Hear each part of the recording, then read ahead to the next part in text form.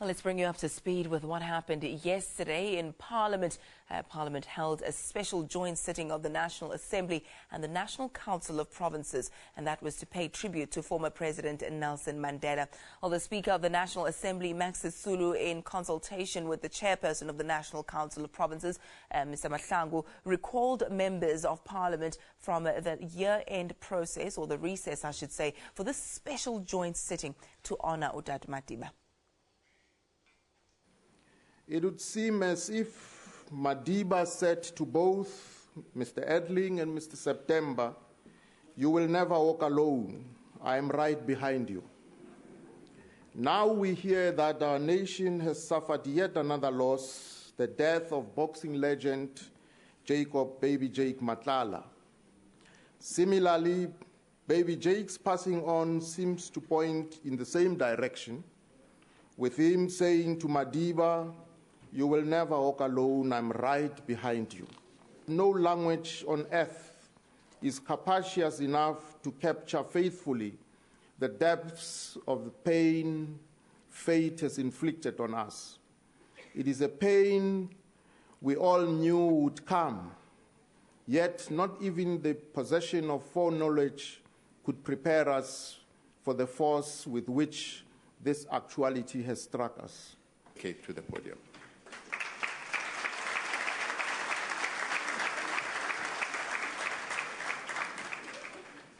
But time will heal our pain.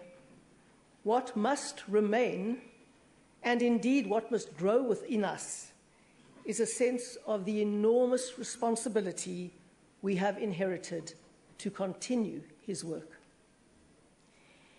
He has handed the baton to us, and we dare not drop it. All of us will remember his magnificent and remarkable personality during the CODESA negotiations. We know in the African National Congress that without his leadership, things might have gone horribly wrong. And yet, this leader, this great man, never took personal glory. He taught us to consult. He taught us to respect collective leadership. We must now face our future without this individual who was central to the issues directing our nation for a long time. But he's taught us well. He's left us example. We are ready. So we must take up the cudgels of struggle and soldier on. The task he gave us to search for a better life for all. Hala la Madiba. Hala la Kholihlahla. Tsela tshweu mohali wa setjhaba. May his soul rest in peace. He was a man of truth.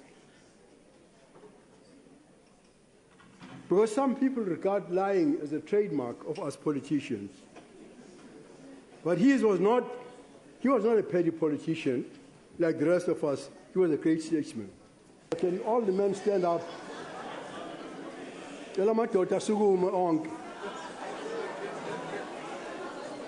Ah!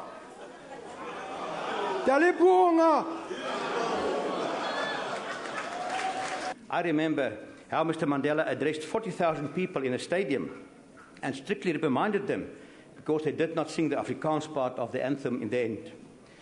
From the reaction from ordinary people following his passing away, it appears that his popularity largely lay in his humane approach on a personal level. I sincerely believe that the capacity that Tata Mandela had to forgive was given to him by God Almighty in answer to the prayers of his people who wanted to see a peaceful settlement in the country. Let us not forget that when some people were talking about war in the country, war that was expected to break out even by members of the international community, churches in South Africa and other parts of the world were praying for peace. That is why the 1994 peaceful elections were called a miracle. But at the center of all this, when we were praying, was this man of peace called Nelson Mandela. As sure as the sun rises in the east and sets in the west, South Africa will be a land and a place of joy and happiness in future, thanks to Tatu Mandela. Our commiserations go to the family, abathembu bephelele bebonke, the government of the Republic of South Africa, his political fort, the African National Congress, and all who lived in his shadow. He touched the hearts of millions, black and white, with his warm and caring personality, especially the children and the youth, ensuring peace and justice for all. To Madida's family, we express sincere gratitude for giving us Tata, who made an unbelievably incredible sacrifice for the freedom of our country and the suffering of the broad grassroots masses. To Tata Madiba, you ran a good fight. You fought a good fight. Yes, indeed, you leave behind a legacy infused with honesty, integrity, dignity, and above all, tenacity. How can we as a people pay tribute to Madiba? We can do that by erecting statues in his memory. We can accelerate the building of the Nelson Mandela Children's Hospital. We can name schools and boulevards after him. But the greatest monument we can build in his honor is a free and prosperous South Africa. A South Africa free from poverty and want. A truly equal society where women and children can walk the streets without fear of abuse and crime. President Mandela left us on the 5th of December, 2013. Yes, the 5th of December. It is a date that has been reinforced in our consciousness, for it is the birth date of one patriot, an outstanding leader of our struggle, Robert Mangaliso Sobukwe. Sobukwe was born on the 5th December 1924 in the little Karoo town of Graaff-Reinet. Long live Madiba, long live. Holy Tlatla, Holy Tlatla, freedom is in your hand, freedom is in.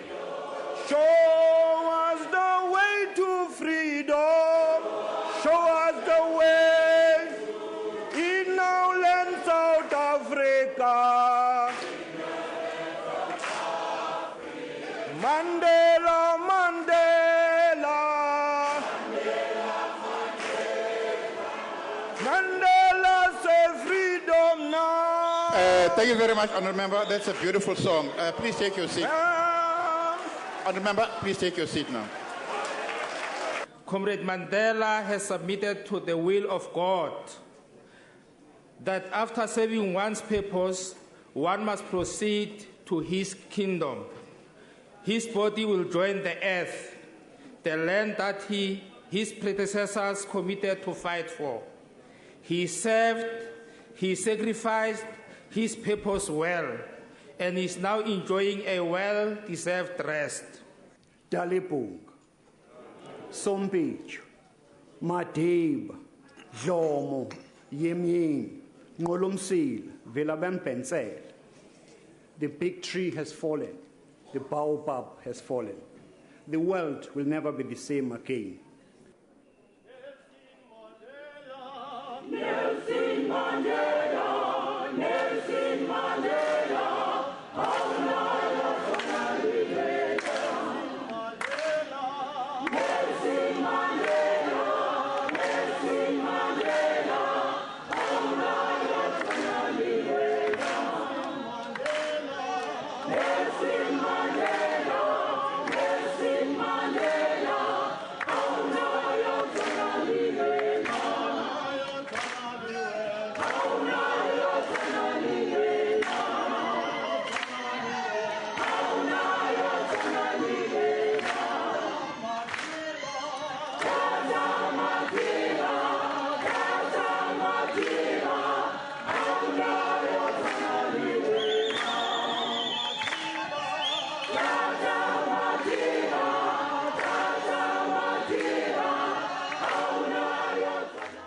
that's what happened in Parliament yesterday. We'll also give you more information about the goings-on today. But let's take a look at what government is expecting tomorrow. They're expecting up to 2,000 people every hour to file past former President Nelson Mandela's body at the Union buildings. Viewing will be restricted. The body will lie in state from tomorrow up to and including Friday. Mandela's body will be transported from number 1 military hospital at 7 in the morning. Public viewing will take place from 8 until 5 p.m.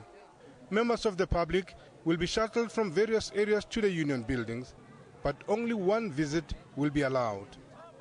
Security personnel at an area of entrance will mark each mourner with each mourner's thumb or finger with the same indelible ink that is used during the voting process. Mourners will be expected to keep moving past the casket without pausing. This is to ensure that as many people as possible get to pay their last respects. In this way, it is expected that up to 2,000 people can file past the casket each hour. Visitors will only be permitted to pay their respect once. Details of the route to the Union buildings will be announced after the memorial service. It was also announced that the graveside proceedings will not be shown to the public. There was a request by the family that the actual burial, they do not want it to be filmed at all. The funeral proceedings in Kunu will start at 9 Sunday morning. Lehana Tsoteti, SABC News, Johannesburg. Well, thousands of citizens packed Parliament yesterday to attend the joint special sitting. Various activities have been arranged for the public and will continue until after the state funeral. Inside the parliamentary precinct, the spirit of Madiba looms large. As a nation, we're all sad and we're all in mourning, but at the same time, we're all happy that he got to rest. Nelson Mandela is our hero. He's done many things for us, especially all of us. He's like a father to us. He has been such a blessing to South Africa, actually to all around the world, and he is a very loving and kind person, so I just want to say Viva Tata Mandela. He fought for us, for our rights, so that he fought for the white people, the colored people and the black people. Images of Nelson Mandela are being displayed all over the parliamentary precinct. Some, like those right behind me, are massive, just like the former statement's personality. Clips of his speeches are also being played here, reminding us of his message. The Speaker of the National Assembly is a son of the struggle. He battled to express his emotions. A great tree has fallen, and with tears in our eyes and a lump in our throats, and and a serious I'm not run out of words, but let me say this: Madiba's passing, I think, has got a tremendous effect in the sense that he was a father figure. He was the first president of a democratic dispensation, and he was one of those leaders who led from in front, led by example. Sisulu and NCOP Chair Mninwa Mahlangu led a solemn procession to the flame of remembrance. Here, the emotion of the moment, overwhelming, under the all-seeing gaze of the father of the nation. And his timeless voice reverberates from speakers as if to console his people and assure them he will live in their hearts forever. Abra Barbia, SABC News, Parliament. Zelda Lagrange was Madiba's personal assistant from the time he became president and worked very closely with him until his health deteriorated. Earlier yesterday, she spoke to Sophie Mokwena.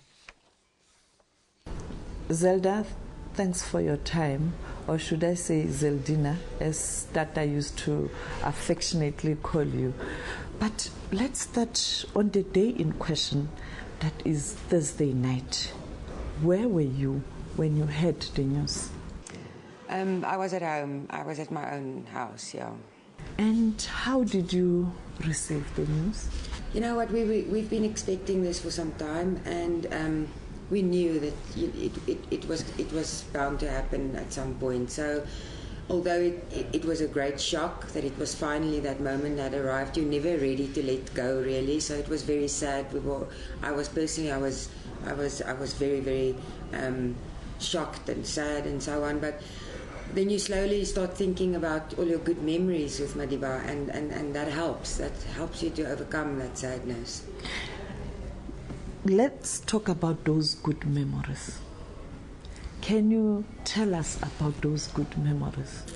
Well, the thing that I will always, that will stay, it's so vivid in my mind still, it's as if it happened this morning, is the way when you walk into a room, even when Sophie walks into a room, the way his face just lights up, and that infectious smile of his, that will always be very, very close to my heart, and that's my fondest memory of him, that wide and bright smile of his. It was a difficult task when you were requested to work with him.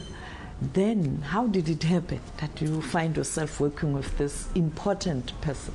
Well, as you know, in 1994 I joined the presidency as a typist in his office, and then in 1995 he had the strategy of including all people in the new South Africa, the Rainbow Nation, and the fact that he pulled me closer in his office and he involved me more in his work was really a strategy for him to show South Africa and the world that all people in South Africa was welcome in the new democratic South Africa, and that was really what he wanted to show with my appointment. And then in 1999, when he retired, he asked me to remain in his services, and obviously I was very honoured to be picked and to be asked to do that, to serve him.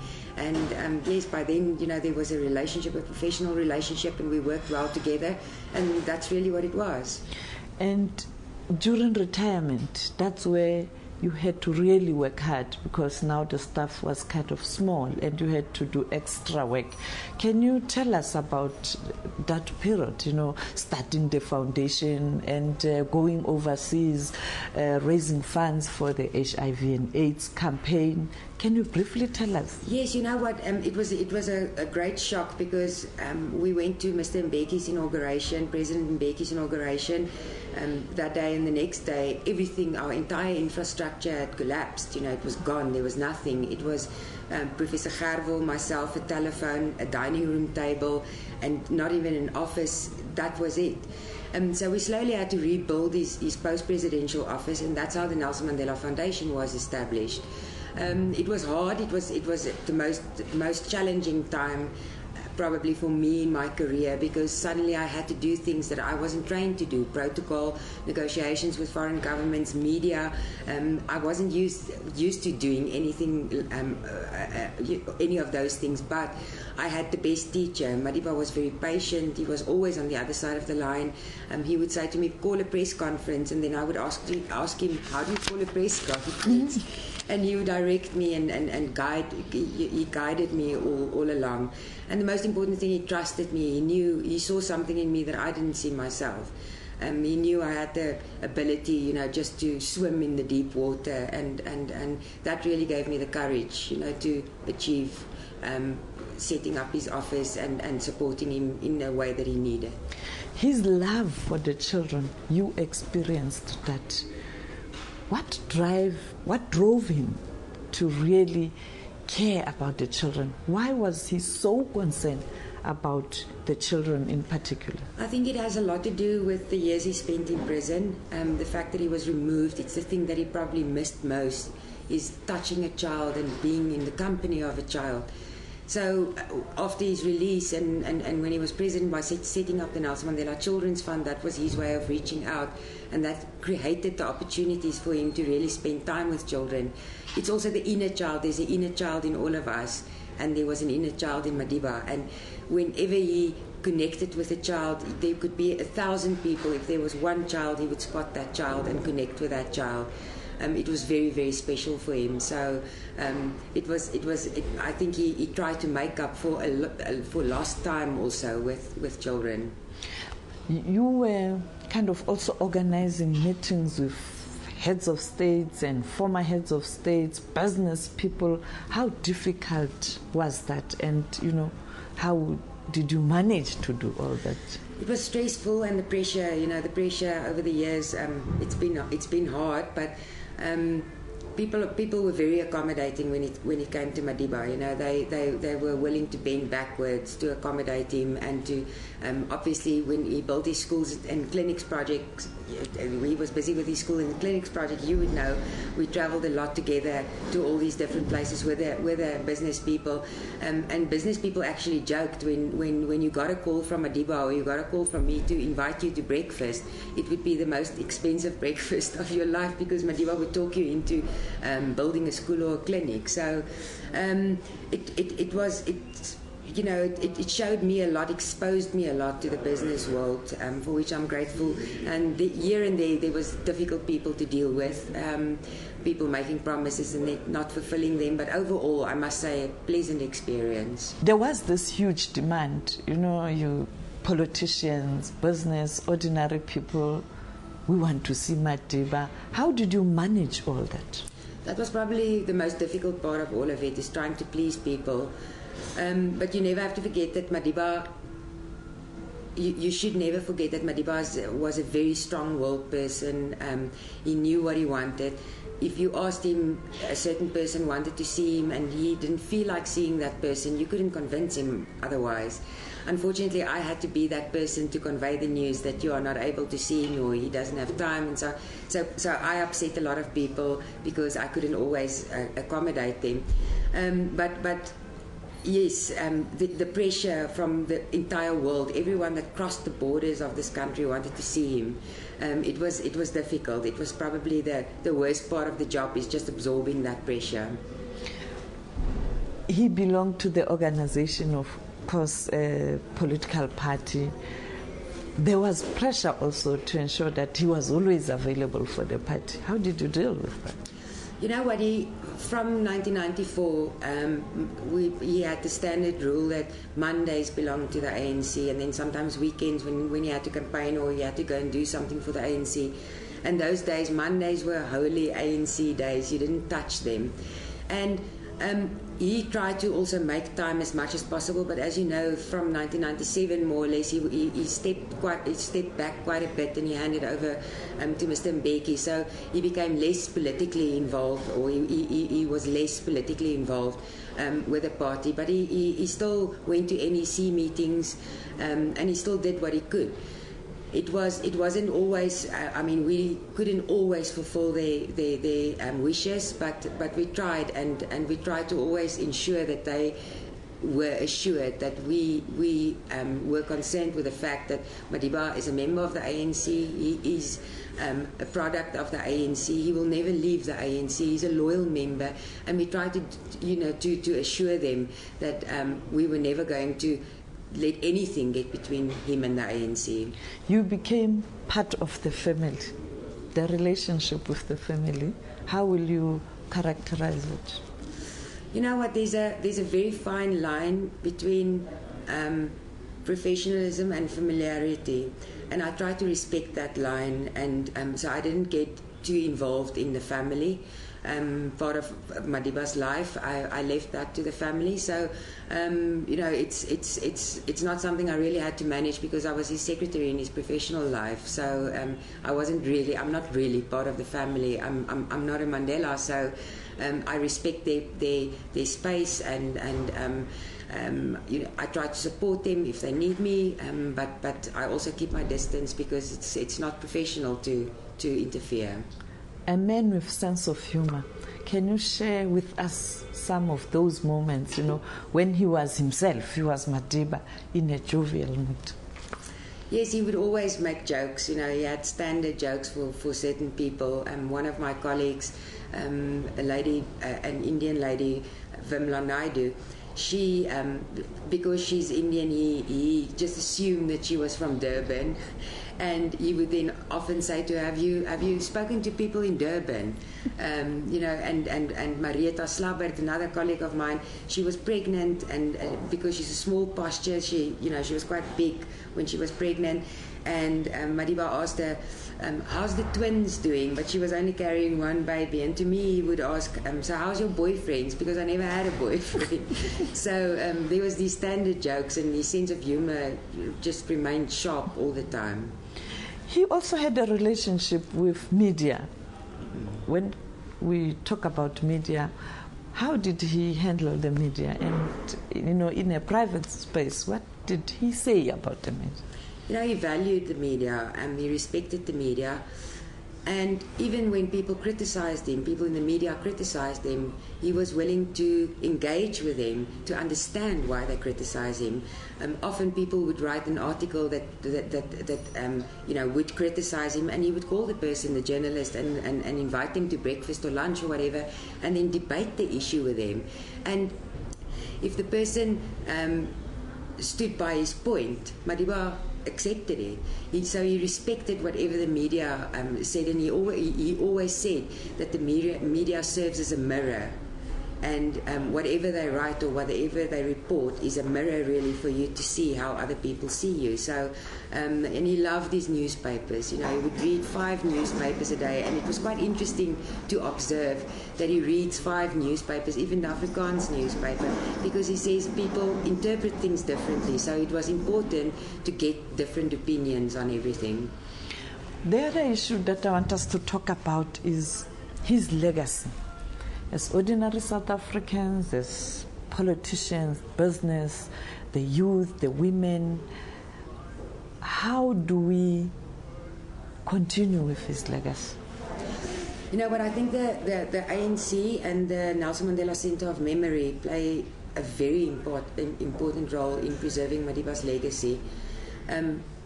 Anything under the sun, any topic that you want to research on, Madiba has said something on. If you want to talk about nationalization, you can find what Madiba's view was on nationalization somewhere in the archives. So people, you know, we grapple with a lot of issues in South Africa right now, and people always say then, what would Madiba say? Madiba has already said it. It's there. It's in his legacy. We need to preserve it. We need to honor it, and we need to really study, you know, his beliefs, his morals, his values, to understand it and to implement it in society again. Last night at the Jewish Community Memorial Service, President Mbeki posed a question we have to ask ourselves. From here, where to? How, your views about such questions, how do we answer such questions?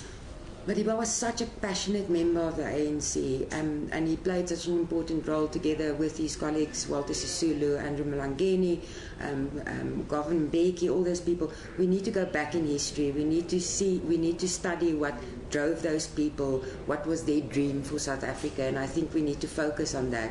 When they wrote the Freedom Charter, go back to those words. You know, I mean, it was like something that Madiba held on to, that Freedom Charter, and we need to make sure that we honor that.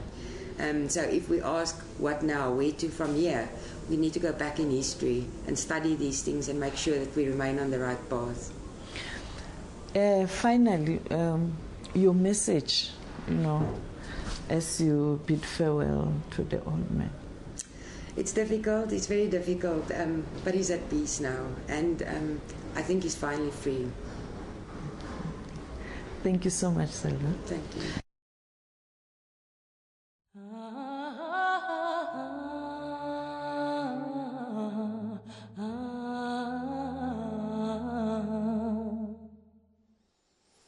A very special conversation there with Zelda Lachansi, who spent many, many years at the side of Madiba. Not very many people in the world could say that, and I think she's always said that it's been a privilege to serve him and make his life easier so that he could do the things that he could do. A very good morning to you. If you've just woken up, well, today's a very important day, not just for Johannesburg, for South Africa and the world. Today's the day that this massive memorial service, probably the biggest first ever in history for somebody who's died. It's raining in Johannesburg, and funnily enough, it was raining the day that Madiba was inaugurated in 1994, so perhaps he's got something to do with rain. I guess it's auspicious. But just a couple of notices for those people that are already making their way to the FNB Stadium a little bit later on. Although it's raining, you're not allowed to take umbrellas into the venue. So you kind of need to concentrate on just wearing raincoats today. You are not allowed to carry in umbrellas into the venue. The transport, or people organizing a transport, are saying, please remember where you are dropped off, because that's where you need to go after the event to be picked up. Otherwise, you're going to end up in the wrong place. And also listen to the marshals and the various authorities that are going to be directing people at the venue. All right, okay. More on that as the morning proceeds. But first, let's catch up with Ayanda, find out what's in our news. Ayanda? Thank you so much, Peter. Yes, those logistics are very important. Well, let's take a look at this now. World leaders, including U.S. President Barack Obama and his Cuban counterpart, Raul Castro, will eulogize former President Nelson Mandela before a crowd of nearly 100,000 mourners at the memorial today in Johannesburg's FNB Stadium. The World Cup Soccer Stadium is where the anti-apartheid champion made his last public appearance at the closing ceremony of the 2010 World Cup. Officials say nearly 100 world leaders and tens of thousands of South Africans are expected to pay their respects to Madiba. Among dignitaries already in the country are U.S. television personality Oprah Winfrey, singer and activist Bono, musician Peter Gabriel, and business magnate Richard Branson. Several African leaders are also on the guest list. They include Zimbabwe's Robert Mugabe and Tunisia's Mohamed Marzuki. The president of Chad, Idris Deby Itno, was one of the first African leaders to arrive. Mourners have already begun making their way to the FNB Stadium in Johannesburg for that official memorial service of Dadu Madiba. The rainy weather has not deterred the public from wanting to say their last goodbyes. The Rea Vaya shuttle services started operating at 5 o'clock this morning. The public has been reminded that private vehicles will not be allowed at the stadium. Umbrellas also won't be allowed. You heard Peter mention that a moment ago. Roads around the FNB Stadium in Johannesburg have been closed. The memorial begins at 11 o'clock this morning. Minister in the Presidency, Collins Chabane, has appealed for cooperation ahead of tomorrow, or today's memorial service, I should say, for the former President Nelson Mandela at the FNB Stadium. Chabane says some could find themselves being turned away at the stadium, as well as other related venues, and that's simply due to limited capacity. He says that 150 public viewing areas have been arranged across the country. South African security chiefs have assured the nation that the armed forces are prepared and ready ahead of the national memorial ceremony to honor former President Nelson Mandela. About 11,000 troops have been mobilized to provide security. U.S. Marine Corps and Special Forces are also on the ground to ensure the safety of the likes of President Barack Obama and his three predecessors, Bill Clinton, George W. Bush and Jimmy Carter. Defense Minister Nosiviwe Mapisa-Nqakula convened a high-level meeting with chiefs of the army, the military, the Navy and the Air Force to finalize security plans. Army Chief General Solly Torge says the military is ready to accord Madiba a dignified send-off. The South African Police Service say officers will direct traffic, they'll protect mourners and assist the bodyguards of the visiting dignitaries. Mandela's death is being described as one of the biggest news stories in history, comparable to, if not bigger than, the deaths of Michael Jackson, JF Kennedy and Princess Diana. A massive media contingent is in the country. Working tirelessly, the assignment they will talk about for years to come. The initial chaotic accreditation behind them, it's now about sharing the story with the world. When they started, we already had 3,000 plus journalists that we had. But when we opened at the Nasrec, that's the figure that was reported and forwarded to us at 5 a.m. It may well be more. The serenity of Qunu replaced by a flurry of cars and people, many of them reporters. I'm a little bit proud to be part of this celebration, and also to show my personal honor about Madiba, and to a little bit to say how thankful the world could be to him. Although it is a sad story, but as a journalist, I'm very excited to be part of this. It is very exciting. Nothing bigger than this can ever happen again. I would say it's a highlight of my career. Media technicians working around the clock. Now I feel very happy and honored to be part of this work, and I'm doing it with all my heart. Yes, it's a big honor because we do it with all-hearted out for the big men. The internet and social media have been dominated by Madiba's death for days. Hashtag Madiba has been trending since day one. Not often that something like that happens. And there's a whole range of others, like Rest in Peace, R.I.P. Mandela, and many, many others. For the SABC, coverage is bigger than the first democratic election. That is an indication that we might even be 4 times what we might have had during the World Cup, or even the biggest event that we might have had, which was the 1994 elections. And we're hoping that because this thing is happening, this project is happening over a period of time, we will then get more coverage. With a special 48-hour broadcast across all television and radio stations. News of Nelson Mandela's death has captivated media houses from around the world. Close to 10,000 journalists and media crews are expected to descend here. Mandela's funeral is the biggest in history, overshadowing news of Princess Diana's death and coverage of the Gulf War. Nozintombi Mia, SABC News, Johannesburg. Meanwhile, the SABC also paid homage to Madiba yesterday. A memorial service was attended by board members and the staff. Board Chair Zandile Shabalala praised Madiba's dignity and his integrity. Praise for Madiba. Madiba was a special man. In fact, special doesn't even begin to describe who he was. A man who is more than worthy of what the world is doing for him. The Communications Minister also attended. We speak of him in South Africa as the father of our nation, but he was, in a sense, the father of global humanity.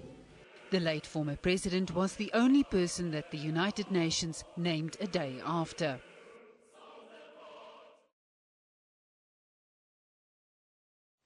Well, let's go further afield now. British Prime Minister David Cameron has described Nelson Mandela as a pivotal figure for South Africa and the world. Cameron was speaking during a day of tributes from politicians in London, where all parties paid their respects to the icon. Flowers continue to be laid and candles are still burning for Nelson Mandela in London. But it was the politicians who paid their respects. MPs and Lords in Westminster having their chance to say what Mandela meant to them. It is with sadness that we meet here today to remember Nelson Mandela. But it is with gladness that we can say this. It was a long walk to freedom, but the walk is over. Freedom was won. And for that, Nelson Mandela has the deepest respect of this House and his enduring place in history. He admired and respected Her Majesty the Queen, and he told me that he wanted the Queen to invite an African rain princess from his tribe to a reception at Buckingham Palace, and he'd got nowhere with the diplomatic channels. So he decided to telephone her personally. And the story goes of the conversation that words that only Mandela could use. Hello, Elizabeth. How's the Duke? All 3 party leaders will attend Tuesday's memorial service for Mr Mandela in Johannesburg, along with the surviving former Prime Ministers Gordon Brown, Tony Blair and John Major. The former anti-apartheid leader in London, Peter Hain, who grew up in South Africa, told me how Mr Mandela will be remembered. To the world, he stands for not just his courage and his strength of leadership, which were immense, but also for being such a wonderful person, a people's person. his humanity radiated like a warm glow from him. And that is why I think he's held in such universal affection right across the world, regardless of country, everywhere. He is the one leader that everybody looks up to, and that says something for him. A book of condolence has also been set up inside the Commons Library for MPs, peers and staff to sign. As members of the public continue to lay tributes at South Africa House in Trafalgar Square, this was a chance for politicians to pay their respects to Nelson Mandela. The Prime Minister, David Cameron, and all MPs keen to ensure that Mr Mandela's political legacy lives on. Dan Whitehead, SABC, London. Well, of course, Nelson Mandela was not only a South African icon, but a respected world leader. But not everyone around the world has been able to come to pay their respects personally. So thousands of people are expected to sign condolence messages in books that have been opened in the South African diplomatic missions around the world. One by one they have come, a steady stream of people from all walks of life paying their last respects. At the South African Embassy in Zimbabwe, diplomats, political leaders, captains of industry and ordinary people from across the racial divide who Nelson Mandela had touched. It's a sad occasion for Africa, for South Africa, for Africa, and I guess universally a respected gentleman. And like I said, the strength of a pillar of strength for a lot of people.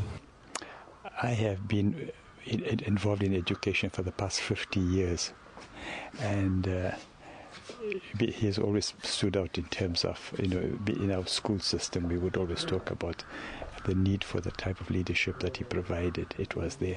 Greatness has nothing to do with where you were born from, what race you are, even which school did you go to? Now the challenge is for all of us to live up to his legacy. On the streets of Harare, Zimbabweans honored Mandela in the best way they could. I thought this was the moment to demonstrate my solidarity, not only with the world and Africa and Southern Africa and South Africans, but solidarity with humanity, because Mandela was an embodiment of humanity in terms of his vision for peace, unity and reconciliation. South Africans living in Zimbabwe expressed sadness at being away from home during this time. We lost a great man, and from me that was the last man standing.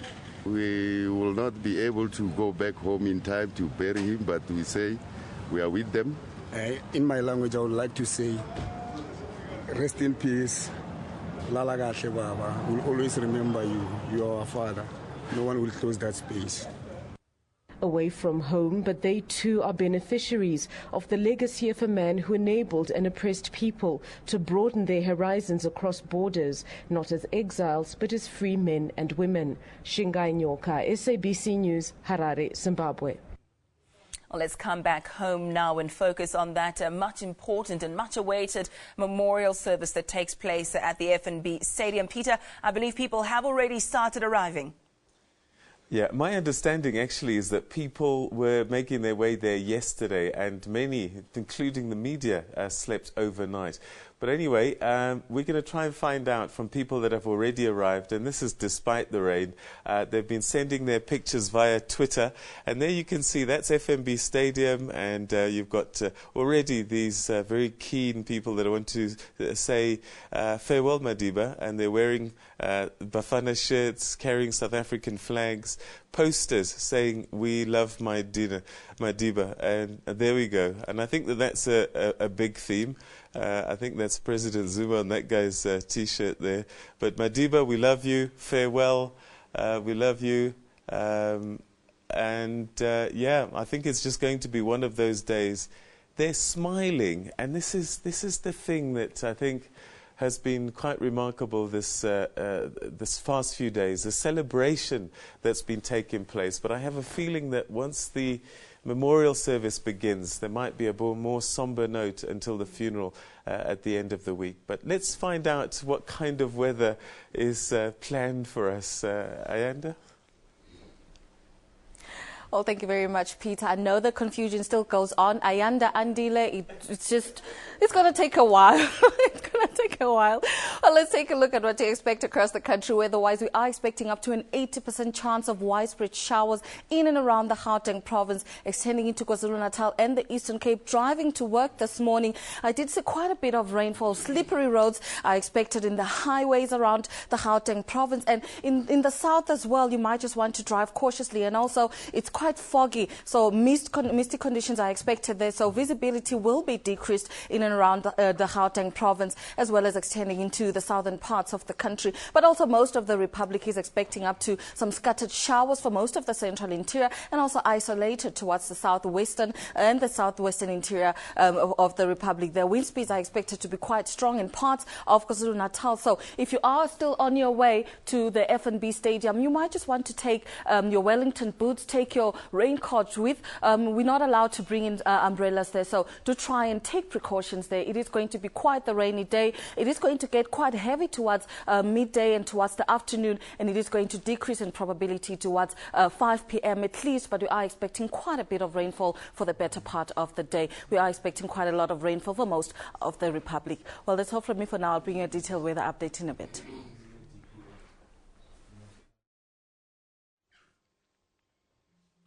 All right, now, unlike President Nelson Mandela, you are very forgetful when it comes to names. I know he never forgot a name. Everybody says he just had this ability to remember names, but you slipped up this morning. It's okay. It's okay. We forgive you. There he hangs his head down in shame. But what we do need to do today, very importantly, there's a number of people making their way to FNB Stadium. And you've got to take cognizance of these instructions. And let's go through them, Mayanda, so that everybody's on the same page. Well, there's several ways in which you can travel. One of the ways include Metro Rail. All the major stations will be operating. We believe they began operating from 5 o'clock this morning. And Gauteng trains will be leaving on an hourly basis. There's also the Gautrain to Park Station. The transfer to Metro Rail to FNB Station will be available there. And then you can walk to the stadium after you've been dropped off there. And also you can use the special Rea Vaya BRT services, which will be operating as follows. T1 from Ellis Park, East Station, via Library Garden Station and Westgate Station all the way to Soccer City Station, and T3 from University of Johannesburg Kingsway Station via Soweto Highway to Nasrec Station. And I think what is key is also that you make sure that you leave on time. Don't leave it to the last minute. No African time when it comes to this. Please, let's be orderly. Travel also this way, if you prefer, can drive to park and ride sites to travel via the Rea Vaya BRT system. The park and ride sites in Johannesburg CBD include the following. Standard Bank, entrance number 1, that's in Simmons Street. Open parking is next to the Rea Vaya Westgate Station as well. Entrance in Anderson Street.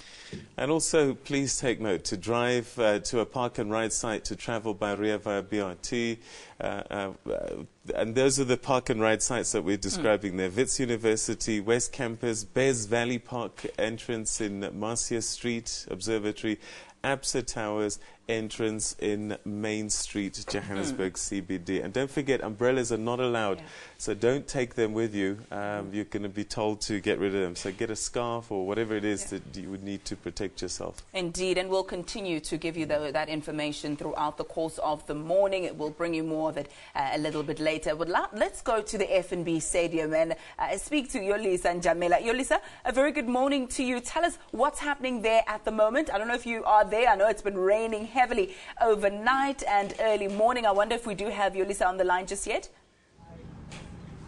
Well, actually, it's a very cold morning here in Soweto outside the FNB Stadium, but a bit of confusion, in fact, because the foreign media seems to have been sent from pillar to post. No one is sure which gate to use, even though the gate behind us does say clearly that this is the entrance for the media and VIP. However, they've been sent from one gate to the other. Marshals have just moved in their numbers. Police personnel and security as well have already already come in. The local media didn't seem to have a number of problems because they were allowed in earlier as well. But also we understand that the trains and the BRT Rea Vaya buses already have long queues around the Gauteng province. So it's a very cold morning here in Soweto at FNB Stadium, Ayanda. But we'll be bringing all what is happening outside here as it is to you in Johannesburg. Can you imagine the logistics of that? Must be a nightmare. Yeah. And that's just people going in and out. I mean, there's another whole layer in terms of security protocols that they need to manage, and on a scale that's never been seen before anywhere. You know, the US president on his own has got his own drama. And I guess kings, queens, princes from all over the world have got their own needs and concerns. So it's unprecedented. You're completely right. I mean, we're looking at figures such as 91 current sitting heads of states, you know, those who are leaders, and 10 former heads of states. And that's before you mention the various embassies that will be represented, the deputies, all sorts of people. So it is a huge task. And I think speaking to officials yesterday, what stood out is that they called for South Africans to be patient. If you do, for whatever reason, get sent away because perhaps the stadium is full to capacity and you get sent to various other viewing areas, I think let's take it in our stride and just show the spirit of Ubuntu and be courteous and understand and not try to force our way in there. It's going to be huge, and I think it's going to take you and I to also play a role, make sure that everything runs as smoothly as possible. If you are on your way to work or wherever else and you cannot attend the proceedings and perhaps there are some road closures, again, your cooperation has been asked for. Yeah, no, today's a day, honestly, to be a little bit more patient than normal because it's just an extraordinary day, isn't it? Well, let's take another look at some information that we'd like you to take cognizance of. Also, you can travel by Metro Rail from Vereeniging and Naledi stations, walk from nearby areas of Mhlamankunzi, Orlando West, Orlando East, drive to the park and ride at either Coca-Cola Dome in Northgate, or also catch a bus from Orlando Stadium. Indeed. So just about wherever you are in Johannesburg, provisions have been made for you. If you prefer to use a Patco bus, make sure that it's a marked Patco bus. Don't just take any bus. It might take you to an area you don't want to go to. And the following areas, will be leaving from the following areas: Protea Glen, Morafe, Molapo, in Barra or Deep Kloof in that area. Also in Shawelo, Mapetla, Dube, as well as Middleland. So the Patco buses that are marked will be leaving from those areas. Yeah, you can walk from nearby areas as well. Catch, as Ayanda was saying, marked Patco buses from the following areas: Mdeni, Naledi, Dobsonville, Orange Farm, Silvertown and Bram Fisher.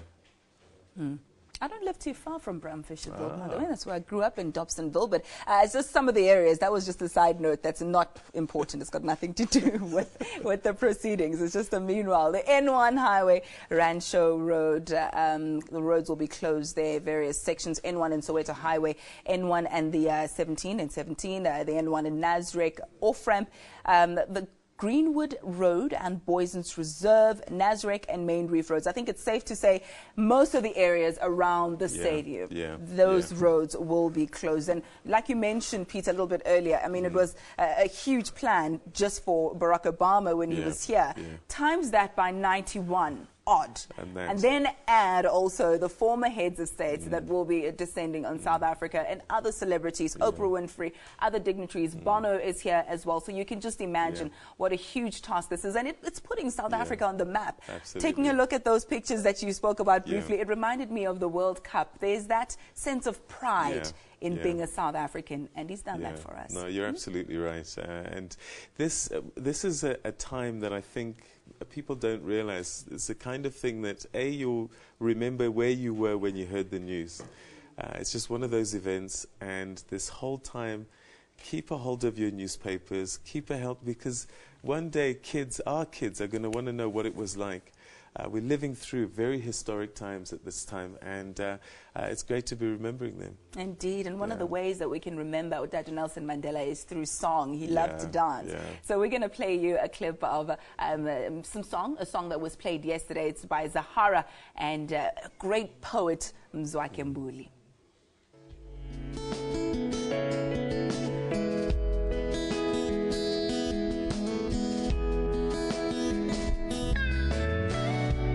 Dalipunga, Tela Gufa, Madiba, Nolomsila, Vela Bambensele, Yem.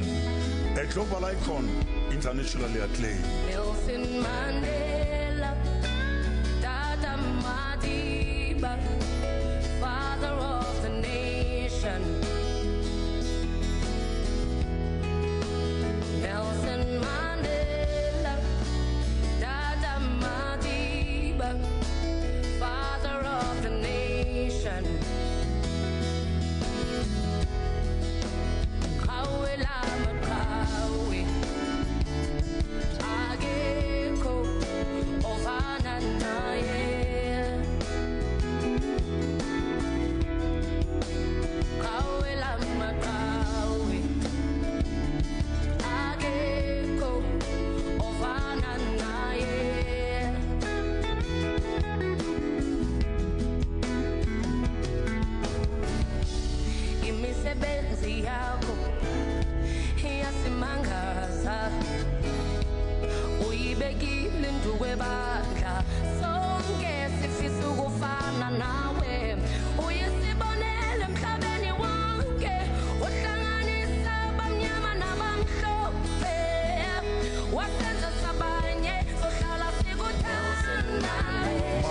We shall sustain the momentum.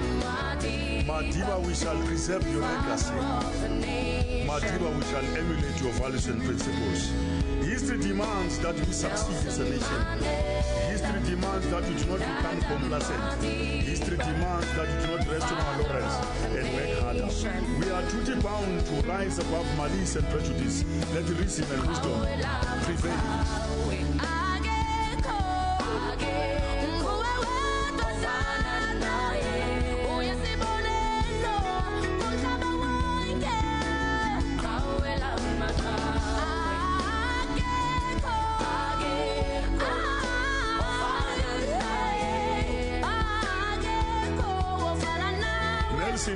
Mandela, a human treasure, a chief of our Tembo tribe, a former amateur boxer, a graduate from Robben Island Prison, a lawyer by profession, Madiba, a legendary leader, the first commander of Mkondo Wesizwe, a torchbearer who captured world attention, a trendsetter par excellence, 27 years behind bars in a concrete jungle. Indeed, the long road to freedom, the long walk to freedom. You're our banner of peace, our pillar of strength, our soldiers' boots. You're the father of nations, the world's icon. Your name shall live on. Long live Tata Mandela. So khala sikutanda Nelson Mandela. Siyabonga Tata Madiba.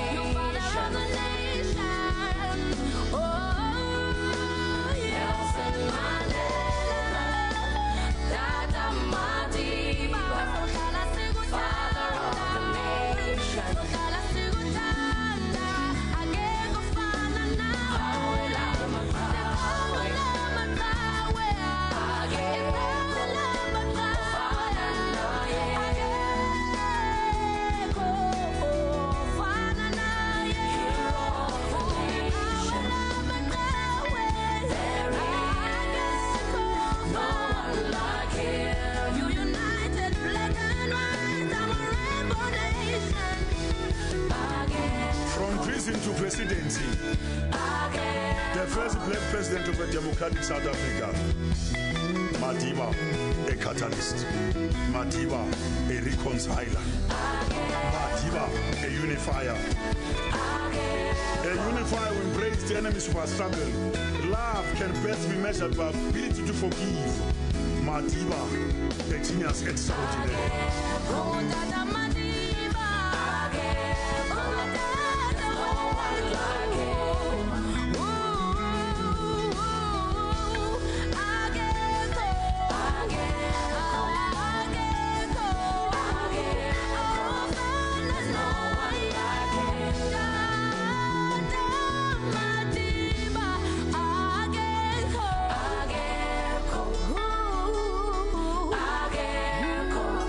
There's no one like celebrated Nelson Mandela through his parents. Long live the resilient spirit of Nelson Mandela. Long live. And you're going to be seeing a lot of that. Icons within our country from all walks, poets like the people's poet Mzwake Mbuli teaming up there with a musician and icon herself, Zahara there with a song, a tribute to Madiba. And I know that a few other songs have been written and they'll probably be heard on our airwaves over the coming days, all paying tribute to this great man we're known affectionately as Tata Madiba. All right, a very good morning to all of you, and especially if you've just joined us and waking up. Well, we've been on air for an hour already, and throughout the course of this day, of course, we'll be bringing you special coverage of today's memorial service for Madiba, which has brought people from all over the world. But let's take a look at some of the stories that we've been carrying this morning in our headlines. Starting with world leaders, including U.S. President Barack Obama and his Cuban counterpart, President Raul Castro, will be eulogizing former President Nelson Mandela before a crowd of nearly 100,000 mourners at a memorial today at Johannesburg's FNB Stadium. The World Cup soccer stadium is where the anti-apartheid champion made his last public appearance at the closing ceremony of the 2010 World Cup. Officials say that nearly 100 world leaders and tens of thousands of South Africans are expected to pay their respects to Mandela. Among dignitaries already in the country are U.S. television personality Oprah Winfrey, singer and activist Bono, musician Peter Gabriel, and business magnate Richard Branson. Several African leaders are also on the guest list, including Zimbabwe's Robert Mugabe and Tunisia's Mohamed Marzouki. The president of Chad, Idriss Déby Itno, was one of the first African leaders to arrive at the Waterkloof airport yesterday. Mourners have already begun making their way to the FNB Stadium in Johannesburg for the official memorial service of Tata Madiba. The rainy weather has not deterred them from the public from wanting to say their last goodbyes, though. The Rea Vaya shuttle service has started operating at 5 this morning. The public has been reminded that private vehicles will not be allowed at the stadium. Umbrellas also won't be allowed, and roads around the FNB Stadium in Johannesburg have been closed. The 4-hour memorial begins at 11 o'clock this morning. This service will start at about 11 a.m. with the singing of the South African national anthem by a mass choir. Minister in the Presidency, Collins Chabane, has appealed for the cooperation ahead of today's memorial service for former President Nelson Mandela at the FNB Stadium. Chabane says that some could find themselves being turned away at the stadium, as well as other related venues due to limited capacity inside the venue. He says that 150 public viewing areas have been arranged right across the country. So that's the picture in terms of the areas around the FNB where the road closures are taking place. But let's check in quickly with Andile and find out if it's going to carry on raining, because it certainly did look quite inclement when we woke up. Is it going to continue to rain throughout the day, Andile? Thank you very much to you, Peter. Yes, indeed, we're expecting quite a lot of activity in terms of rainfall in parts of Gauteng, KwaZulu-Natal and the Eastern Cape. Expecting some widespread showers along most of the province there. Also, some fog patches are expected towards the south. So if you are making your way towards the south there, roads are going to get slippery, visibility will be decreased, and you might just do yourself a favor and carry maybe your Wellington boots, you'll carry a coat, carry a raincoat. You might just need it. And this is going to continue for the rest of the day, Peter, only just starting to decrease in probability, probably by 4 or 5 p.m. this afternoon. So it is going to be quite a grey, wet and very rainy and cold day today. So do try and take precautions as you go out into FNB Stadium today. All right.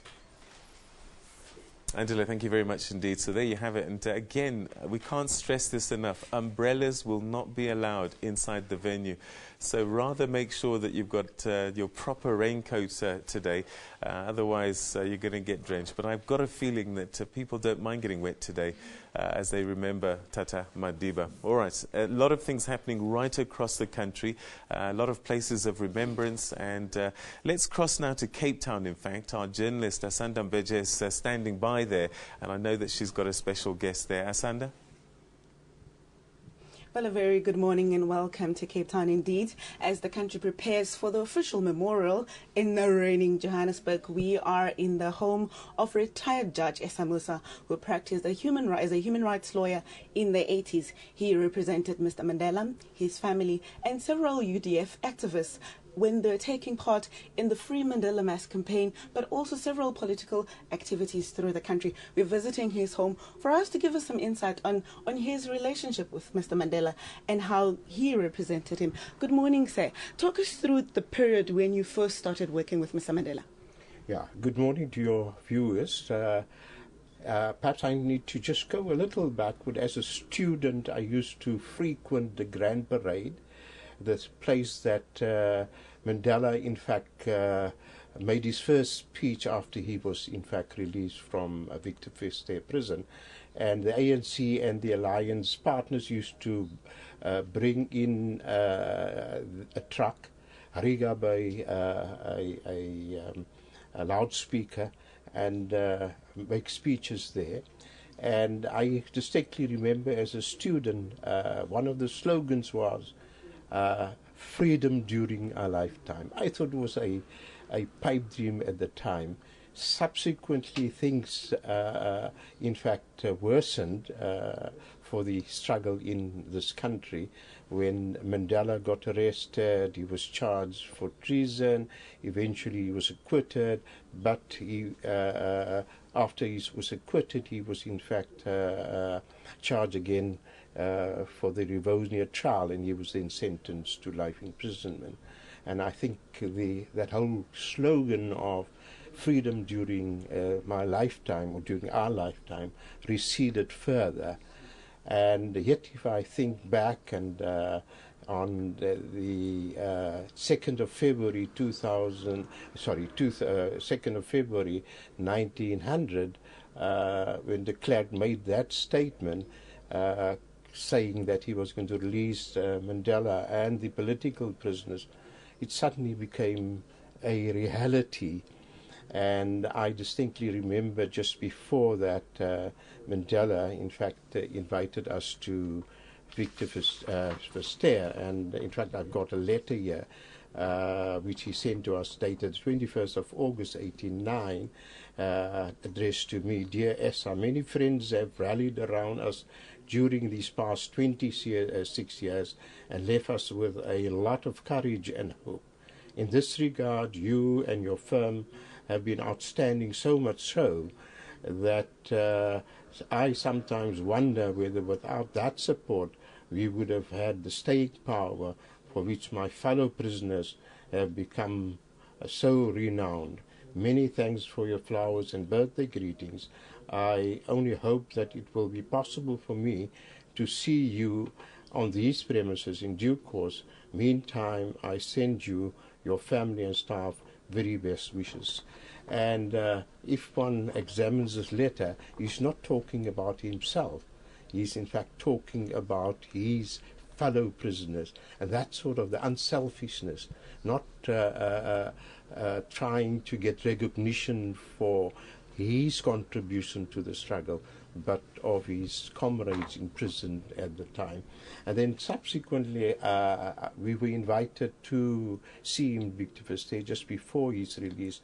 I was then a member of the ANC Constitutional Committee, and he then explained to us at the time that he had talks with the officials of the government on the question of possible negotiation, and he made it quite clear that he informed them that he's not negotiating with the apartheid government, but he's talking to them about negotiations with the ANC, and he made that quite clear during our discussions there at that meeting.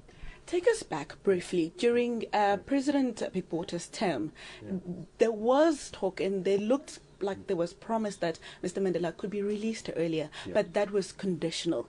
Take us through what those conditions were for Mr. Mandela and what they would mean for him and his comrades.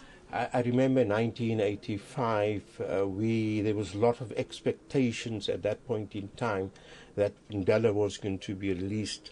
I remembered Winnie Mandela coming, and we picked her up at the airport. We took her to Portsmouth prison at the time, and she came out with a letter from Nelson Mandela, and he instructed his daughter Zindi to read out the letter at the FNB Stadium in Johannesburg. And in that letter he indicated that he was offered his freedom on two conditions, and that was firstly that he renounce violence, and secondly that he be confined to some place in the Transkei. He outright rejected those conditions, and he says unless his comrades are free, he will not accept any conditions, and even not accept his freedom on those conditions that in fact were imposed. And that letter was read out by Zindi at a mass meeting that was held in Johannesburg. I remember at the time Winnie was quite mum about what the message was until the message was read out at the stadium in Johannesburg. Talking about Mama Winnie Madikizela Mandela, a lot of the time we talk about the freedom fighter, the militant Winnie Madikizela Mandela, but she was also his wife and a mother to his children. Can you take us through the consultations you had with her, the meetings you had with her, when hopes that Dr. Mandela would come home early were being dashed and weren't coming through? What was that interaction like on a human-to-human level when you had to sit down with her and make her understand that he would not be coming home immediately? Yeah. Well, there were a lot of, as I said, there were a lot of expectation that he was going to be released. Obviously, we didn't know the conditions upon which Botha offered his release.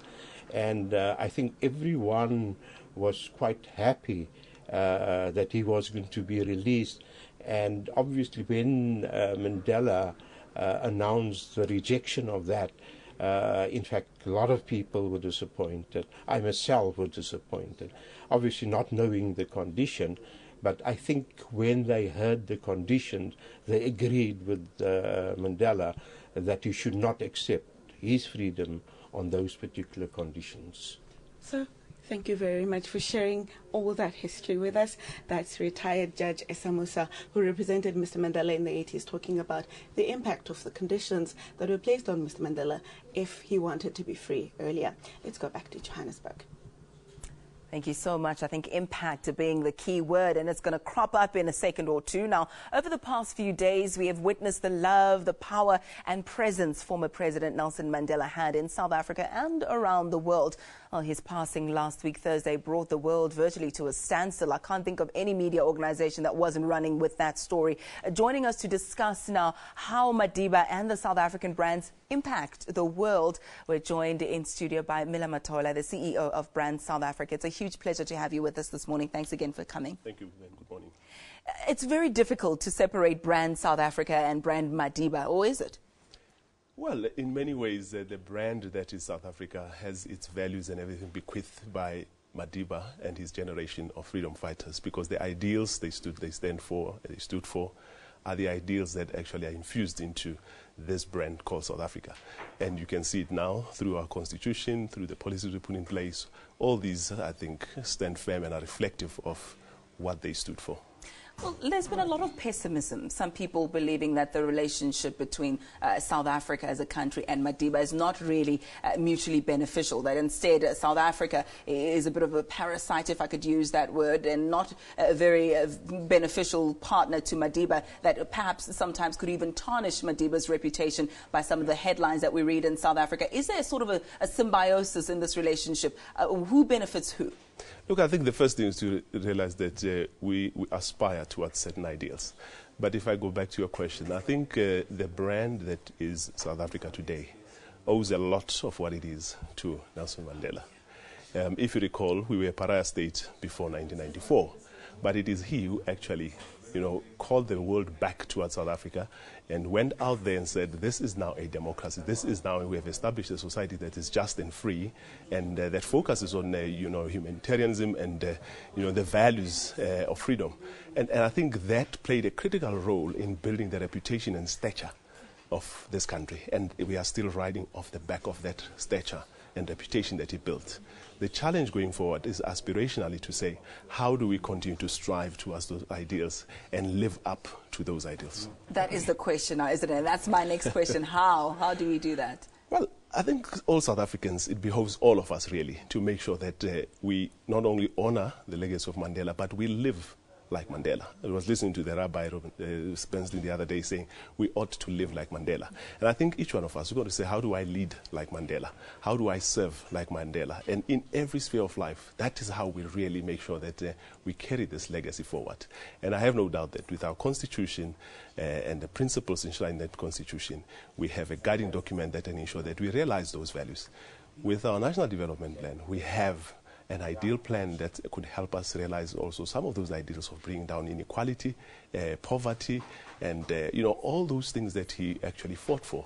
We have the opportunity at our hands to do that. But it's in the little things as well, isn't it? I mean, people will see the ideals as something huge. Many of us will never get to lead a country, will never get to lead a company, will never have to do things that Madiba did. But it's in the little things, how you drive in traffic, whether or not you obey the road rules, whether or not if you've been given too much change, you give it back at the till and say, no, you gave me 20 Rand, my change is actually 10 Rand. It's in those small things, is it not? It is, in fact. If you think about it, we were just reflecting yesterday and saying, this is a time for reflection, and it is a time for reflecting in every action you take when you move forward, because everyone is a leader in their own role. You don't have to be in a position to be a leader. It's a question of saying, how would Madiba deal with this?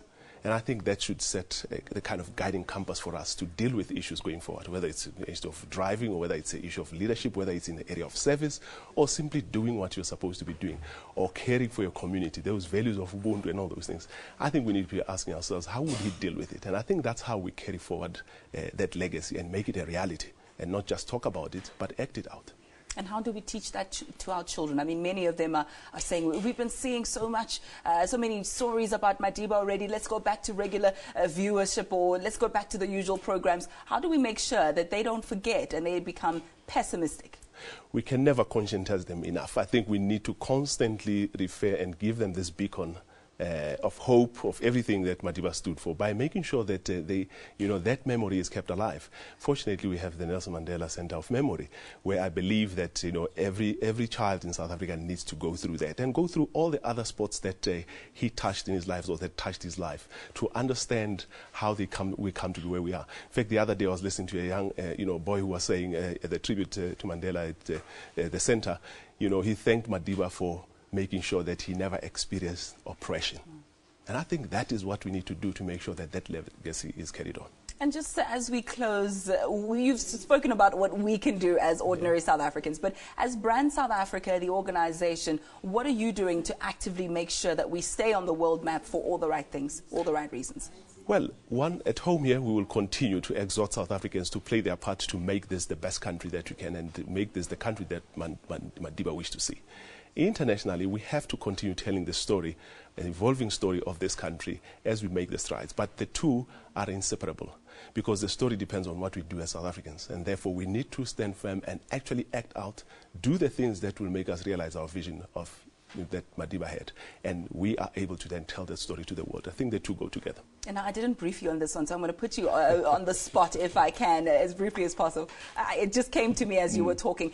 A lot of discussion as to whether or not people should go to work today, or whether they should boycott work and go to the stadium. What would Mandela have wanted? I mean, I think very few of us can actually give that answer as honestly as possible. We don't know what he would have us do.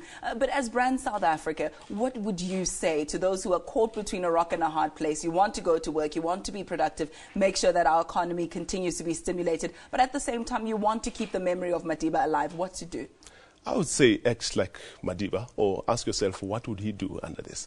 In fact, I always raise this. He said that he will walk through this world only once, and he will not allow anything to distract him from his responsibility of uniting the nation. So I think that's how I would take guidance and say, Do I need to be at work and continue doing what I'm doing? Is it going to build a nation? Is it going to bring us together? If I need to, then I'll do that. But if I had the opportunity, I could go to the stadium. So I think that's how I would take it. Thank you so much for being such a sport and answering that question for us. There you have it, a word from CEO of Brand South Africa, Mr. Mila Matola. Thank you so much again for joining us. I'm going to hand you over now to Peter.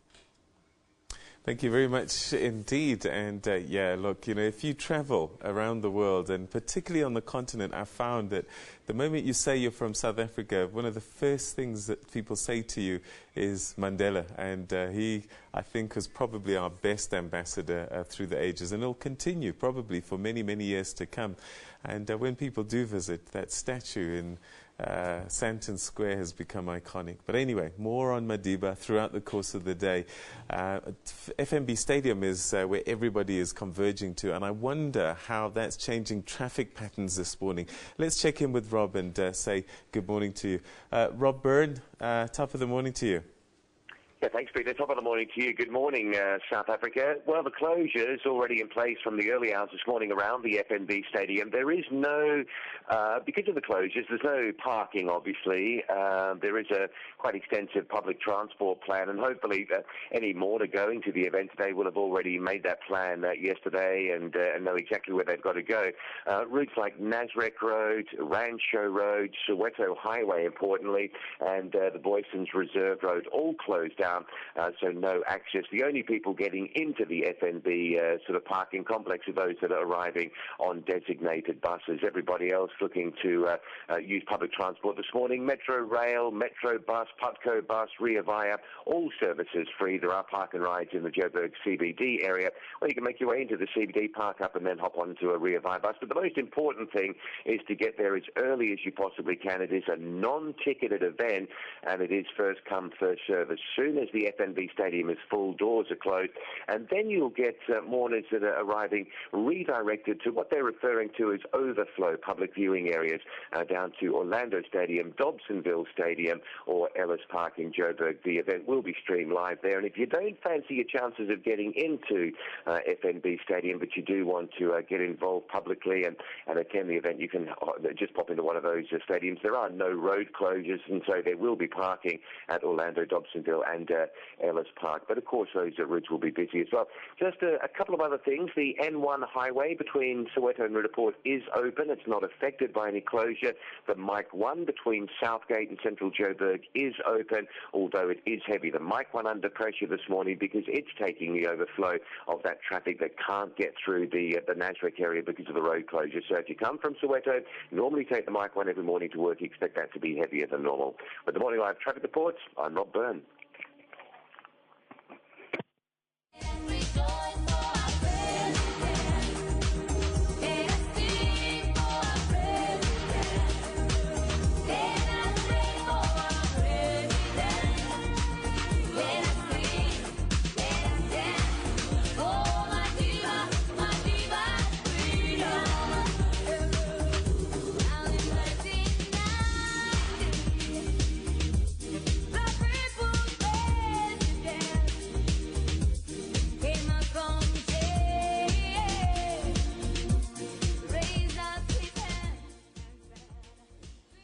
It was great, reminiscing, looking back at images of Tata Madiba in 1994, where many people, heads of state, actually came through for his inauguration. It was another rainy day as well, but yeah, all roads lead to FNB Stadium today for that special memorial service that's going to see lots of people. In fact, let's cross to Yolisa and Jamila, our journalists at FNB Stadium, for an update to see how many people have already arrived and the mood that's building up there. Yolisa, good morning to you. Good morning, Peter. As you can see, the flags are flying half-mast all around FNB Stadium. Of course, as in all around the country, we do know that even the United States of America has had their flag flying half-mast since the passing of Utatu Nelson Mandela. It's a very cold morning here in Soweto at the FNB Stadium. A lot of confusion earlier with the media, especially the international media being moved from one gate to the next, even though the gate behind us is clearly marked VIP and media to come in here. throngs of South Africans and visitors are already streaming into the FNB Stadium. We do know that there's a station, a train station, and a Ria Vaya BRT station just a few meters away from where we're standing, and a number of South Africans and visitors are coming in. We also met a number of people walking to the stadium when we were coming through here at about 4 a.m. already. We do again know, Peter, that many of them slept here last night, and my apologies, it's raining a lot here in Soweto. Festive mood because other people are coming in singing. You do know that there's a significance, of course, to this stadium. You remember that Utatu Nelson Mandela, he addressed the Gauteng community here back in the 90s when he was released in prison. He would also come in and wave to the throngs of people who were here in 2010 when he was forced to come out of retirement. And now we're coming to the stadium again to bid him farewell. And of course, this is more like the funeral of the masses because very few of them would be able to go to Qunu.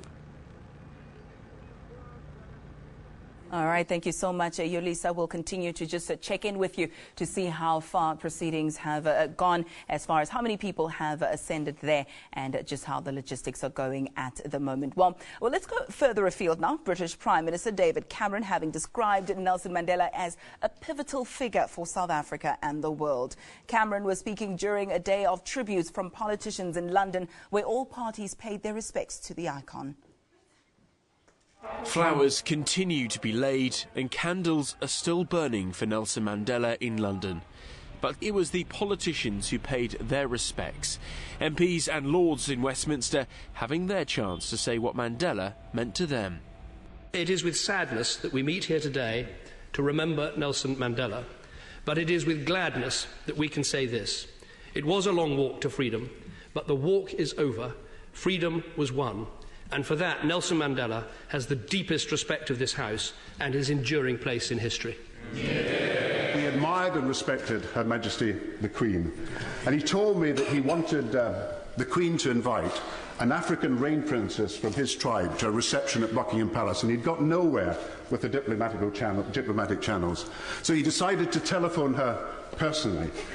And the story goes of the conversation that words that only Mandela could use. Hello, Elizabeth. How's the Duke? All three party leaders will attend Tuesday's memorial service for Mr Mandela in Johannesburg, along with the surviving former Prime Ministers Gordon Brown, Tony Blair and John Major. The former anti-apartheid leader in London, Peter Hain, who grew up in South Africa, told me how Mr Mandela will be remembered. To the world, he stands for not just his courage and his strength of leadership, which were immense, but also for being such a wonderful person, a people's person. His humanity radiated like a warm glow from him, and that is why I think he's held in such universal affection right across the world, regardless of country, everywhere. He is the one leader that everybody looks up to, and that says something for him. A book of condolence has also been set up inside the Commons Library for MPs, peers and staff to sign. As members of the public continue to lay tributes at South Africa House in Trafalgar Square, this was a chance for politicians to pay their respects to Nelson Mandela. The Prime Minister, David Cameron, and all MPs keen to ensure that Mr Mandela's political legacy lives on. Dan Whitehead, SABC, London.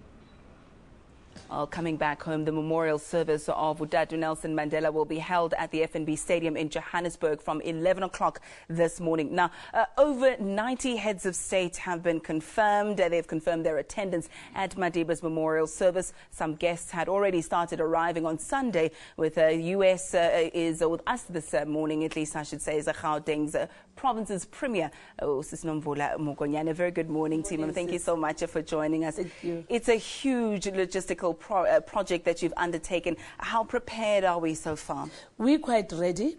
The residents of Gauteng and the people of South Africa have a baseline, which is the World Cup, but this is almost 100 times the World Cup.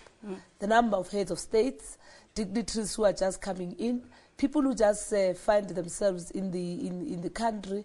But what is of importance, there's a plan, throughout all our entrance into Gauteng, into South Africa. Soccer City, there's access control. We've got 4 overflow stadia. We will also be directing those that are coming from outside of the province. And of importance, we've got morning sites beyond the 4 bigger stadiums that we have across the municipalities of Gauteng. We've got trains that have started functioning from 3 o'clock this morning. We've got an additional 745 buses that we have also put in late yesterday. All in all, we've got 5,000 buses that would actually be moving in and around the province to make sure that we ferry people. We are encouraging those who have not yet been accredited to go straight to NASREC and get their accreditation, especially those that are already loaded on the system. I understand it's a multidisciplinary approach. It involves ministers of police, it involves transport, it involves international relations. Tell us a bit about the plan, the strategy that you've come together with to say this is what we're going to do, you do this, you do that, and the tasks involved. Firstly, we look at the icon, Utata, and say the kind of person requires this because the response will be like this. And out of it, then you assemble a number of competencies that have to come in across the 3 spheres of government, including civil society, the private sector, and so forth. And therefore, different ministries then get pulled in under the leadership of the presidency. And precisely because Tata has said the ANC is his family, you also have the leg of the ANC that has to be very involved in ensuring that there is content and character of who the man is coming from his home. And of course, the inclusion of all other parties, various institutions, various sectors. The religious sector is very involved here. The cultural sector, the traditional leadership is quite involved. And finally, you have to have the face. And the face is the president. The chief mourner will be the Mandela family, Mrs. Graça Machel, accompanied by the entire family, supported by the president of the Republic of South Africa, and all other dignitaries. You have leaders of the continent, Africa, leaders of the United Nations. You've got leaders of a small municipality somewhere and leaders of a little branch somewhere. Everybody is here to celebrate the life of that. And of course, not forgetting ordinary South Africans who play such a pivotal role in the life of Madiba as well. We must thank ordinary South Africans. They've braved the weather, the elements. Our streets have been sites of like festivals, and most importantly, there's been also respect for law enforcement instruction. Even now in Soccer City, we had people coming in as early as 1:30, but they are actually cooperating. And what is of importance is that we are the best hosts. We will actually give our hosts the best of what South Africans are known about, and of importance, we must, wherever we are, if you can't get to Orlando, you can't get to Dobsonville, you can't get to the morning site, which was commonly known as a public viewing area in your township, switch on your television, make your street a site of a festival, celebrate. No alcohol abuse, no other dangerous weapons will be allowed in that in the areas where we are hosting. And most importantly, let's not bring children, because at the end of the day we'll have serious challenges, especially with children who are not protected. Every bus has a marshal, every bus has a coordinator. We've got a hotline, 086 00 11 000, for any inquiry around issues related to transport. That is the Gauteng Premier's hotline. We have converted that into the Mandela hotline. That number again, 086 00 11 000. Okay. You don't send an SMS, please call me. No, please call them me. and they will respond. Don't be like Madiba. Yes. There we go. We'll continue to give out that number just so people Please. can give you a call Thank if they you need to very find much. anything Yes. out. But another thing that you mentioned that was very important, I think, for me is cooperation. Yes. Those who are stuck in traffic for whatever reason because of the road closures need to bear that in mind. Absolutely. Those who are coming need to be early and punctual. Those who are turned away need to understand that this is what's happening. Thank It's you. a huge Thank project. you. Let's cooperate. Anything that we're doing, we must emulate the men. Tolerance, cooperation, discipline, the love for one another. Order, yeah. having order. I think just listening to some of the discourse that has come about, people saying, you know, for funerals and memorial services, in the African culture, you don't invite people. And in the African culture, you shouldn't have to sign in for accreditation, etc. But I think what they need to understand is that this is not just a local thing. This is not just for South Africa. You know, this is the world absolutely coming together. This is not just any person we're For talking me, about. if you talk about a United Nations General Council of the young and old, rich and poor, this is it. South Africa is like a convention of the United Nations. We've got nations coming together, and therefore we have to make sure that we know who is around, we manage the movement of each and every individual, and in our own African culture, when there are guests, you even step down from your bed and give space to the guest, and you take out your best tea set to present the best tea to the guest, even if it is yours. That's how we have grown up. And I think it's that we have to do. Give way to those that have come to mourn with us, to celebrate with us, so that tomorrow they may come back again. Yeah, and I remember my mother as well. When there were visitors, Yeah. you take out those mugs that nobody has touches. ever used. You've And you never have the used best them. meal even that day, It's true. Because So true. So Eh. let's continue to do it the South African, the African way. Share a bit with the guests, and we'll all find our space when guests have left. The entire program in earnest is going to end on the 16th of December, when we unveil the statue at the Union Building. And I think, again, we'll find the space to celebrate. Viewing the body lying in state, Gauteng, we have buses that are going to take residents to the Union Buildings. But for today, raise the flag, love one another, respect, obey the rules, do it for Mandela. Now, I've been told to wrap. I know we're pressed for time, but I must just ask you, how are you doing and how's your team doing? Sleepless nights, I'd imagine. We're not sleeping. Early hours of today, we had to make some interventions, provision of meals for about 4,000 other dignitaries. But you know what pumps our adrenaline? We're doing it for Madiba. Doing it for Madiba. Premier, let's leave it there. Thank you so much for very joining us. All the best to you and for the preparations as well. And South Africans, you heard that clarion call for us to cooperate with the officials to fly the flag and be the South Africans that Madiba would have wanted us to be on this day.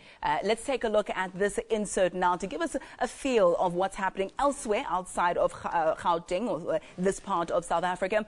The San people, they're of course in the Northern Cape, say Madiba treated them with dignity and never looked down on them. All residents in that province joined the rest of the country in mourning the late statesman. They have called upon their provincial leaders to erect a statue of Udatu Madiba. Forsaken elderly people who have found refuge at the Galeshewe Old Age Home held a prayer and lit candles in memory of Madiba. They laid flowers at a local square. Many thanked Madiba for what he did for them. My heart is broken now that Madiba has died, but the truth is, he has made my life better. I can now get a grant because of him. In Bloemfontein, the footprints of Madiba are visible. The late president purchased this land for the San people after seeing them at a transit camp in Smithsdrift and seeing the appalling conditions they were living under.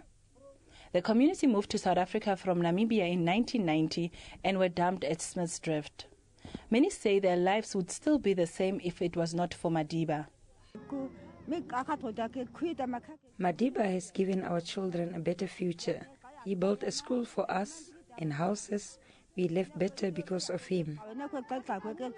We are really grateful to Madiba because he never saw us as inferior people and made sure we benefit from a better South Africa. Prophet and traditional healer Credo Motwa, who is deeply saddened by Madiba's passing, has called on South Africans to walk in his footsteps.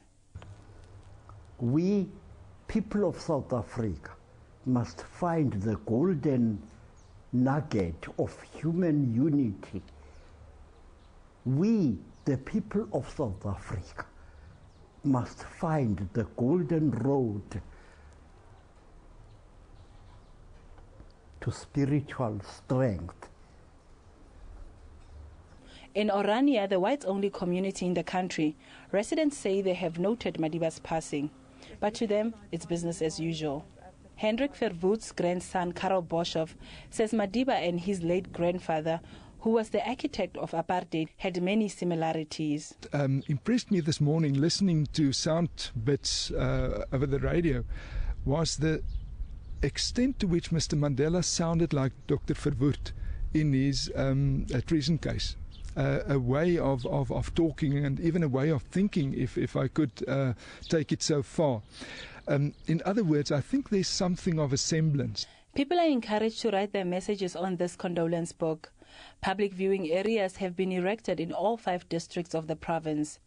Buses were also provided for those who wanted to attend the memorial service at FNB Stadium. Some say there will never be a leader like Madiba. Margaret Mutibi, SABC News, Kimberley. Right, there you go. It's going to be one of those days that we're literally going to be crisscrossing the country, getting a feeling and a sense of how people are going to be marking this day. And let's go to the FNB Stadium now, where my colleague Gillian Pillay is already inside. Let's get a sense of the mood and the feeling there, because I'm sure people have already started arriving, Gillian. Yes, good morning, Peter.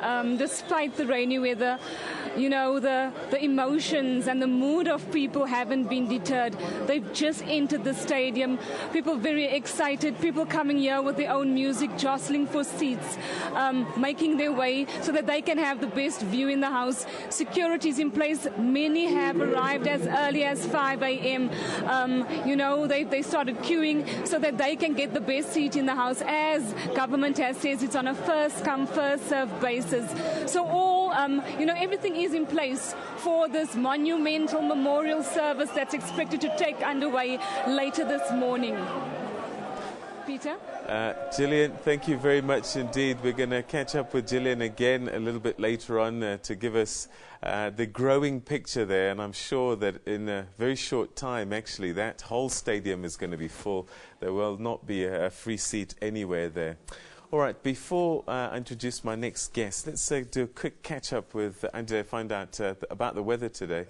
Okay, all right, okay. Well, we'll chat to her a little bit later on. Well, let me introduce you now to my guest. Nelson Mandela is without a shadow of a doubt one of the most documented and adored leaders of our time. Without the dedicated lensmen, anchors, reporters, and the media in general, the world wouldn't have been able to forge such an incredible relationship with the man that we're celebrating today. Among the many journalists who over the years developed a relationship with Tata Madiba, as they fondly remember him, our respected photojournalist Eric Miller, who joins us from our Cape Town studios.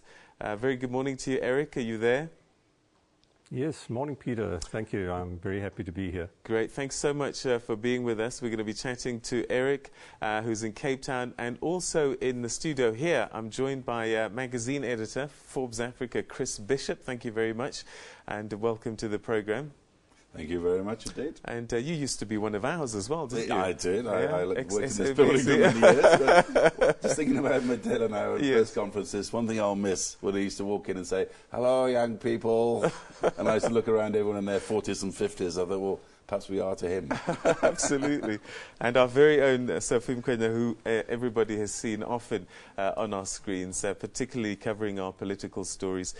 Sophie, thank you very much for joining us as well. Thank you, Peter. All right, let me start with you then. Do you remember your first encounter with Tata Madiba as a journalist? Yes, I remember my first encounter. I was working for a radio station called Sesotho Stereo then, which is now called the SABC FM. I was a current affairs anchor for a morning current affairs show.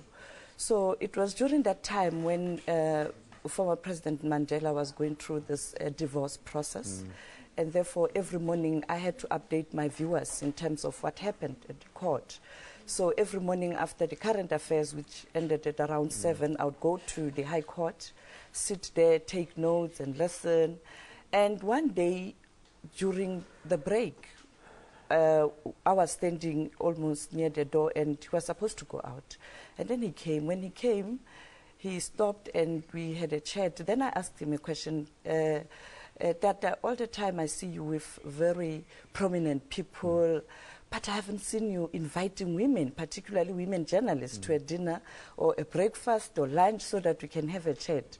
And I think he really felt bad. And 3 days after, I got a call. I was sitting in the studio in the afternoon preparing for the current affairs again. I got a call and my colleague said, Pax Mankahlani, the late Pax Mankahlani wants to talk to you. And I said, Pax Mankahlani? In the presidency? What yes, have I done? okay. What have I done? Then I took the call and then Pax afternoon, Sophia, former President Mandela would like to speak to you. Oh, the president's call? Okay. And I was like panicking there. I couldn't even concentrate. But what I remember very well was that, you know, I felt so bad when you told me that I don't invite female journalists. I therefore want you to compile a list of your colleagues at the SABC, female. Wow.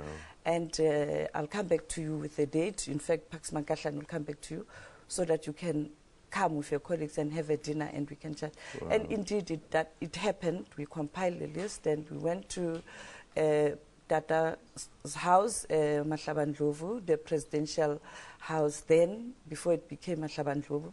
And we had dinner. It was so nice, and, you know, all of us. And that's how it started. It's incredible, isn't it? And that was the value of this man. Yes.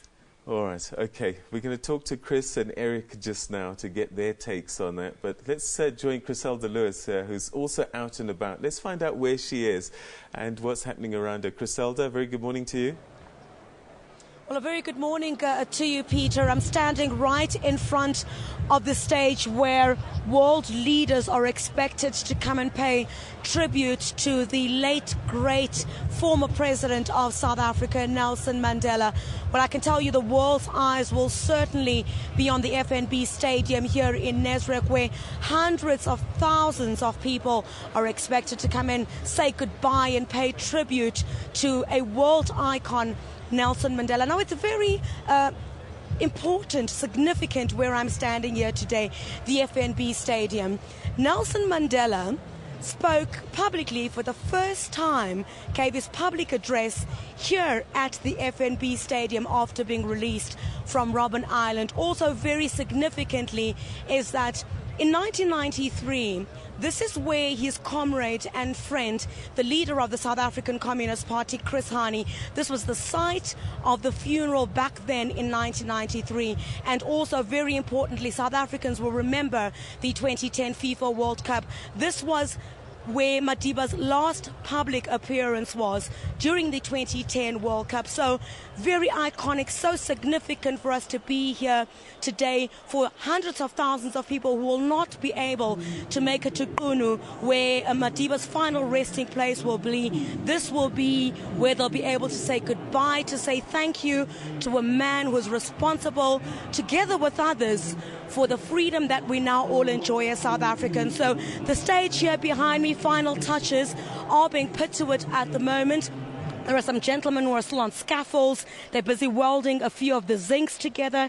The chairs that the dignitaries will sit on, world leaders who will come here and pay tribute to Nelson Mandela, are closed off at the moment with some plastics. The rain certainly has not deterred people. People are coming in very fast here to the FNB Stadium. You will know that they started queuing yesterday already to get front row seats to what many say will be the biggest memorial in the history of this country, if not in the world. Yes, thank you very much indeed. That's Griselda, one of the journalists that's out there at the FNB Stadium, and we'll be crossing to them periodically throughout the course of the day on the special broadcast to get updates on what's happening there. As she says, a momentous day, certainly history in the making, and many journalists will be there, because I guess there's no bigger story to cover than the one that's happening today. Well, one journalist who certainly knows about covering big stories, you've been at it decades. Take us back to your first interaction with Tata Madiba. It was in Harare, Zimbabwe. It was the Harare show. It was one of his. He'd been in power for a few weeks, and it was one of his first foreign trips. And I was there at the show. We were covering it, and someone said, like, Mandela's coming, Mandela's coming. So we all went out. And one thing I remember is that he was on his own. He had a blue suit on, and he was just walking. There was no security or anything. Wow. And he walked as close to me as you are now. And I had all these questions in my mind, and I couldn't say anything, because it was like, he was just there. Yeah. And he, you know what he's like? It was like, he just looked at me and smiled and walked past. Wow. I thought, this guy, I can't believe it, he's no security, nothing. Yeah. But no, I mean, and that was the first time of many, where we interacted down the years, and he was an incredible man. I was just telling someone the other day, when we were in Malawi for the African Union, he announced the death of Mobutu Sese Seko.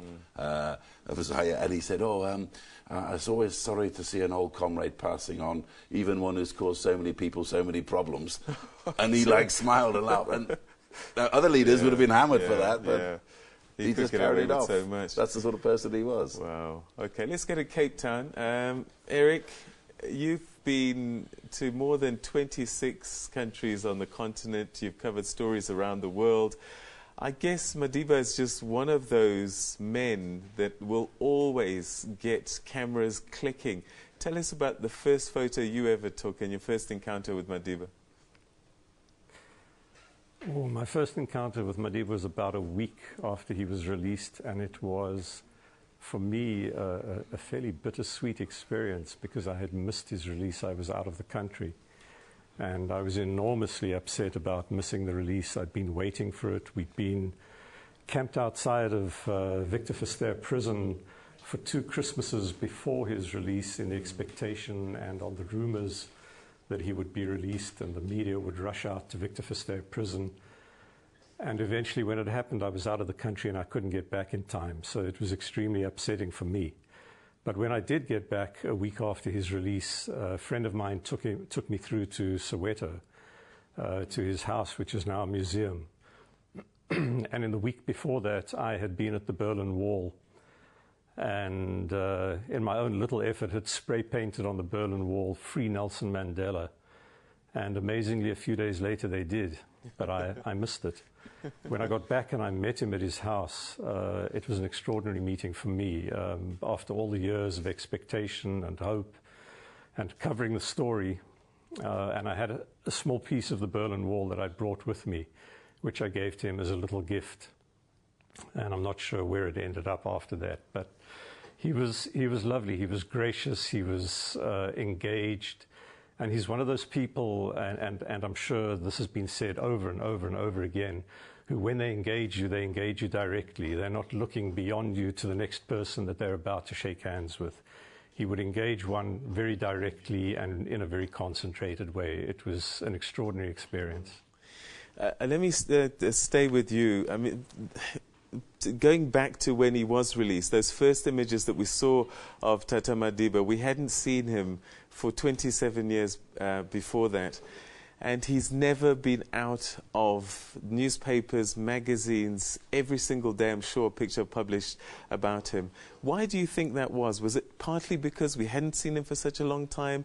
Or why do you think he became possibly the most photographed politician in our time? Well, if we had half an hour, we could go through some of the reasons. Yeah.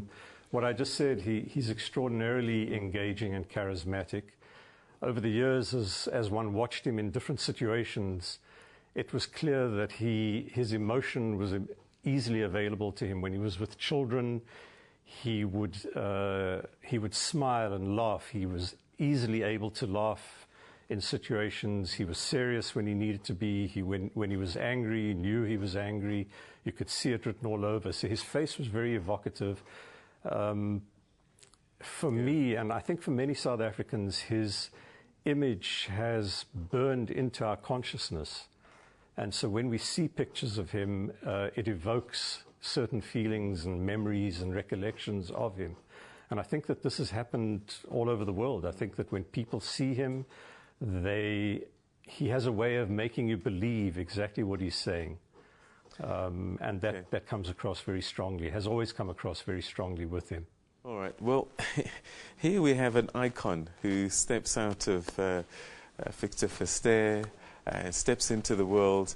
And I guess, what's the challenge of covering Nelson Mandela? Because partly you're a journalist, you've got to be objective, but at the same time, there's this icon.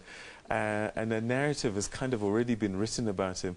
Tell us about some of the challenges, particularly for you, Sophie. I mean, one of your first stories was a divorce. Yes, it was very traumatic, particularly when he took a stand. And you could see he was very emotional.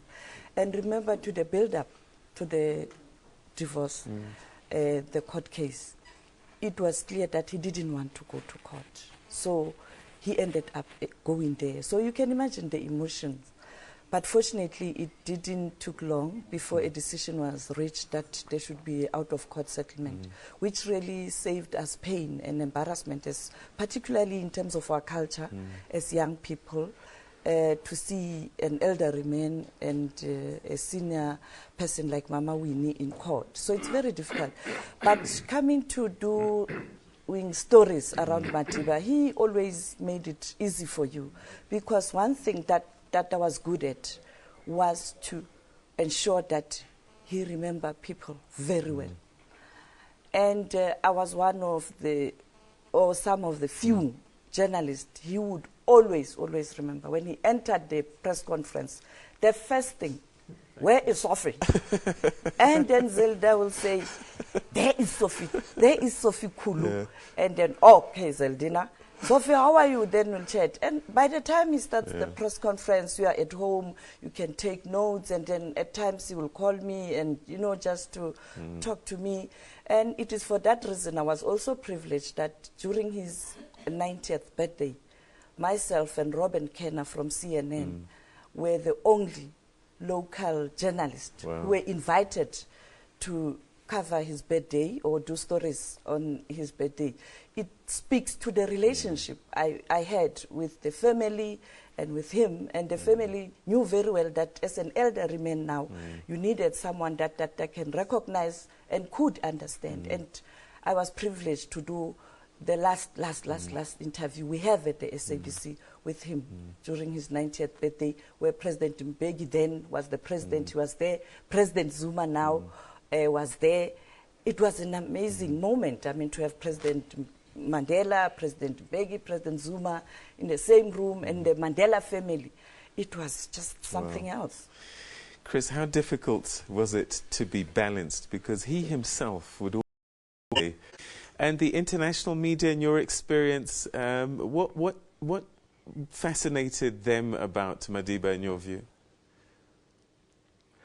I think the media were as fascinated with him by the same things that everybody has been. His humanity, his ability to see into the heart of issues that are happening, and his ability to find a path in the midst of conflict and tension, to find that path to certain solutions.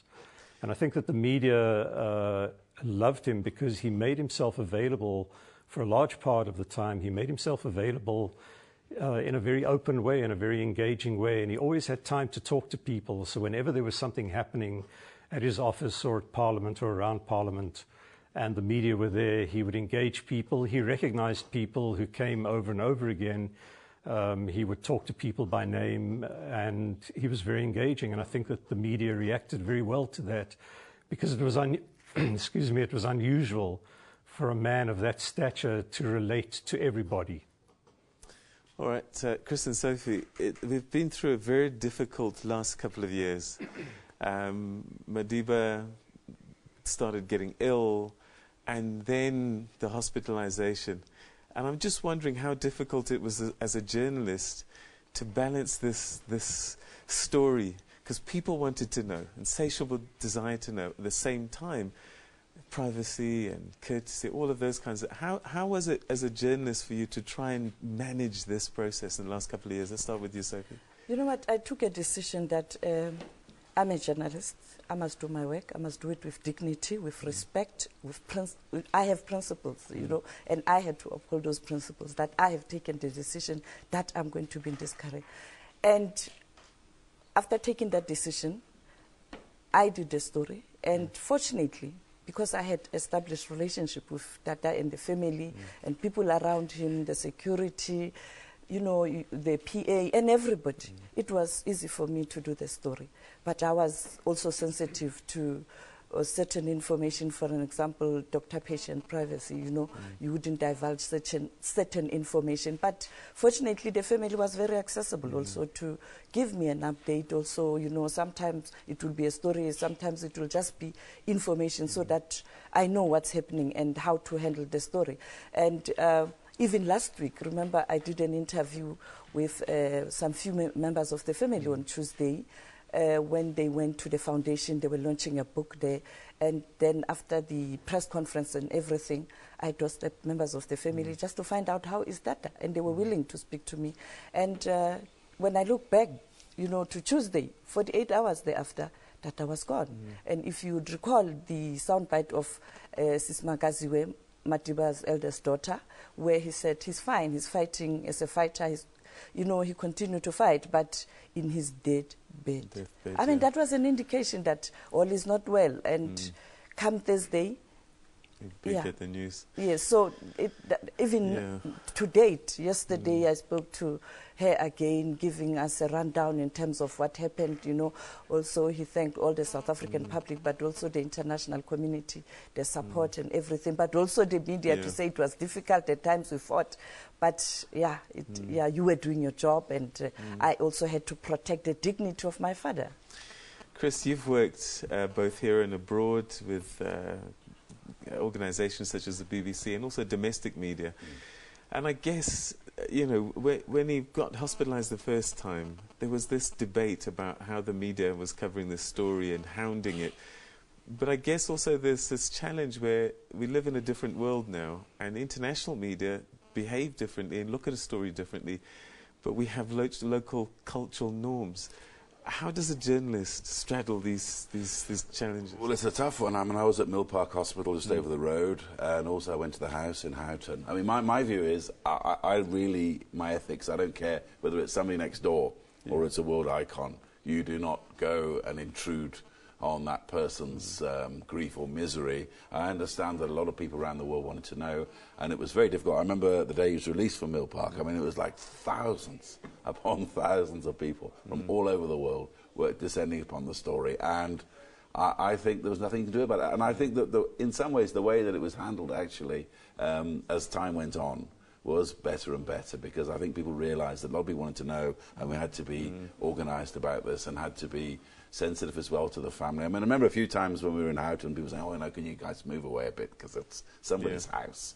And we'd say, oh, okay, fine, no problem. All right, okay, I'm going to have to wrap this up, but I just want to get a 10-second comment from all of you. Starting with you, Eric, in Cape Town. He gets buried this Sunday. What will be the story of Madiba going forward, do you think, in the media, and for how long? I think that the story, and as it's unfolding over the last few days, has been about maintaining his legacy and about people respecting him and showing their respect by trying to live the values and the legacy that he has established. And I hear that from many, many quarters and many people talking about that. When you look at the notes that are left at the memorial sites, the flowers, a lot of the notes are about his legacy, about what people have learned, and what they want to try and emulate about Madiba. All right, very briefly, Chris and Sophie. I think I agree. It's all about his legacy, but fortunately, Tata was very smart. He started this Nelson Mandela Foundation, which is now a center of memory. Therefore, there is a lot of information there, and I think we will continue to hear and know and understand Madiba better if we take time to visit the Center of Memory. And therefore, he will continue to live on. I mean, the literature, the books and everything, particularly to the youth of this country, they must take time to really understand what Madiba was all about. And they must never forget, he believed in education, education. And Chris, final word? I was always said, I was just proud that he knew my name, and I think maybe it's up to us now. I mean, he's shown us the way. He's shown us the way you can reconcile and move forward. It's up to us to carry it on. All right. Sophie Mkwene, Chris Bishop and Eric Miller, thank you very much indeed for sharing your thoughts with us as journalists, looking through the lens and with your pens and with your cameras. Thank you so much indeed for sharing your thoughts with us. Thank you, Eric. All right, okay, we'll leave the journalists for the time being, and I think we're going to go to Durban next and find out how things are building up on this historic day. Blaine Herman is our man on the ground there. Blaine, good morning. Yeah, very good morning to you, Peter. We come to you live from Chatsworth, south of Durban, and it is indeed a place that was really dear to former President Nelson Mandela's heart, especially after that tragic nightclub incident, the Throb nightclub incident, which happened about in 2000, some 13 years ago, which left about 13 children dead. It all happened when a canister or tear gas was thrown into the nightclub, and it really caused a major stampede, injuring many, many children. These children were actually celebrating the end of a school term. It made international headlines. Lots of children were injured. But very interestingly enough, the then 81-year-old former president came here actually to console the families, the grieving families. He came here to pay his respects to this bustling town of Chatsworth and to show his love and support to them. And not only did he come here to show his support, but he also pledged his support, and he had this vision of creating a youth centre, and that's where we are at the moment, the Chatsworth Youth Centre, a vision of Nelson Mandela when he was the 81 years old, in fact. And I just want to invite Clive Pillay. Clive Pillay is the program's coordinator. Clive, if you can just please join us. Thank you very much indeed for joining us this morning. It is indeed a significant week. South Africa is in mourning.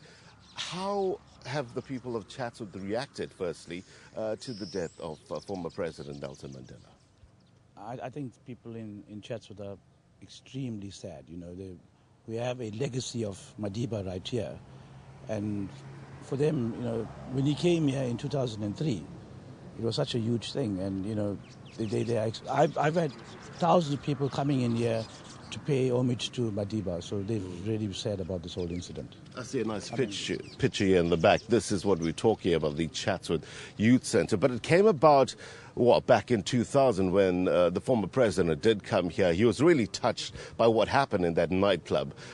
What happened there exactly? Just remind us what happened back in 2000. Well, it was a school term end matinee. There was a dance that took place, and lots of children went to a nightclub, a local nightclub. It happened during the day. And most of the children went to one nightclub. And a rival nightclub was quite upset about all the people going to this nightclub. So I think they got somebody to put a tear gas canister into the nightclub. And there was a stampede. And 13 children died. Yeah. Shocking indeed, and it really touched the former president when he came here. This essentially is from his doing, isn't it? Absolutely. Well, the community came together. The community was outraged, you know, and then they met with Madiba and they appealed to him to build a centre. And he was very helpful. He came and met with the parents of the children that died and sympathized with them, and he was very happy to assist in building a centre for the children of Chatsworth and surrounding townships. How did it come about practically in terms of getting the centre up and running? Well, community leaders met and they felt they needed a safe haven for young people, and that's when they approached Madiba, and I think Kireshni Naika was one of the people that was in the forefront of getting Madiba to get involved in the project.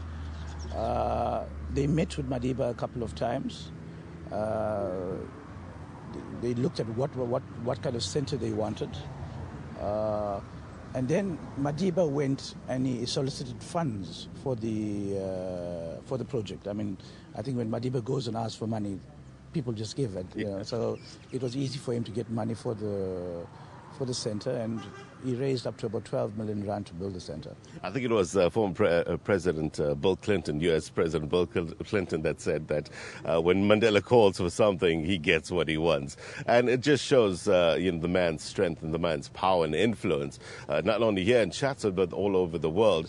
You're also part of a biking group that rode for Mandela recently. Tell us a bit about that. Okay, I belong to Revolution Motorcycle Club. Some of my bikers are out here. We're a group of bikers that are very involved in community activity. Okay, we do lots of long rides, but we're also very involved in community activity.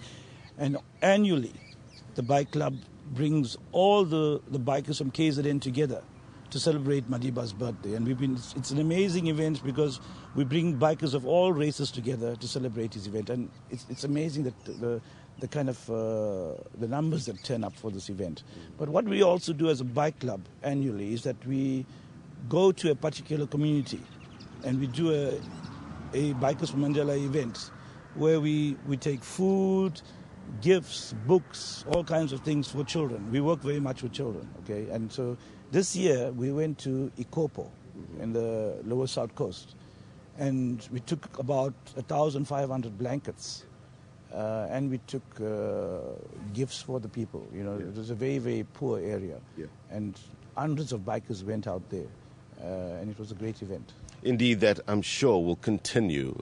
He's gone now, but his legacy will live on, and that kind of work, that humane work, humanity work, continues.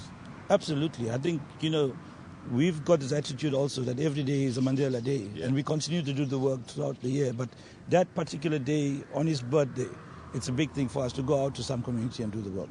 Indeed, a great job. Clive, thank you very much indeed for your time. We're going to talk more about the Chatsworth Youth Centre. It is indeed a bustling township. Nelson Mandela came here, remember, in 2000. He was 81 years old back then, and he had this vision of creating this youth centre to aid in terms of the kids that were on the streets, in terms of recreational facilities. And this is what we're seeing, the legacy of Nelson Mandela. Stick around, we'll have more from the Youth Centre right here in Chatsworth. But for now, it's back to the studio. Well, we will have more indeed. Let's go from Chatsworth to Johannesburg now, the FNB Stadium to be exact. That's where my colleague Gillian Pillay is standing by. Gillian, over to you. The atmosphere here is one of celebration, one of jubilation, similar to the scenes that we saw unfolding in Vilakazi Street and Houghton. People have brought that energy here, and they've just broken out in song. They're singing songs of Mandela, there'll never be another like you. Many people coming from across the country to this monumental memorial. It's not just people from Soweto and Johannesburg and Greater Gauteng. It's people from across the country. And despite the weather, they have come in great numbers to be part of today's celebrations. I'm now joined by Shanaz Esop, who made her way to Johannesburg shortly after news of Madiba's passing broke. Shanaz, talk to us about you being here in Johannesburg. We were all saddened on Thursday when we heard that our father is no more.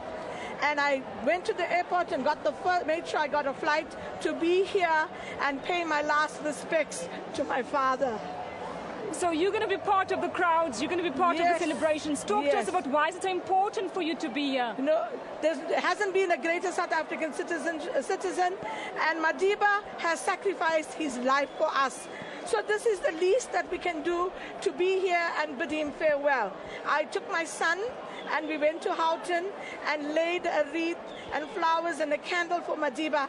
I'm here today. It doesn't matter if it's raining. Shakespeare said, when a great man dies, the sun doesn't shine. But people are here. I was up at 3 o'clock in the morning, went to the station to catch the train, got late, but I'm here.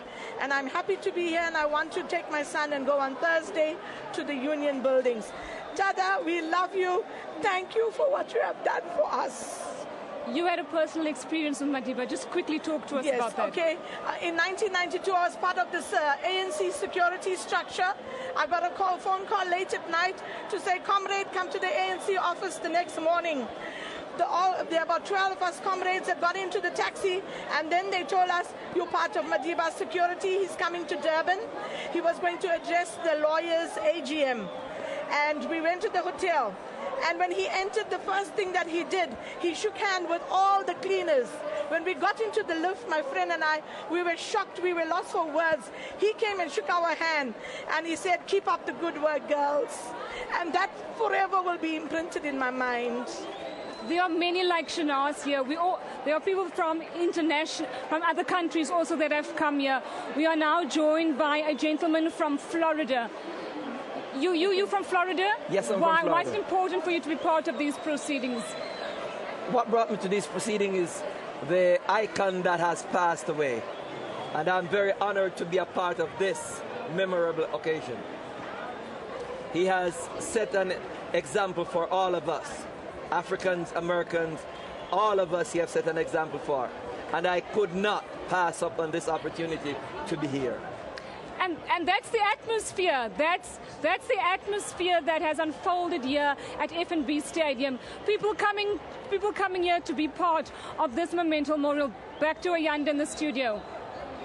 Thank you so much, Gillian. I can see people have started to trickle in and fill the stadium slowly but surely. If you're making your way to the stadium and you want to find out about logistics, perhaps transport and the various ways that you can connect, here's a number that you can call, the Memorial Service Helpline. I'm going to say it to you nice and slow so you can have it.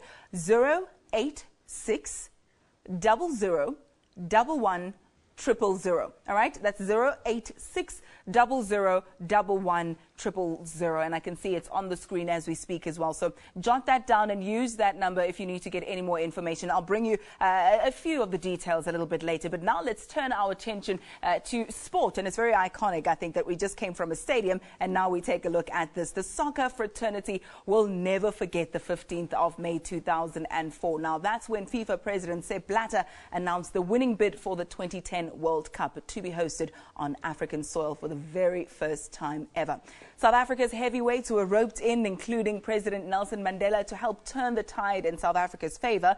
Well, current SAFA President Danny Jordan was part of that bidding team, and he's here this morning to tell us more about the former statesman's role in the build-up to the announcement. Very good morning to you, and thank you so much for joining us, Mr. Jordan. I'm going to ask you to start a little bit about a context. Let's flesh this out. Madiba and his contribution to sports in general, soccer to be specific, is immense. Tell us a bit about the history of that. Yeah, I think very often we look at Madiba shaping history, but even in his absence, Madiba shaped the history of this country. And if you look at football specifically, when we have the Rivonia trial, FIFA first banned South Africa, briefly accepted South Africa again for 62, 63, but in 64, when Madiba went to prison, FIFA then banned South Africa. In 1976, when you had the so-called Soweto uprising, FIFA then, in September of that year, 1976, expelled South Africa. So both the banning and the expulsion of South Africa out of FIFA was linked to the liberation struggle, and specifically in the 60s, around the arrest and the imprisonment of Nelson Mandela. So for the period of the 27 years of Madiba in jail, South Africa had no contact with FIFA. And that only started again when Madiba was released in 1990. And of course, by 1987, the message from Lusaka, from the ANC, came that we must unify sport and football must lead. And so many of us went to Lusaka. Of course, ANC was banned at that time. But the last meeting in 1989, where the person who later became president, Thabo Mbeki, was head of international relations. Barbara Masekela was there. She was head of the cultural desk of the ANC, and many other ANC leaders. And the instruction was go back and unify football. So we then formed SAFA by 1991 as a non-racial, non-sexist and democratic unified governing body of South African football. And then it was the question of getting South Africa back as a member of FIFA.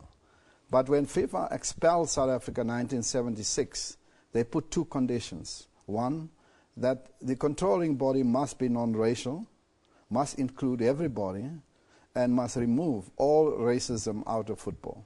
Secondly, it must remove from the statute books apartheid. So apartheid must cease in terms of law and policy. So by 1992, you can very well imagine that we had complied with the first requirement, namely a single non-racial body, but we did not comply with the second one, that apartheid must cease in terms of law and policy. So we had then succeeded in getting Sepp Blatter, was then the Secretary General of FIFA, and Joe Haviland, who was the president, to come to South Africa, and they were keen to meet with Madiba. They met with Madiba, and of course their question was, fine, apartheid is still intact, but the transition that was in place at the time, the negotiations, is that irreversible? And Madiba made it clear that the people's march to democracy was irreversible. And we're going to have a democratic election. We're going to remove all of the apartheid laws from the book. And they went back to Zurich and recommended to the executive of FIFA that Madiba says the move to a non-racial, non-sexist, democratic South Africa is irreversible. Let us then recommend that South Africa come back in 1992, 2 years before the democratic election. So sport played a pivotal role in the struggle for the liberation struggle in South Africa. I know many of the prisoners on Robben Island used sport as a therapeutic means to try and keep their mind focused and not wallow in their misery.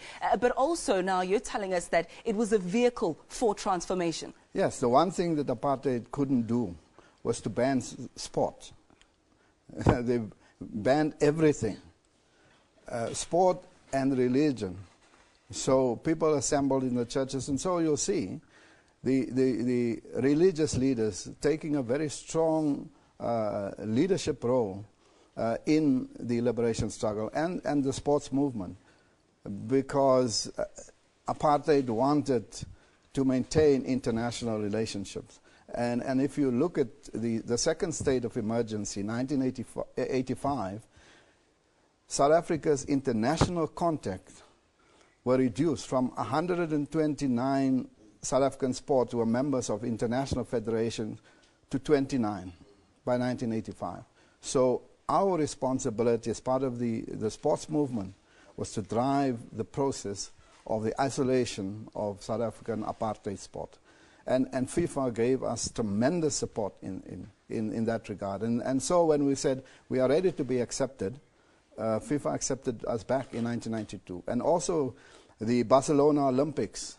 South Africa participated in 1992. It was a small team, but it was a symbol that the world was ready to support the drive to democracy. And Madiba was central in convincing the world that we will arrive there, as we did in 1994. But it was his word.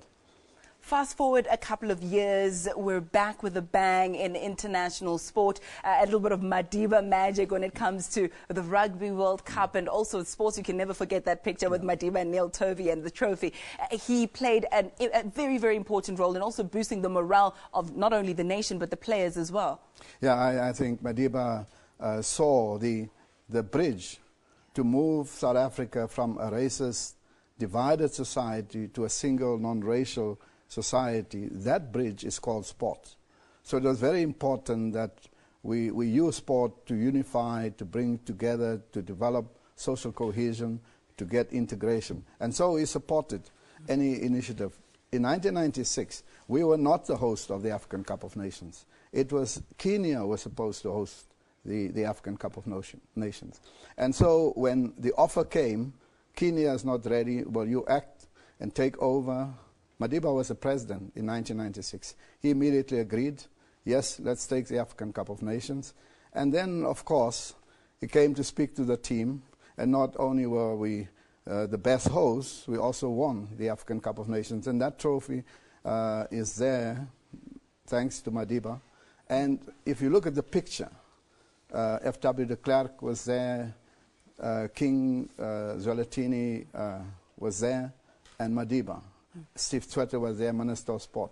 And Madiba is sitting on the ground. He was the first to go and sit on the ground in front of the players, and the others had to join. Even the king had to sit down on the grass in front of the team. We're going to have to wrap as briefly as possible. Many people frowning on the achievements of our local or national teams at the moment, saying that we have dropped the ball somewhat. What do we do to make sure that we support the likes of Bafana Bafana, the box, as well as all the national teams, rugby, hockey, you name it? What do we do as South Africans to boost their morale, to make sure that we relive the former glory? Absolutely. We must. We have young teams, both in rugby and in football.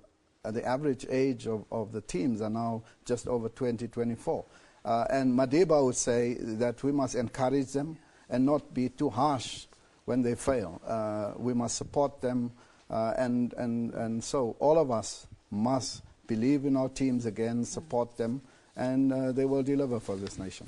Thank you so much. Thank you again for your time. SAFA President Danny, you're done. And of course, we'll never forget that iconic moment when Sepp Blatter lifted that envelope, the contents of which had the names South Africa. And of course, Nelson Mandela playing a very pivotal role in securing that World Cup for us as well. We'll never forget that. And we are eternally grateful not only to him, but the rest of the nation as well. Peter, it's over to you.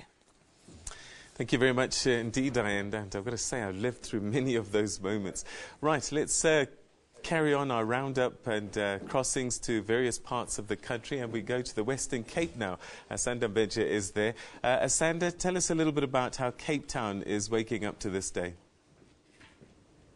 Welcome back to Cape Town, Peter. We are now at the V&A waterfront. We're at the Nelson Mandela Gateway. This is the place where people who want to visit Robben Island and see the cell where Mr. Mandela spent almost 18 years of his life. This is where they come to board the ferry. In fact, the Sikhululekile ferry is standing right in front of me.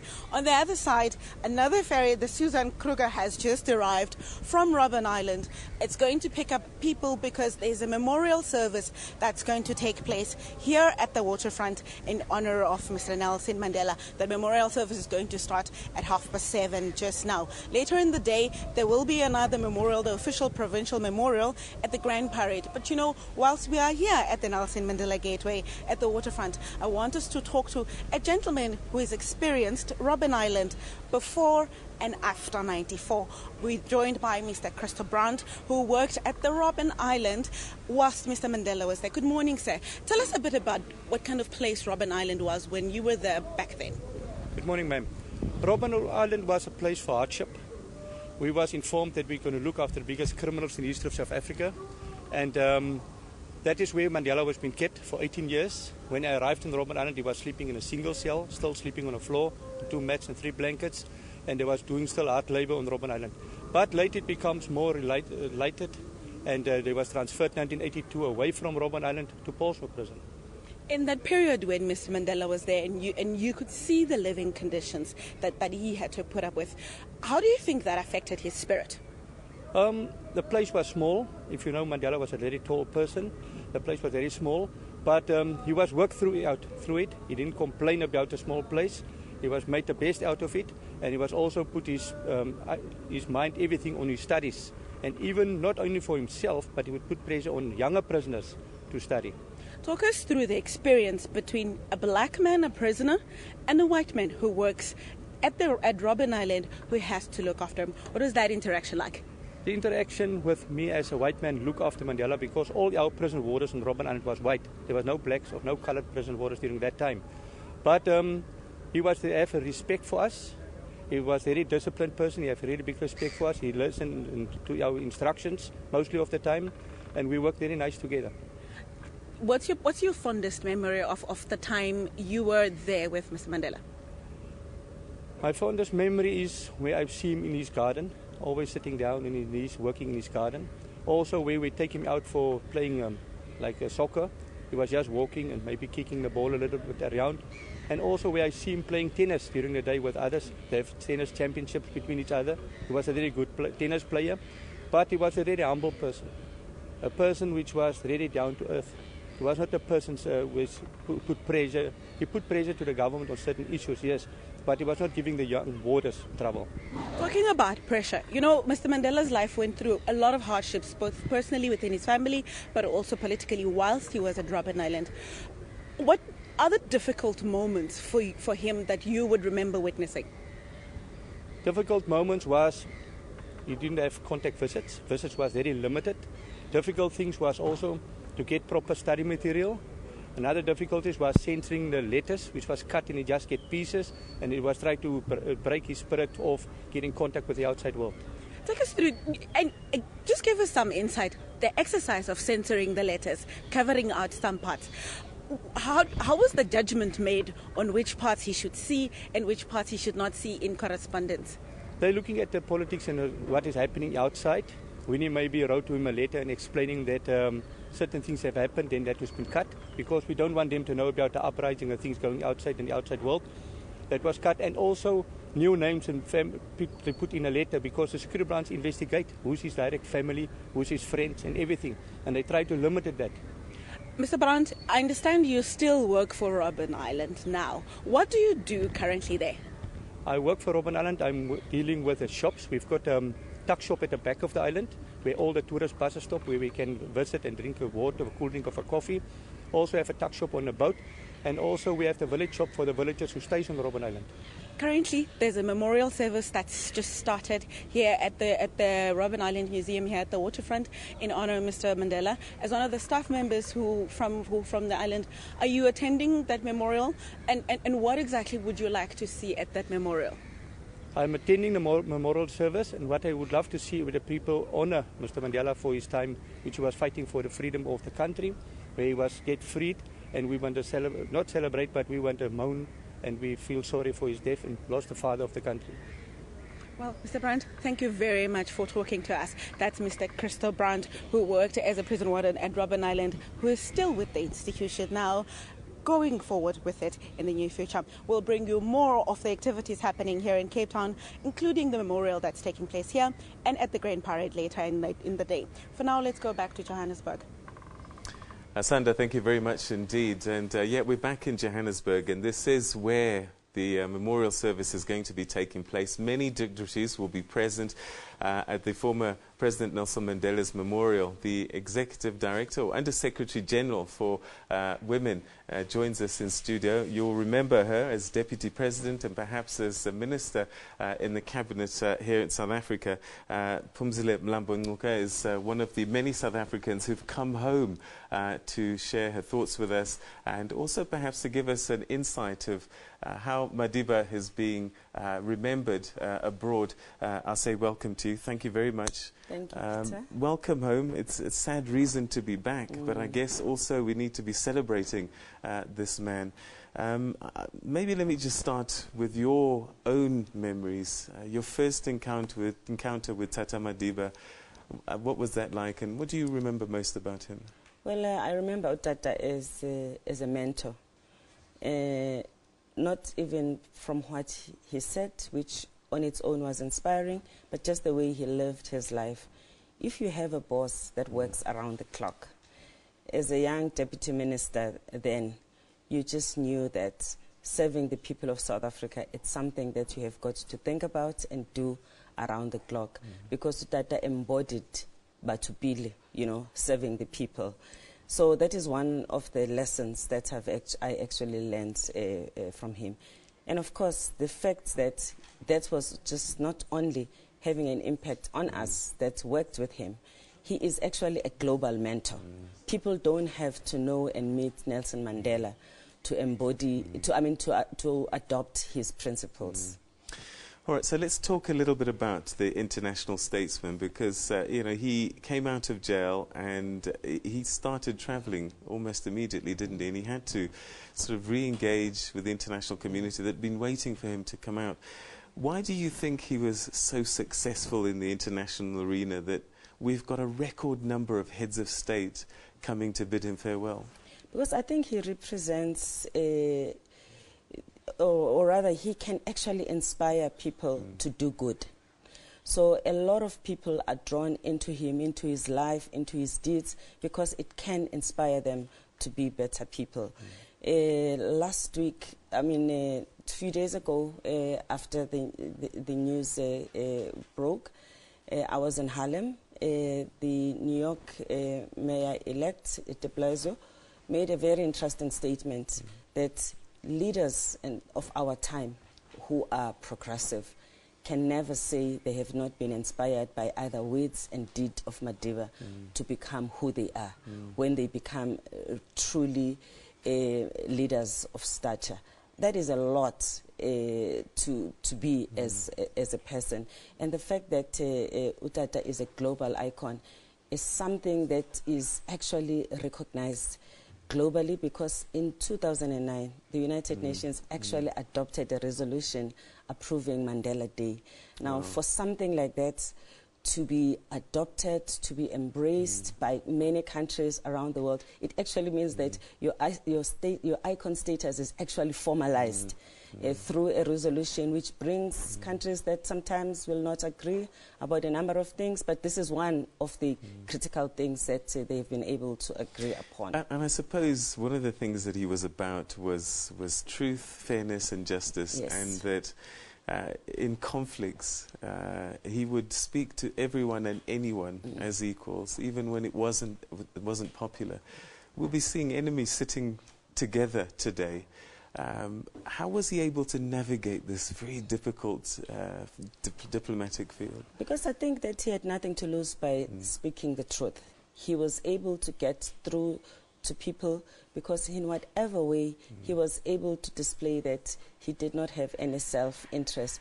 All he wanted was to make the world better. And I think in that way, people were able to embrace whatever he had to say and even to swallow the bitter pill.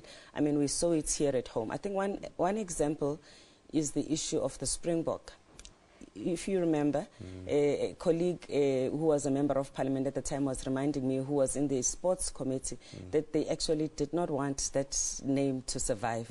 But Tutata called them and says, just tell me, what do you have to lose by ensuring that you allow the people who are feeling that because of our victory they have lost something, to keep something that is dear to them, and through that help them to come on our side and to embrace the new South Africa. And of course now the rest is history. But that could not have been the most popular thing for a president who came from the left to do and to say, but because he had eyes on the ball, reconciliation was important, he was able to speak to his own comrades to actually accept that there are just some things that we may not particularly like, but in the overall scheme of things, what is keeping a name by a sports club compared to having to embrace and promote reconciliation? All right, we're going to continue chatting because there's so much to unpack, but what I'd like us to do now is go to his Houghton home, which has become a place almost of pilgrimage, as many people have come from abroad, from other parts of South Africa, just to pay their last respects. And our journalist, Francis Hurd, is there.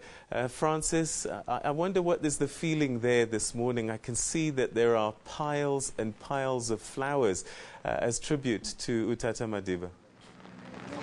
Well, Peter, there are thousands of flowers. There's a boxing glove, there are portraits. Everything is very, very soggy right now, and a very different scene. I was here the other day when the sun was shining. Hundreds of people streaming through, quite a celebratory atmosphere. Today it is just so wet, but a few runners have come by, and a few people with kids, coming and spending a brief time here.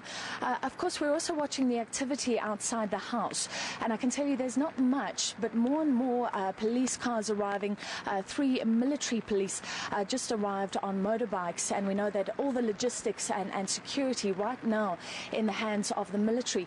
We do know from informed sources that perhaps US President Barack Obama will be visiting the family at this house this morning. Of course, we'll keep a keen eye out for that. Logistically, a nightmare. He travels with several cars. We know that last time he was in South Africa, there was a big hoo-ha about the cost. He has to travel with a car carrying his blood in case of any eventuality. So we're not sure if he will arrive, but there is talk of perhaps him, perhaps Ban Ki-moon from the UN, who arrived last night. What's going to happen is that at about 10 o'clock, the family will leave from here in a delegation. They will receive an escort, and they will be heading towards the FNB for that memorial service that kicks off at about 11 o'clock. Francis Hurd, thank you very much indeed. She's at Madiba's Houghton home. We'll be chatting to her throughout the course of the morning, getting updates from her. She spoke about your boss, Ban Ki-moon, and I guess this just symbolises that the international community really is here to send this man off. Absolutely. I think the Secretary General couldn't miss this. He is very much moved by the life and the times of Madiba. And of course, he's here with a small delegation, but important delegation from the United Nations. And he's going to carry these emotions with him back to New York to share with the staff and the team and the member states. We here at home regard him as ours. We say tata, but it's at times like this we actually realize just how huge and how much he belongs to the planet, the whole earth, not just South Africa. And that's partly a responsibility as well that we carry. Yes, absolutely. Just the number of messages that I received this week from all over the world of people who were talking about how touched they were. I saw people, as you know, in working in the UN, you meet people from all over the world. I saw people who could just, we were just so emotional about the passing away of Tata, who talk about how he had touched their lives. Children of colleagues, one child, for instance, said to her parents, I know, seeing Tata on TV, I know this man. He wanted all the good things to happen to all the children of the world. That summarizes who Madiba is. Even children could actually interpret the life and story of Madiba. And that is a child who lives in New York and is from Belgium, but actually understands what Madiba was about. I received a note from a woman from Burundi who said to me, I will never forget how he actually stood up and called for the women of Burundi to be included in the peace process that led to the resolution of the conflicts there. Already at that time, he was ahead of his time because he was one of those leaders who was calling for women to be part and parcel of peacemaking. I had a woman from Brazil sending me a message and saying that we are so distraught about what has happened, not just to your leader, but to our leader too. You know, everywhere you turn, people have got something to say. People were just wanting to identify and to let the South Africans know that Tata belongs to them too. All right, I'm going to get your final thoughts in a few moments, but in the meantime, Durban is already starting to wake up and get with this particular story. There'll be fan parks, if I can use that word, or viewing parks across Durban as well. And Blaine has been keeping us abreast of developments there. Blaine, good morning. You're back live from the Chatsworth Youth Centre right here south of Durban. We hear this was one of the visions of Nelson Mandela. And to many people here in Chatsworth, many see him as, the moral centre of post-apartheid South Africa. I've even heard people describe him as the symbol of the country on legs. You know, very few people have meant so much to so many people. Now, in order to honor them, shrines like this, memorials like this, we have candles, flowers. Those are the things that people are doing in order to respect his name, in order to respect his legacy. Also, around the country, as I can expect around the world, memorial services will be held. And to tell us more about this, what's happening in the province, Sishle Zigalala is from the ANC. He's the provincial secretary, as well as Kiru Naidu from the Chatsworth Memorial Organizing Committee joins us now live. Gentlemen, thank you very much indeed. We are in 10 days of mourning. There's memorial services all over the place. Sishle, if I can just maybe start with you. What's KwaZulu-Natal planning for this week? Well, we join the world in celebrating and commemorating the life of former President Madiba. This week we'll have a memorial service which is going to take place on Friday. It will be a provincial memorial service which will be in Moses Mabhida Stadium, where all people of the province will gather to pay tribute to the outstanding contributions made by former President Mandela. But that's not the only thing we will have. Tomorrow, which is Wednesday, and as well as Thursday, we'll have a number of regional memorial services where ANC structures will commemorate the life and struggle of former President Nelson Mandela. Yeah, indeed. Regional structures, memorial services. Kiru, you guys are also having your own memorial service. A special time for the people, especially of Chatsworth, to honor former President Nelson Mandela. A very special time for a very special man who was very special in this community.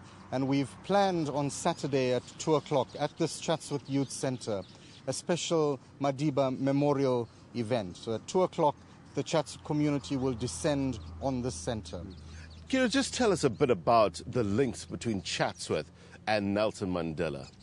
remarkable in every way. He visited this township no fewer than 8 times, meeting sporting, cultural, political leaders, meeting children all of the time. And also this community has a very powerful history. No fewer than 6 of our people from here served time on Robben Island of various lengths of sentences, and several of them also at the time that Madiba was also imprisoned there. Sisla Zigalala, KZN holds obviously a special part. He cast his first vote here. He made a number of rousing speeches in KwaZulu-Natal, and also he was arrested in KwaZulu-Natal. But it holds a very special place in Madiba, well, held a very special place in Madiba's heart. In terms of the province, what sort of reaction have you seen throughout the province with regards to Nelson Mandela's passing? Many people, the reaction we've seen is that many people have committed themselves to fulfill the vision of former President Madiba. They've been eager, emphatic on issues of peace. Madiba played a great role in ensuring that peace prevails in KwaZulu-Natal. During the 1990s, the whole of the province was engulfed by violence, and Madiba led in ensuring that there's peace between the ANC and IFP. And I believe this is a commitment that many people of KwaZulu-Natal are making to sustain peace. But more than that, Madiba is a symbol of integration. He's a symbol of reconciliation. He is a symbol of non-racialism.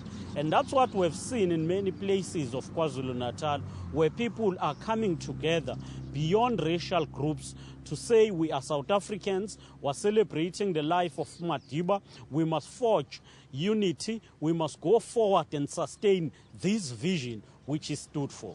Very interesting enough, Cicely, you mentioned peace, and I was very interested to note in terms of Mandela's train of thought, in terms of Gandhi, and how much of an influence was Gandhi to Nelson Mandela?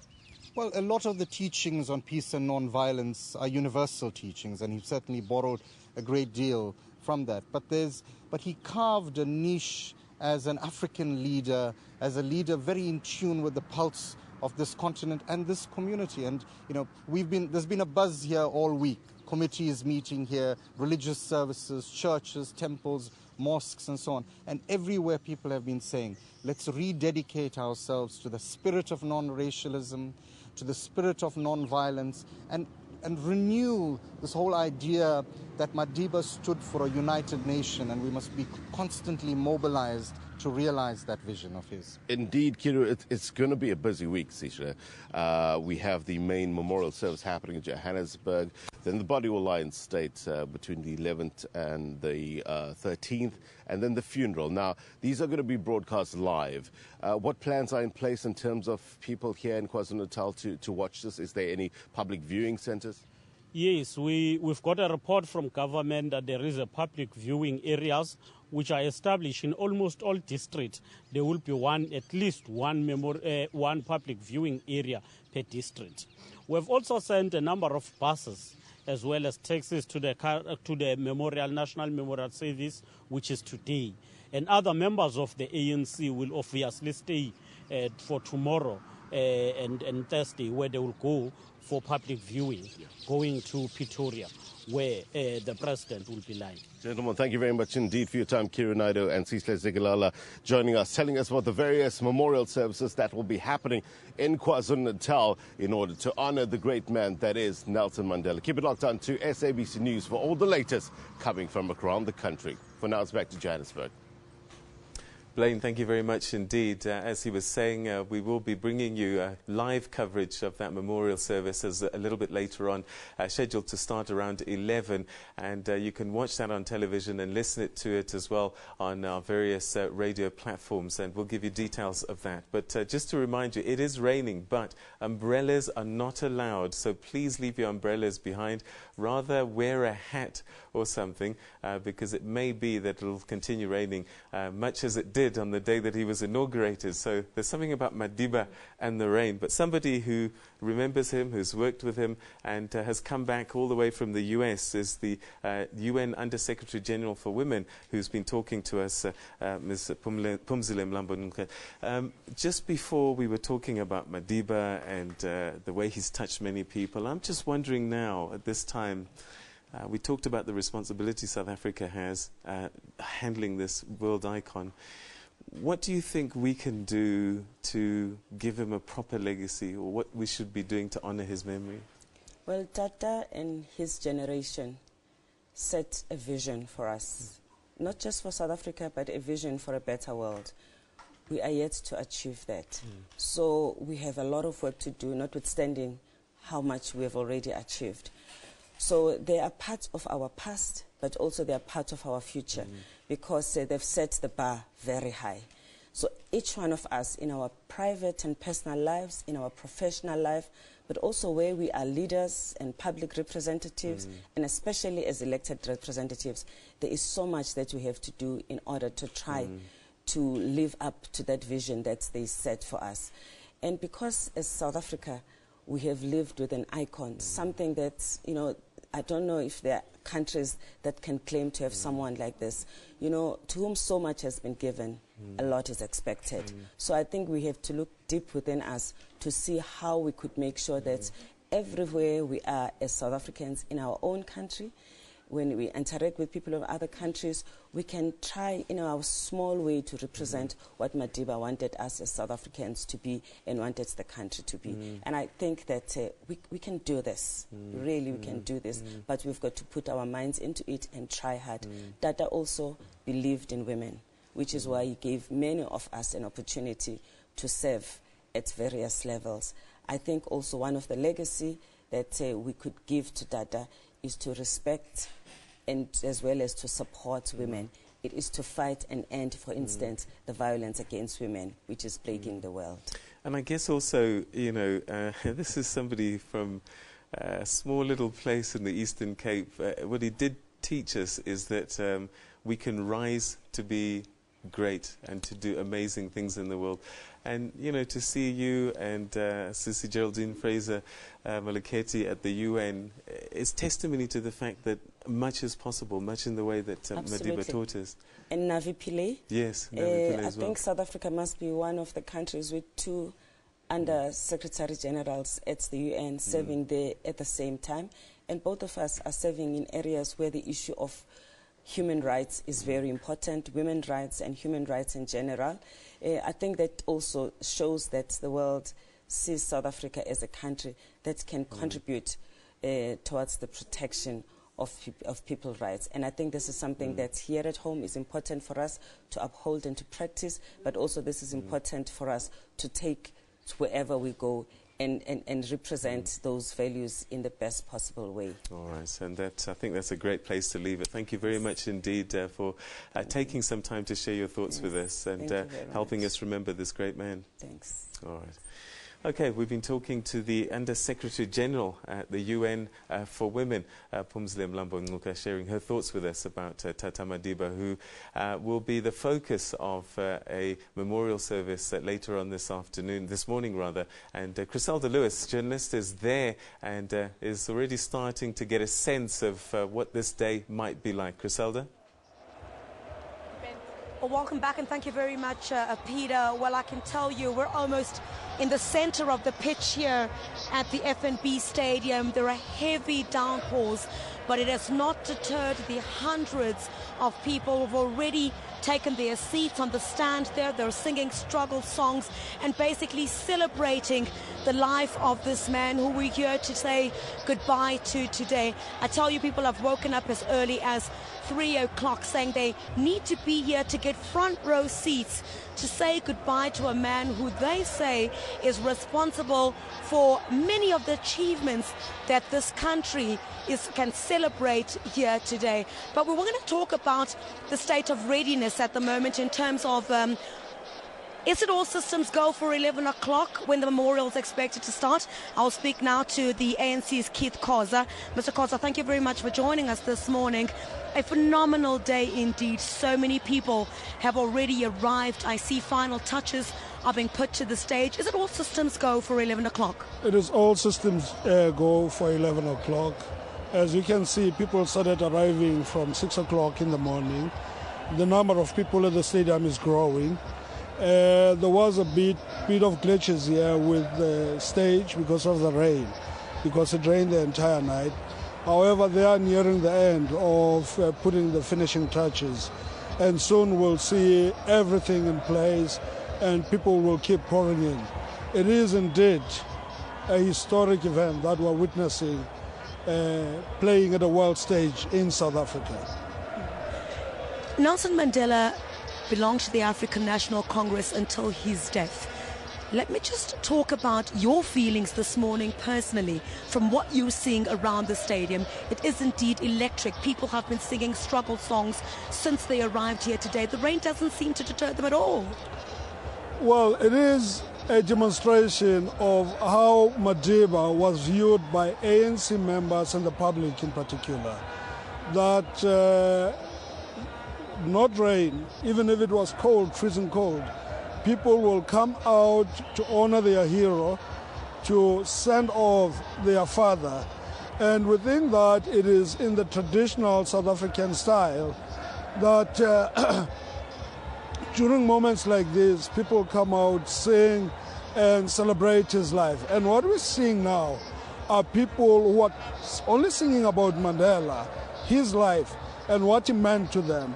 And this is important for us, as it will demonstrate to the world that this was indeed a good South African of significance. Ms. Khoza, thank you very much for your time. I'm going to move now to some of the people who have come here very early today. I'm going to speak now to a gentleman from Germany. He's been in the country for about 3 months, and he was one of the first people to arrive here at the FNB Stadium. Sir, thank you very much for your time. You've been in South Africa for 3 months now, and you were telling me you woke up very early in order to be here.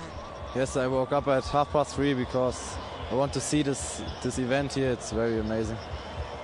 What do you want to say about Tata Nelson Mandela and perhaps say to his family during this time? I think he was a great role model, not only for South Africa but for the entire world. And yes, I think. Thank you very much. A gentleman from Germany, they're saying, is in South Africa to celebrate the life of Nelson Mandela. Some South African ladies here. Hello. Hello. You woke up very early this morning as well. 3 o'clock I was up. I had to be here. Tell us a bit about why you are here. What is your personal reason for being here? Well, personally, I just had to be here because I had to experience this whole thing.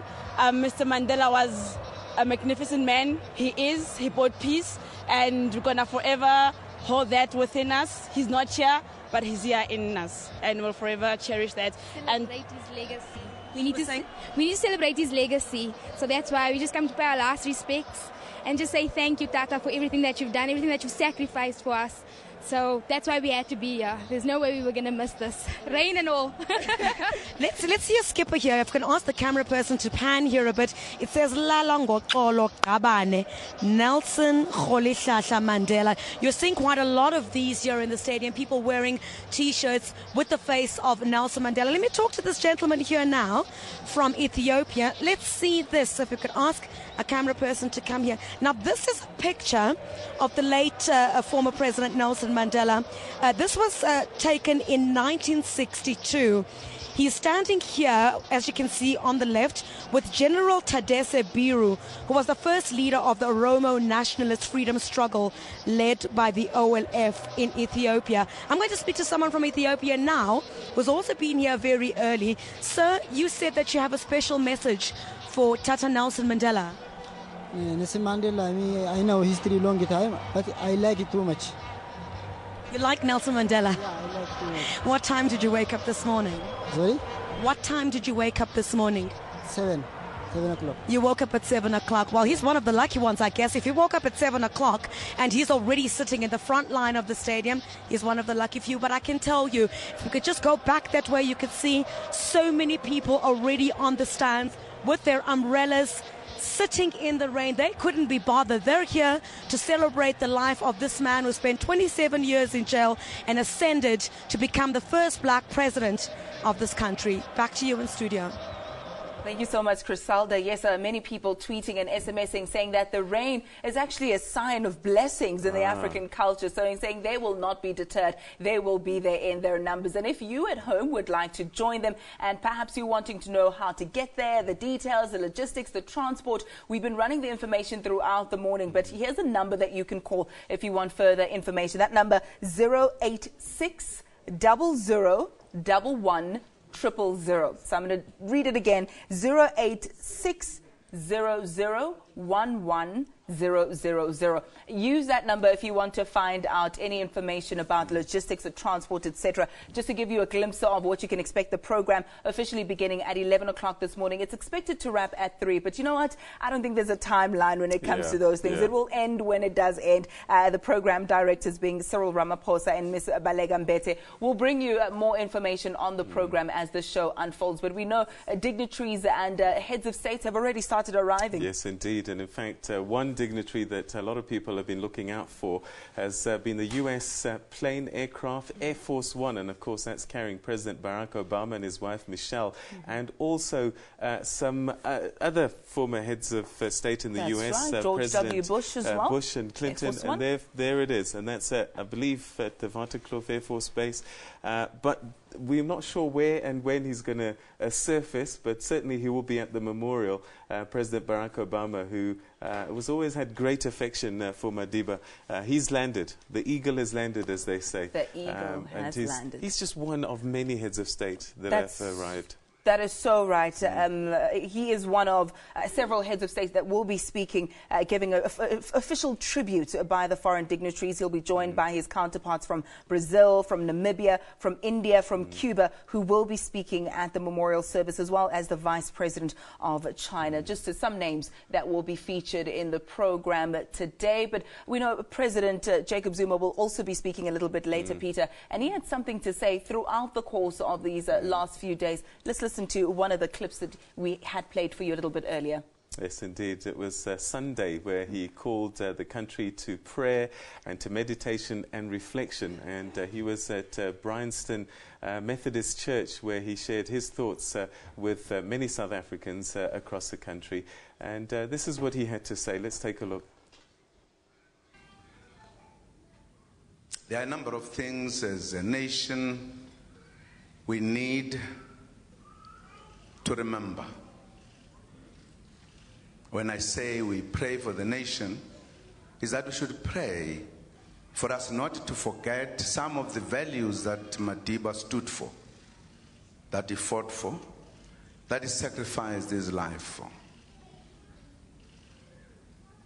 We should include those in our reflections.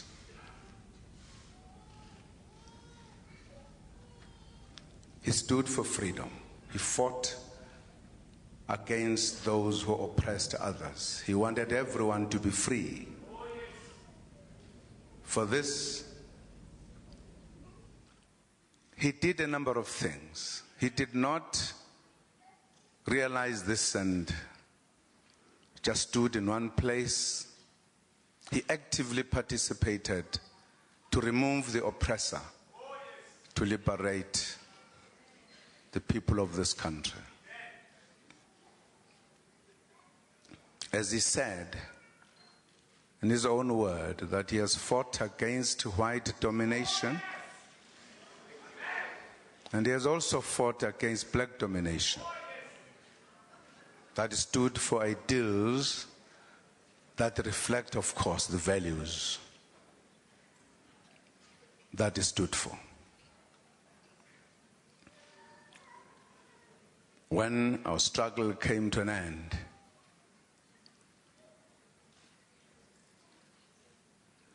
he preached and practiced reconciliation to make those who have been fighting to forgive one another and become one nation.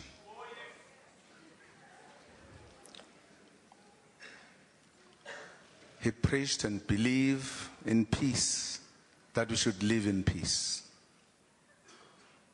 that we should live in unity.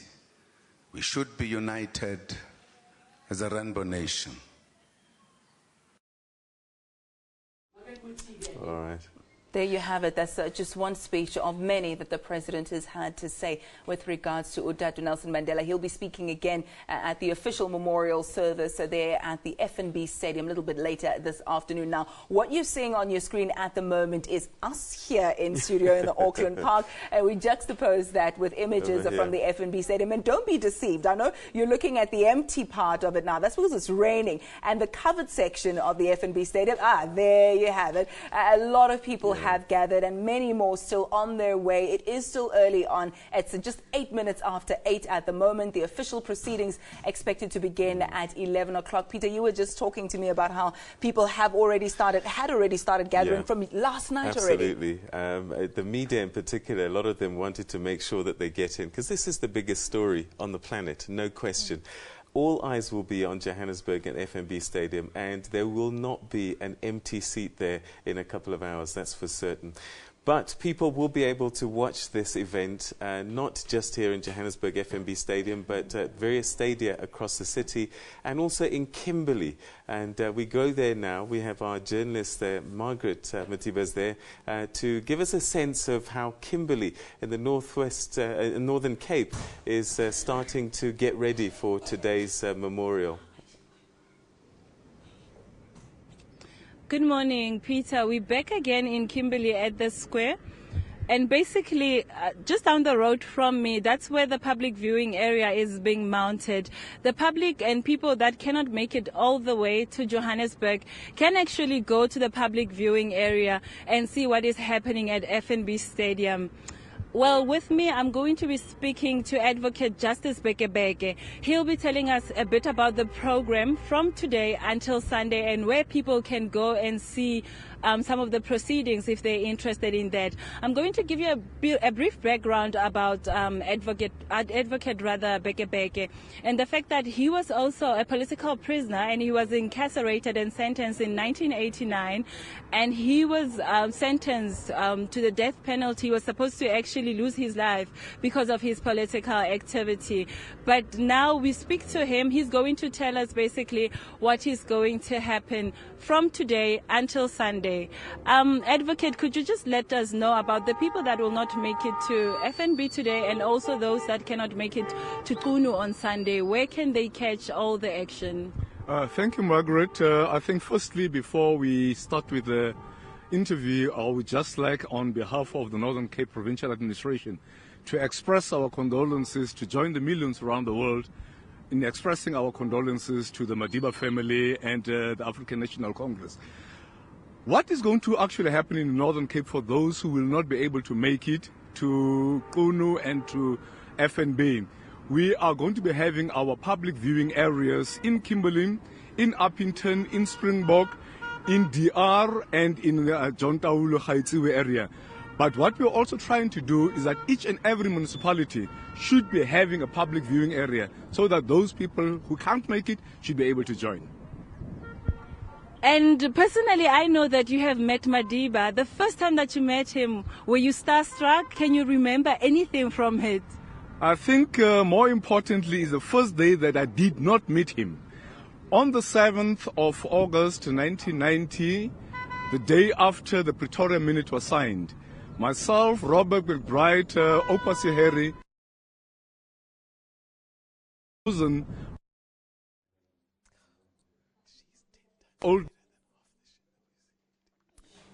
All right, we seem to be experiencing a slight technical difficulty, perhaps the weather having something to do with it. We know it's wet and cold most parts of Johannesburg, the country at large as well. And I say Johannesburg because that, in fact, is where the main memorial service will be held this morning. And as you were saying, rain, there's something special about rain, isn't it? It's auspicious for some reason. So it may rain a little bit, but not too much that we get drenched. But I think people will brave the rain regardless because this is a historic occasion. and there'll be nothing like this ever again, I doubt. Indeed, and you were just chatting to me earlier about how historic this is, and we'll tell our children and perhaps our children's children and the generations after that about this occasion where we all bid a fond farewell to Dadu Nelson Mandela. I'm going to ask now for the technical director just to bring up the program, just so you would know exactly what will be happening. I did mention a little bit earlier that it will be presided by Cyril Ramaphosa and Ms. Balega Mbete. It's expected to start at 11 and wrap up at around 3, but I don't think anybody will be looking at the time. We'll all be focusing on the reason for this occasion. It will be opened by the mass choir that will give us a rendition of the national anthem. The program directors will then take to the stage and give the welcome and the opening remarks. The interfaith prayers will also play a very pivotal role. We do know that prayers has been offered up for Madiba's family as well as for the country, and President Jacob Zuma calling for that National Day of Prayer and Reflection. So it's a very, very pivotal part, and interfaith is always the way to go in a country such as ours. There'll also be a tribute by family friend Andrew Mlangeni, who of course was on Robben Island with Madiba, quite a close association. And I think that that's going to be something that a lot of people will be looking out for, because you know, sadly they've started to pass on, haven't they? And very, very few of them are left. I'm thinking of Ahmed Kathrada as well, who's still with us. So it'll be quite a moving tribute, I'm sure, that Mr. Mlangeni will be sharing with the people. And there will be tributes also by other family members. Take us through that, Ayana. Indeed, Peter Mbuso Mandela will be speaking a tribute there by the grandchildren. We also know Andile Mandela, Zozuko Dlamini, as well as Phumla Mandela will all be giving an address on behalf of the grandchildren and no doubt the family as well. We know Madiba has a very large family. All of them will be represented in one way or another as they wish their dada a fond farewell, as I mentioned. And you know, we all as South Africans like to think of him as one of our own as well. So it's very difficult to imagine that he has a close-knit family of his own, because we all just have a sense of him belonging to us. Peter? That's true, indeed.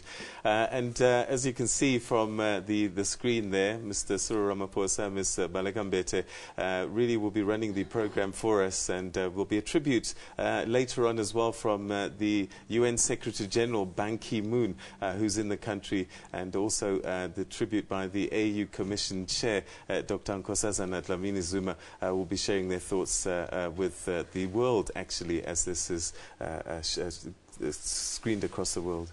Some of the other foreign dignitaries, heads of state to be exact, that will be giving tribute to Madiba is President Barack Obama, someone who spoke very highly of Nelson Mandela, calling him an icon, a mentor and an inspiration for himself.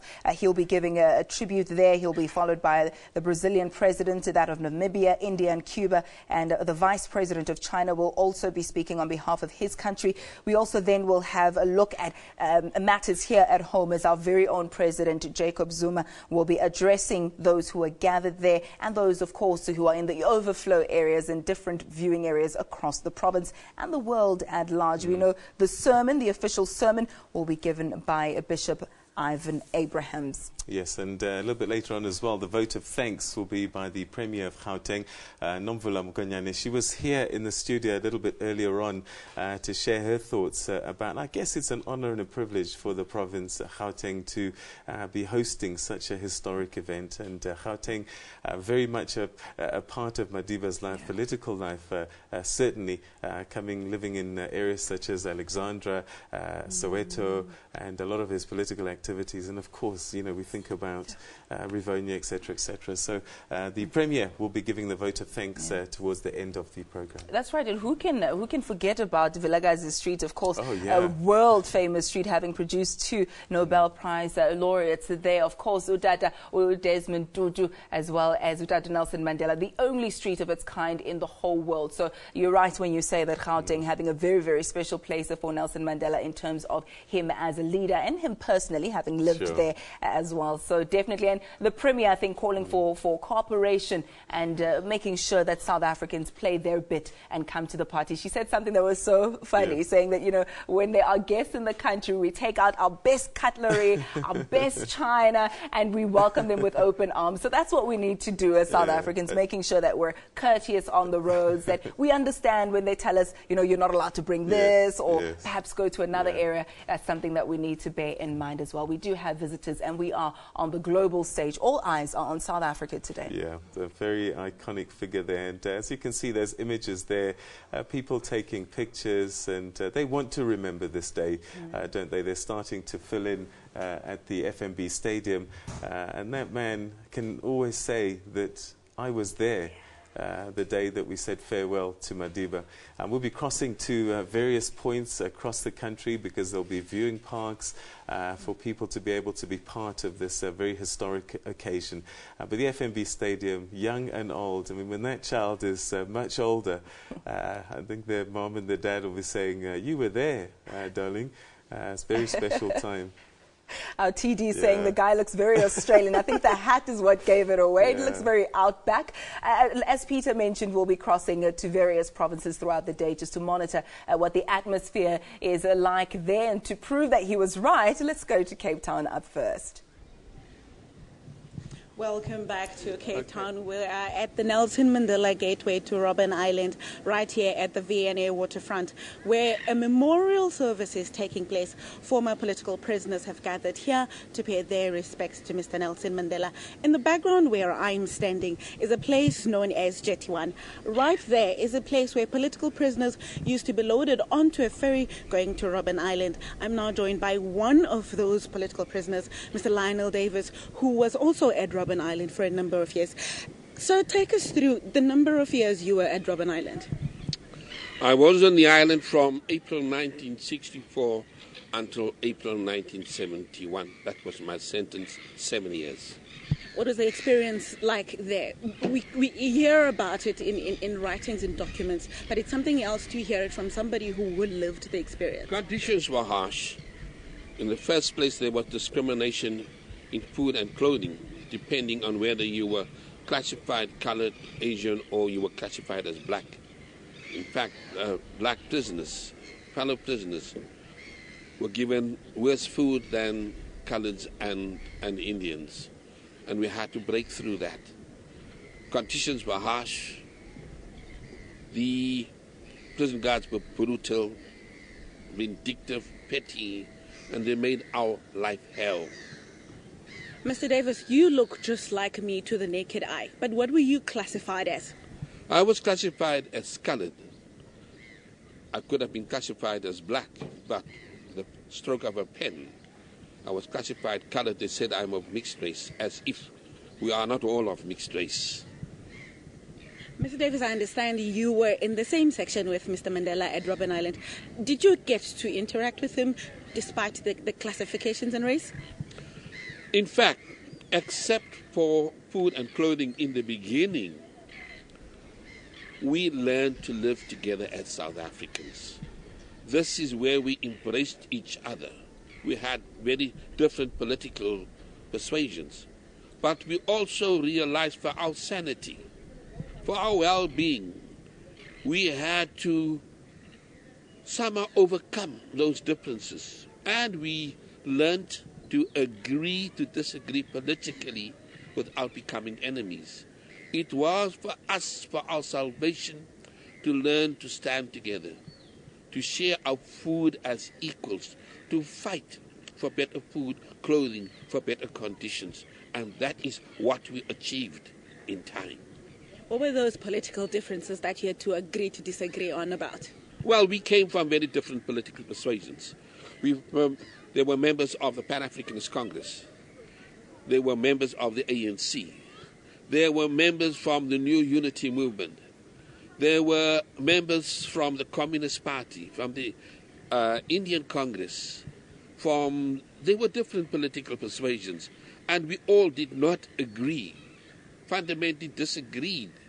But we also realized that that disagreement would lead to disunity and would make it easier for the authorities, for the government to break our spirits.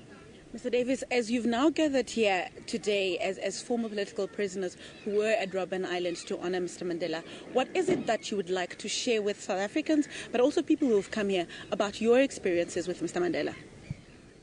Mandela was a man of wisdom, a man who could also walk with beggars and walk with kings.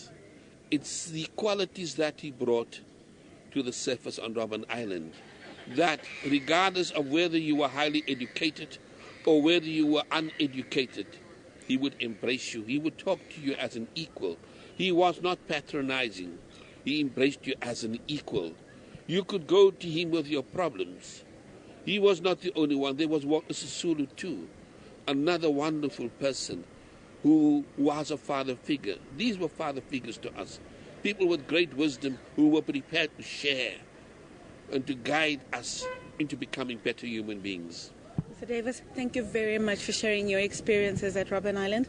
Then that's Mr. Lionel Davis, who was also a political prisoner at Robben Island, who lived in the same section with Mr. Nelson Mandela. He's come here at the Robben Island getaway, at the Nelson Mandela getaway to Robben Island, rather, to celebrate, but also honor and pay his respects to Mr. Mandela. We'll bring you more of the events that are happening later here in the day. For now, let's go back to Johannesburg.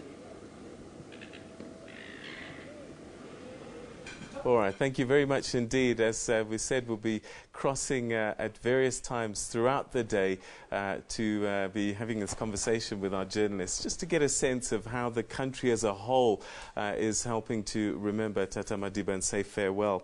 Well, if you ever come to South Africa, if you're watching, or if you've travelled and you're here, or if you're in another part of the country and you get to Durban, and just outside there's a place called Howick, and that is the place where Tata Madiba actually got arrested and began his long life of incarceration. That's where the security forces, at the time, the officials found him, and he was driving, I think, back to Johannesburg at the time. Well, to mark that place in Howick, artists and architects got together and they built a significant structure there, which you can see on your screens now. To tell us a little bit about that now, I'm now joined by Jeremy Rose from Mashabane Rose Architects and Marco Cianavelli, which I almost said right. Marco, he's a sculptor, he's an artist. Gentlemen, thank you very much for joining us, and welcome to the program. Let me start with you, Jeremy. Tell us about this project, how it came into being, and why it was so important to have some structure there. Well, many years back, someone did put a marker on the site, very small, relatively insignificant marker, to mark the precise place where Madiba was captured. And that was 51 years ago this coming year. We just had the 50th anniversary in August. August 5th he was captured. So there was this very small marker which didn't captivate people. And the Umgeni municipality, Howick, took it upon themselves to purchase the farm opposite and make land available for this project. And the Apartheid Museum decided to get involved in the project, and then started a process where myself and Christopher Till began raising funds. And we managed, with the assistance of the KZN Premier's Office and COGTA, to raise the funds to start this project, which actually had been conceptualized with Marco some time before, in a different context. But we felt it was a really appropriate place to put the image of Mandela in a contemporary sculptural form in the landscape. And today, up until, say, last Friday, we've been getting approximately 300 visitors a day on the site. It's been extremely popular. Marco, tell us a little about putting something like this together. We're seeing sort of a speeding up version of its construction, and I bet you wish it was that quick. But this is something that talks about placing everything in such a way that you can see it in a certain way at a specific point. Tell us about the science of putting a sculpture like this together, a piece like this together to create this image.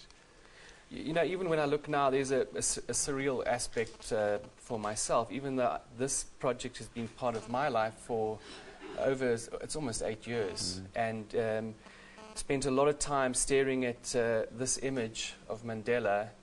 And, you know, I've been involved in public work for quite a while, and I take that role quite seriously. There's quite a lot of pressure in trying to do something that is appropriate, that's sustainable in the environment, but most importantly that people respond to. And that's the biggest challenge. Everything else is a bit of science, a bit of experience, and there are examples of three-dimensional forms that come together to make an image. But this work here, I think, is a very unique one in terms of its arrangement and its fineness and its likeness. It was quite a stressful experience. I can imagine.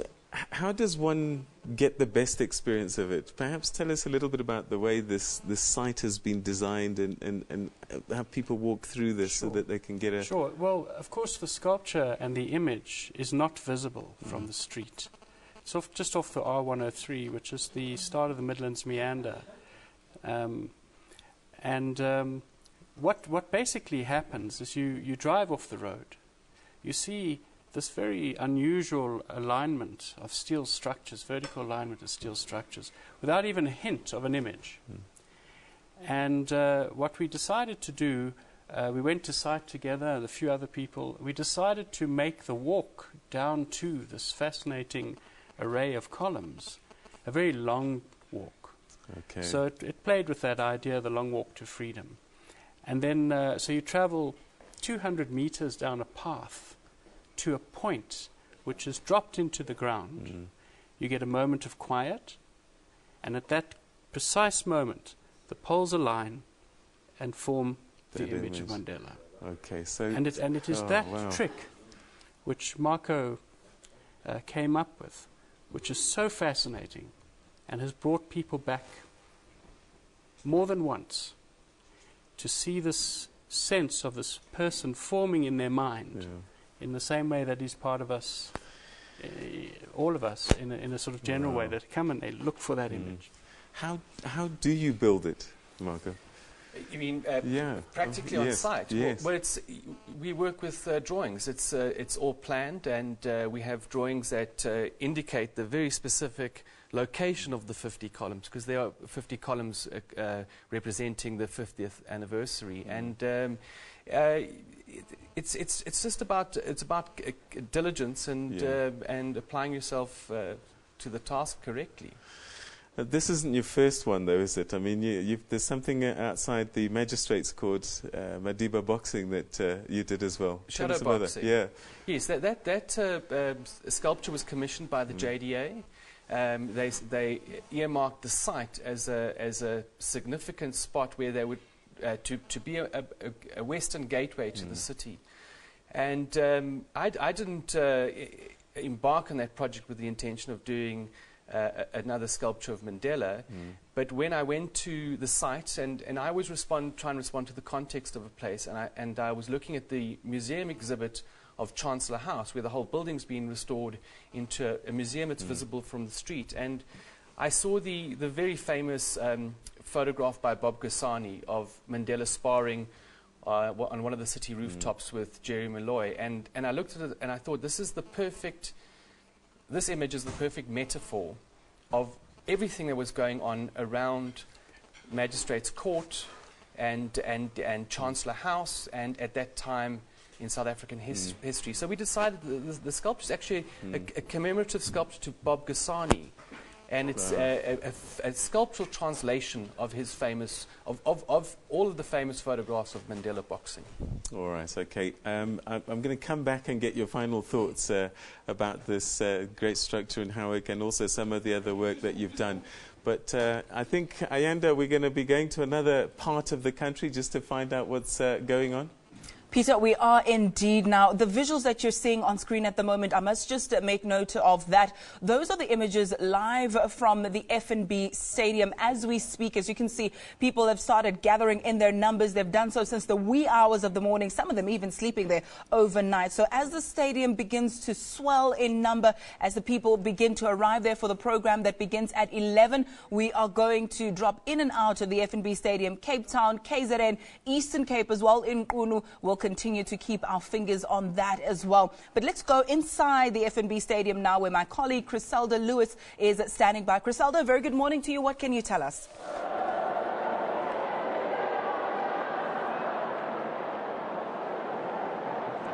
Criselda,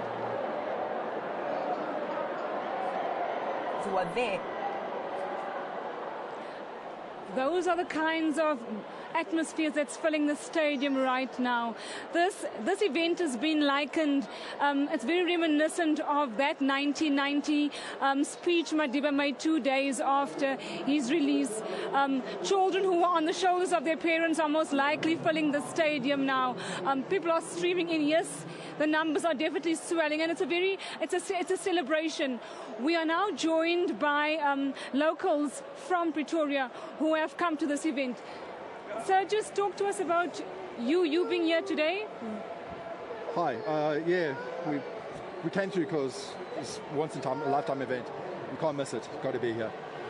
You said your whole work week has been called off. Yes, we've just pretty much cancelled everything. It's been a very mixed week. We've varied between being very emotional and jubilant, and it started off. We visited Mandela Square and then the Mandela's house in Harton. We couldn't quite make Vilakazi Street. We were too tired and old, but yeah, so it's been ups and downs. And emotionally, what are you feeling now? You can listen to the sounds from around the stadium. What are you feeling right now? You're jubilant because it's rejoicing somebody's great life, but there's a undertone of sadness. It's that, every now and then I get a lump in my throat, and you realize what we're missing and what has gone. We've witnessed greatness, and unfortunately it's gone.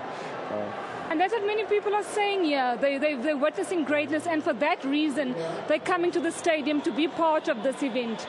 Back to the studio in Johannesburg.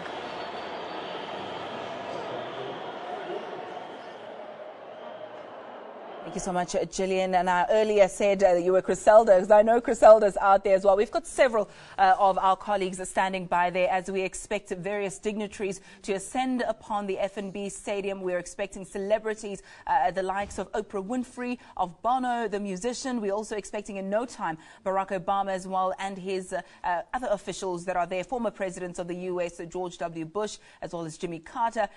We are expecting, as I mentioned, a number of people to gather there. So we'll continue throughout the broadcast to just bring you visuals of the FNB Stadium. You can see some of the supporters of Nelson Mandela, those who loved him and held him very dear to their hearts, also gathering there. So we'll continue to take a look at that in just a moment. Right now, Peter continues to take a look at the intrinsic nature of the sculptures there, the 50 steel panel sculpture of Nelson Mandela. Peter, it's back to you.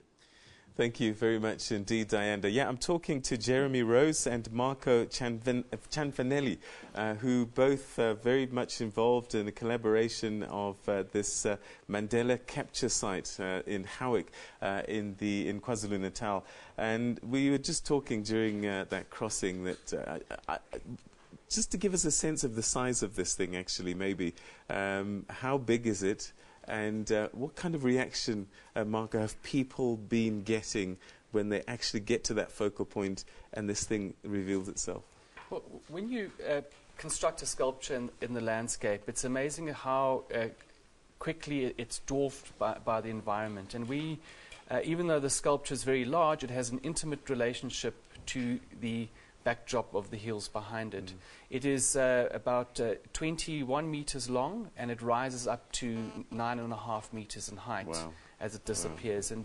And as I said, we've worked on this, Jeremy and I. It's been a sort of a handful of people, a private endeavor, and we weren't even sure of the result. But when we finally completed the installation, and we experienced the magic of the result. I think even then I didn't anticipate the magnitude of the response, the public response here and around the world, and that's been it's been a very humbling thing for me, and it's something that in terms of Mandela's life, it's what I take away from being part of this project. It's the learning to be patient and persevere in something that has value, and eventually, if you do that, it'll come to life.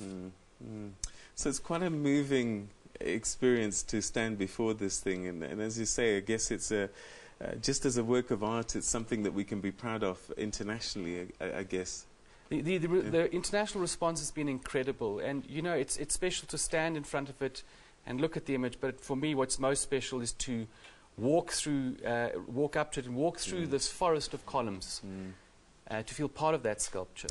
Jeremy, you're involved in the Hector Peterson Museum and the Apartheid Museum, and so this is a bit of a specialty, I guess, for you. How do you come up with the idea of how to guide people's thinking and also to come up with the appropriate test statement? Well, I think we've done a lot of museums and a lot of heritage sites. All right, we're gonna have to leave it there, unfortunately, because we've run out of time. But I just want to point out what you're seeing on the screen there at the moment, and it looks like Ban Ki-moon, the UN Secretary General, arriving there, the elders that are coming through to part of the celebrations that will be taking place today. These are part of the dignitaries that will be making their way to the FNB Stadium as they start. And we will be talking through that during the course of the morning. Crowds there already gathering and making their way for this very historic event. But more on that. Perhaps we can just start wrapping up our conversation with Jeremy and Marco. And Jeremy, just before we saw those gentlemen coming through, I was just saying, you know, to try and capture what is appropriate, how it should look, Absolutely. and also to remember the person that you're trying to remember. Well, I think all those things are important. But what's very important as well is we've worked on several sites. And it's really important to tell the story of Mandela and the history of South Africa on each site, what happened in the area. So you don't have this problem of repetition. So each site has a certain significance. The capture site is where he was caught. By example, the Hector Peterson site is built on the site where the uprising met the police who came across the valley. The Lilies Leaf Farm project is where Mandela spent time. Freedom Park's very different because it's a national project that we worked on, but it encompasses a much broader storyline and places all of these sites, which are site significant for what took place there in history, into a context. And that's a very important thing. So I think you do need to decide what narrative you are telling, what piece of history is defined by this project.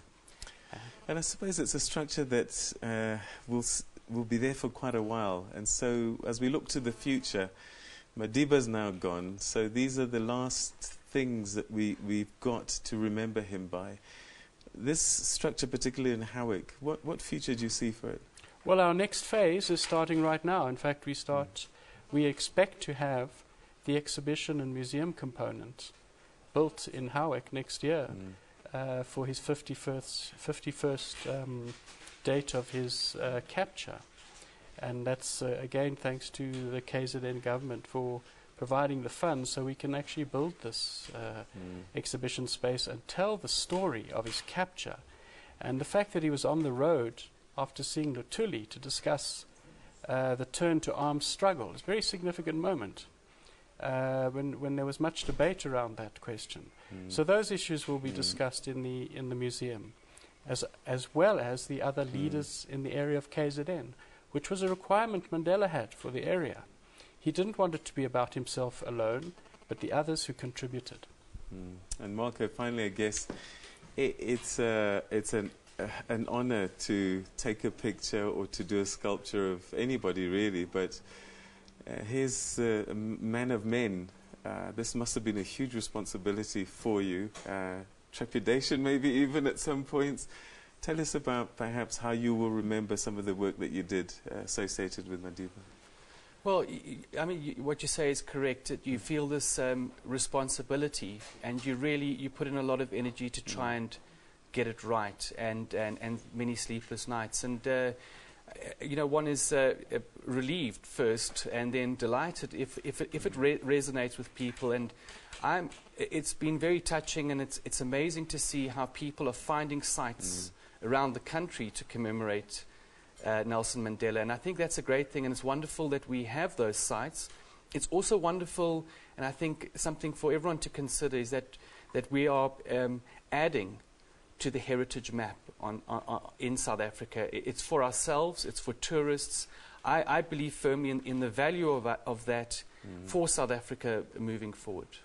All right, and that's where we're going to have to leave it, gentlemen. But thank you very much indeed for sharing your thoughts with us. Very much. And also creating something that we can touch and feel, experience and enjoy as we remember this iconic figure. Thank you for your time. Thank you, Peter. Jeremy Rose and Marco Cianvenelli. I got it right eventually. Thank you so much. Take care. All right, so there we go, FNB Stadium. Those are the pictures that are going to be running throughout the course of the day. Ceremony starting at about 11. Ayanda, I guess this is where it starts to really build up. That's right, Peter. As you mentioned, the FNB Stadium being the scene of the official memorial service that takes place a little bit later this morning. Tomorrow, we'll be able to view the body of the late President Nelson Mandela as the body lies in state there at Union Buildings in Pretoria. And then comes Sunday, that's when the funeral takes place in Qunu. And that's where we go to next. We have our colleague there, Janine Lee, who's in Qunu this morning. Janine, what can you tell us?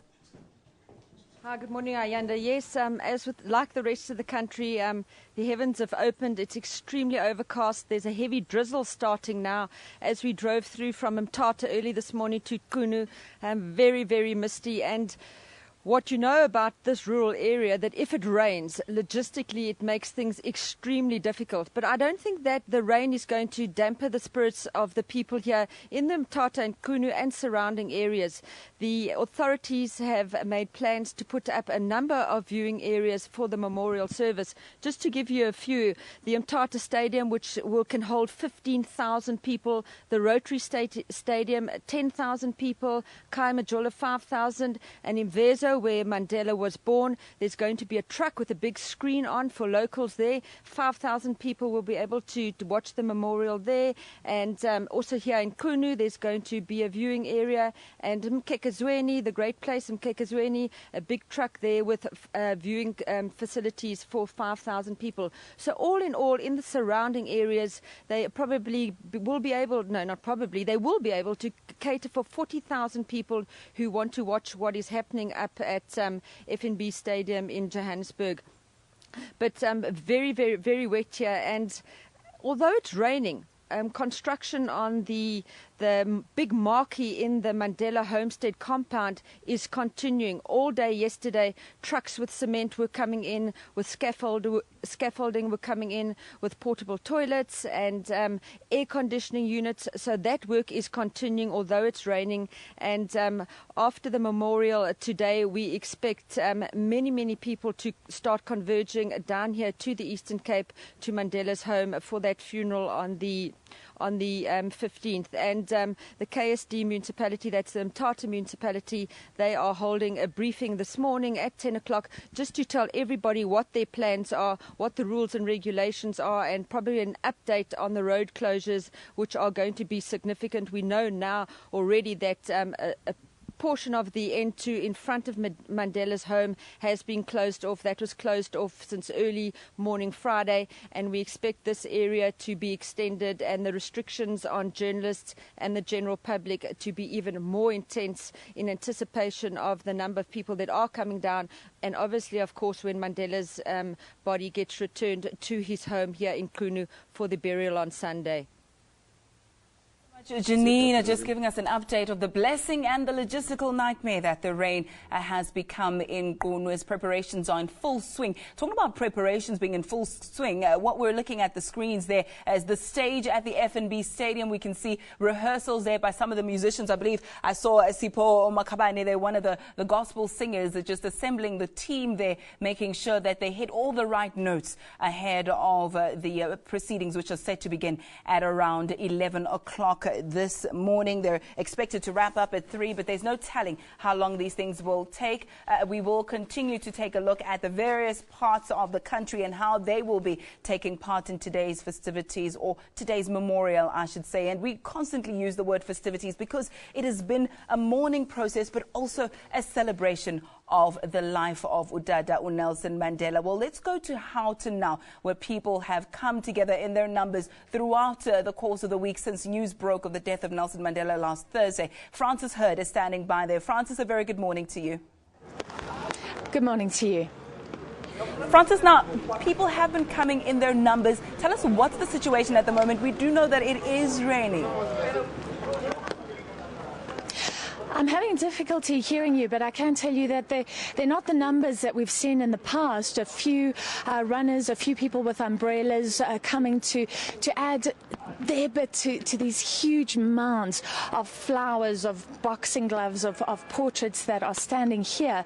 A lot of people are arriving just to go into the house. We can't exactly clarify who's inside. Some official-looking cars, some normals, some Porsches, and what I can tell you is that U.S. President Barack Obama is apparently on his way. The U.S. so worried about their security details, so they're not even telling the South Africans exactly what time he's expected to arrive, but he is expected to come in his convoy, and we will see him coming down the street behind us. I don't know if he will be accompanied by Bill Clinton, George Bush, Jimmy Carter. It will be quite incredible. We do have 4 current and previous U.S. presidents in the country, and they may be visiting this leafy suburb of Houghton shortly. Oh, thank you so much. We'll have to leave it there for now. We will continue to cross to Houghton and various other parts of the country as we take a look at what's happening there today. You continue to look at the proceedings there at the FNB Stadium. A little bit earlier, I called the artist there by the wrong name, but it is a gospel group that's coming together. They're going to be opening the proceedings. The mass choir will be opening the proceedings there this morning. Peter, it's over to you.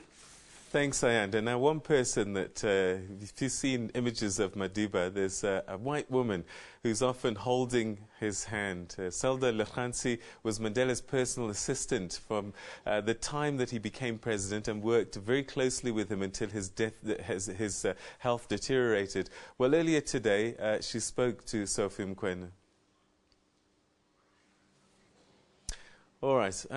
As you can see that on the images on my left, you can see people singing and starting to get the atmosphere going at the FNB Stadium. And I think throughout the course of the day there, as much as people will be doing a lot of remembering, I think it'll be a lot of celebration of an icon's life. But let's take a listen to Zelda Lekhansi's eulogy to Tata Madiba. An evening prayer service was held at the house, attended by the family, clergy, senior Defence Force members and ordinary South Africans. Makaziwe says the family wants to thank South Africans, especially for their love during a very difficult time.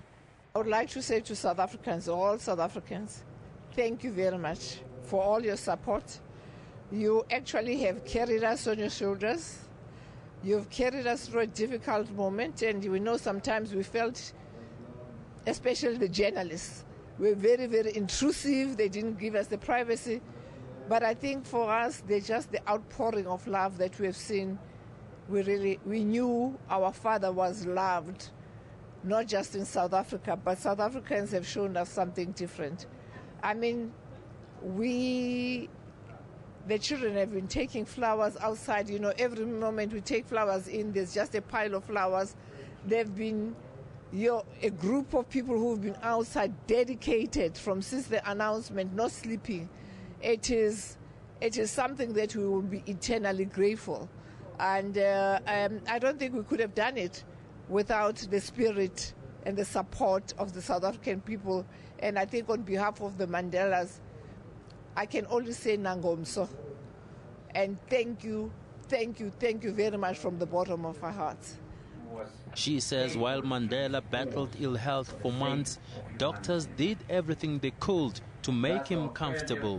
Death at any time is not acceptable or a joyous thing. But at least, Tata gave us enough time. He was sick for a whole year, as you know. And, we knew at some point he had to go. But I think what I take comfort from is that what I call his transition was actually very good, beautiful. I think the doctors who take care of my dad were there. Actually, for the past week or so, they were there on 24 hours, rotating every 3 hours, because they saw the signs. And we were given an opportunity to be with Tata until the last breath. Not just me, Mam Grasa, Ndilega, also all the other grandchildren, because we call everybody who's around here to be part of the process. So I would say it really, really was a wonderful transition for us as a family. And so we grieve, but at least we were with Tata all the way. And we know that Tata got the best care we could have asked the good Lord for. The official memorial service takes place tomorrow and the burial on Sunday. All right, they will hear from Zelda in a little while in the eulogy that she had prepared for the late Nelson Mandela. But that was Magaziwe Mandela just sharing what's in her heart concerning her late father. Well, let's now go to the FNB Stadium. You've been seeing the scenes throughout the morning, the likes of Jabu Hlongwane, Soli Mahlangu, Hlengiwe Mhlaba rehearsing there and just keeping the fans busy while they wait for the official proceedings. I also saw one of the Bala brothers, also part of those who are singing. We're going to see if we can go inside the FNB Stadium now. Griselda is standing by. Griselda, a very good morning to you. I see that some of the musicians have taken to the stage, a festive mood, but yet we remember that we have lost a very dear member of our society. Well, Ayanda, thank you very much once again. We're at the middle of the pitch inside the FNB Stadium. I'm actually going to walk around for you so that you're able to see all around there people starting to gather to pay tribute to the former great president of South Africa, Nelson Mandela. I also want to show you the stage where so many presidents are going to pay tribute to Nelson Mandela. Right there towards my right, you can see a little bit of the last touches are being made to the stage. That is where the President of the United States of America, Barack Obama, and Namibia's President, Hifikepunye Pohamba, will be some of the presidents that will pay tribute to Nelson Mandela. Final touches being made. A lot of the construction workers still busy there, but we've been assured that everything is under control. A few changes needed to be made as a result of the rain here, but it certainly hasn't deterred the hundreds of people who continue to come into the stadium. But what we're really looking to in terms of the program, we're expecting a family friend, a friend of the Mandelas, Andrew Mlangeni, to give tribute as well. One of the first people to speak on the program will be him, as well as the grandchildren of Nelson Mandela, Mbuso Mandela, Pumla Mandela, are just some of the grandchildren that are expected to speak on that stage there and give tribute to their granddad. And also, basically, I'm sure they'll thank South Africans and the rest of the world for standing by them during this time. Since the announcement of the former president's death by President Jacob Zuma, so many tributes have come in here. So many of the people that we've spoken to here come from all walks of life, people from Germany, people from other parts of the continent. We're talking about people from Nigeria, from Botswana, people from Algeria. So many people have come through here specifically to attend this. Let's move a bit towards this direction as well. One of the stages where the family is expected to sit, I'm spotting there Zolani Mkiva, who was Nelson Mandela's praise singer. During the time he was being sworn in, you would remember him, a praise singer from the Eastern Cape as well, who has always given tribute to Nelson Mandela. Some of the Chairs this side as well, very full. Let's turn around as well. Let's ask the camera person to move with us. People carrying umbrellas here. Very, very excited to be here. People saying they couldn't be deterred by the rain. They're here to pay tribute to the former President Nelson Mandela. Let me quickly go back that way again. That is where the activities have already started taking place. That's the choir. They're also paying tribute. We're just going to move slightly towards that direction. 3 stages basically set up here. One for the performances that will take place, one where the dignitaries will sit, and a bit to my right-hand side where the family is expected to sit. So people singing along here. We're in the middle of the pitch at the moment. We'll bring you more at a later stage. Zelda, thank you very much indeed. And it was great seeing those images of a mom with her 2 kids. And you know, I had the opportunity to speak to Ahmed Kathrada many times, and one of the things that he said, and this is why Madiba was very passionate about children, is, you know, when they went to Robben Island, the one thing they did not get a chance to see, touch, feel were children. And so when they came out, this is one thing that used to capture their hearts and their minds and imaginations, just to see children's lives. Can you imagine 27 years? We underestimate the value of the laughter of a child. Yeah. Just that sound. You know, Absolutely. you hear it so often. Some of us can even get a little irritable. Like, you've just been making so much noise. But when you've been starved of that human aspect for 27 years. And children also, I think, represent the innocence of humanity and the pureness of humanity in many respects. And to be deprived of that is a punishment I think I can't even imagine. So powerful to see that there's children there helping to commemorate this very special day. Yes, indeed. And someone who had shied away from the media in the immediate aftermath of Madiba's death, but has since come forward to share what's in her heart, is Zelda, who worked very closely with Madiba for 19 years as his assistant. And a lot of thanks goes out to her and her team, because they helped make life easier for Madiba, so he could be there to help life become easier for a majority of other people. She paid tribute to Madiba, and this is what she had to say. My sincere condolences to Mrs. Krasa Machel, or Mum as I know her, Maki, Zeni, Zinzi, Josina, Malinga, and the entire Mandela family, as well as everyone who feels a sense of loss. Nelson Mandela inspired people to forgive, to reconcile, to care, to be selfless, to be tolerant, to maintain dignity no matter what the circumstances. I can attest to each of these because these are the ways in which he changed my life over the past 19 years. I'm blessed and honored by the privilege to have had the opportunity to serve him. I often battled with relentless pressure, but then I looked at him, who carried himself with such grace and energy. I never left, I never could. Nelson Mandela did not demand loyalty, but he inspired profound and unwavering loyalty from everyone whose life he touched. And now, as we grieve the departure of Madiba, I'm slowly coming to terms with the fact that I will never see him again. But heroes never die. As sad as it makes me that I will never walk into a room again and see his generous, infectious smile, or hear him say, "Oh, Zaldina, you are here." I have come to terms with the fact that Madiba's legacy is not dependent on his presence. His legacy will not only live on in everything that has been named after him, the books, the images, the movies. It will live on in how we feel when we hear his name. The respect and love, the unity inspired in all of us as a country, but particularly how we relate to one another. Madiba will forever be present in my life because he made me into the human being that I am today.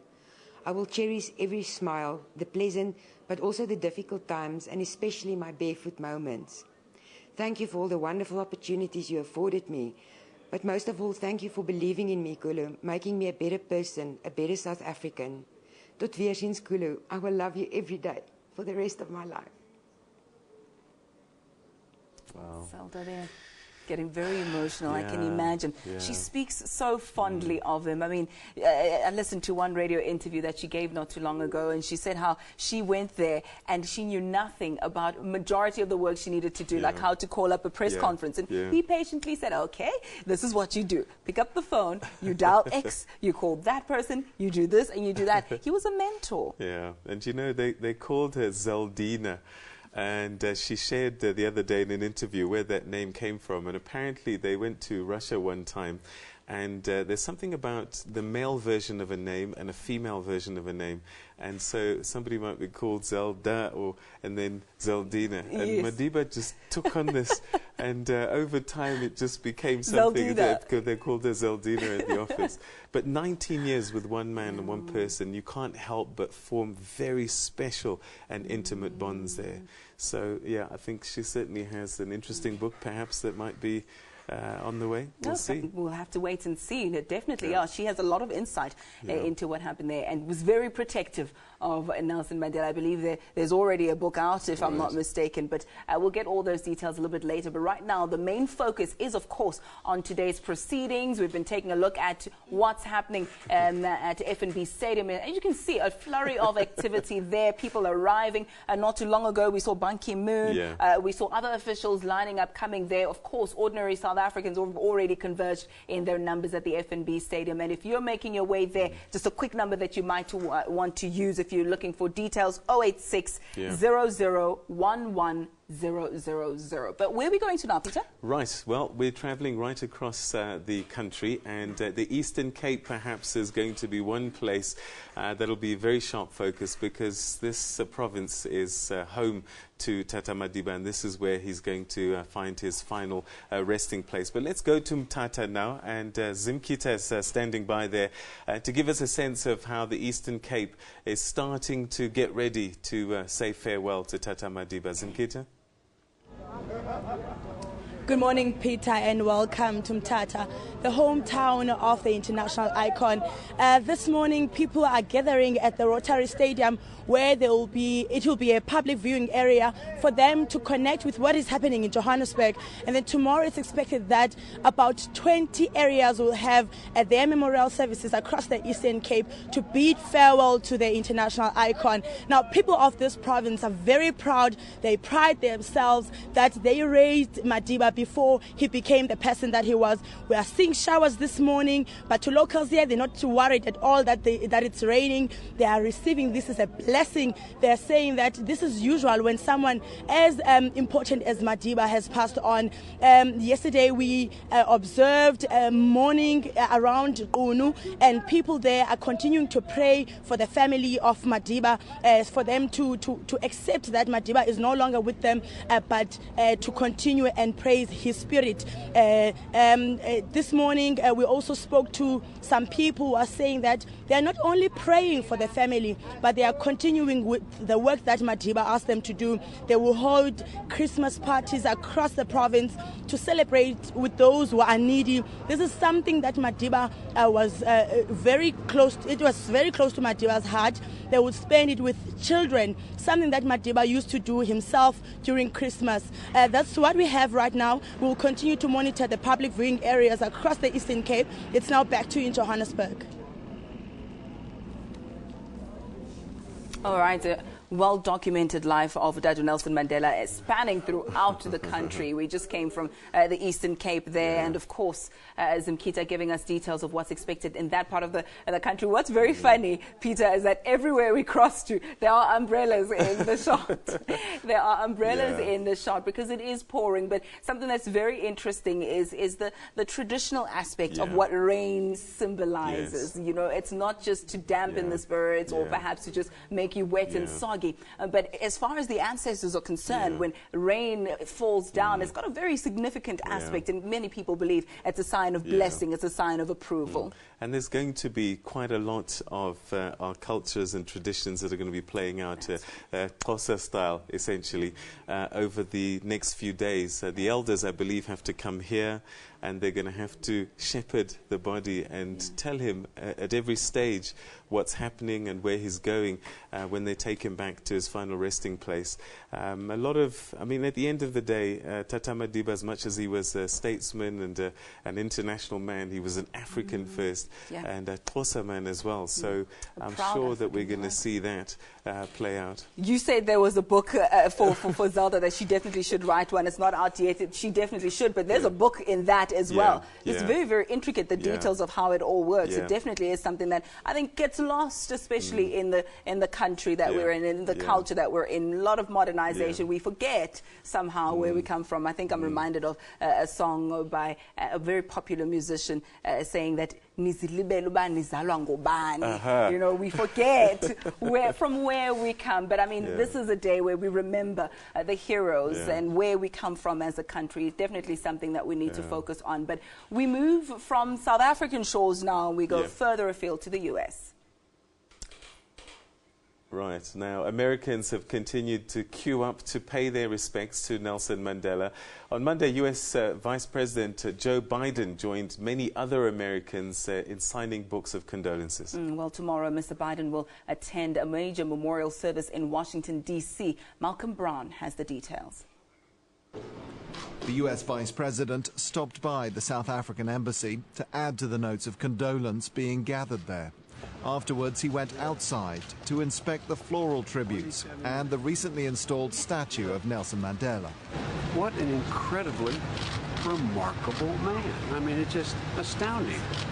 And then what he did after he was elected, bringing black and white together down there, we're not going to see this guy's like again in a long, long, long time.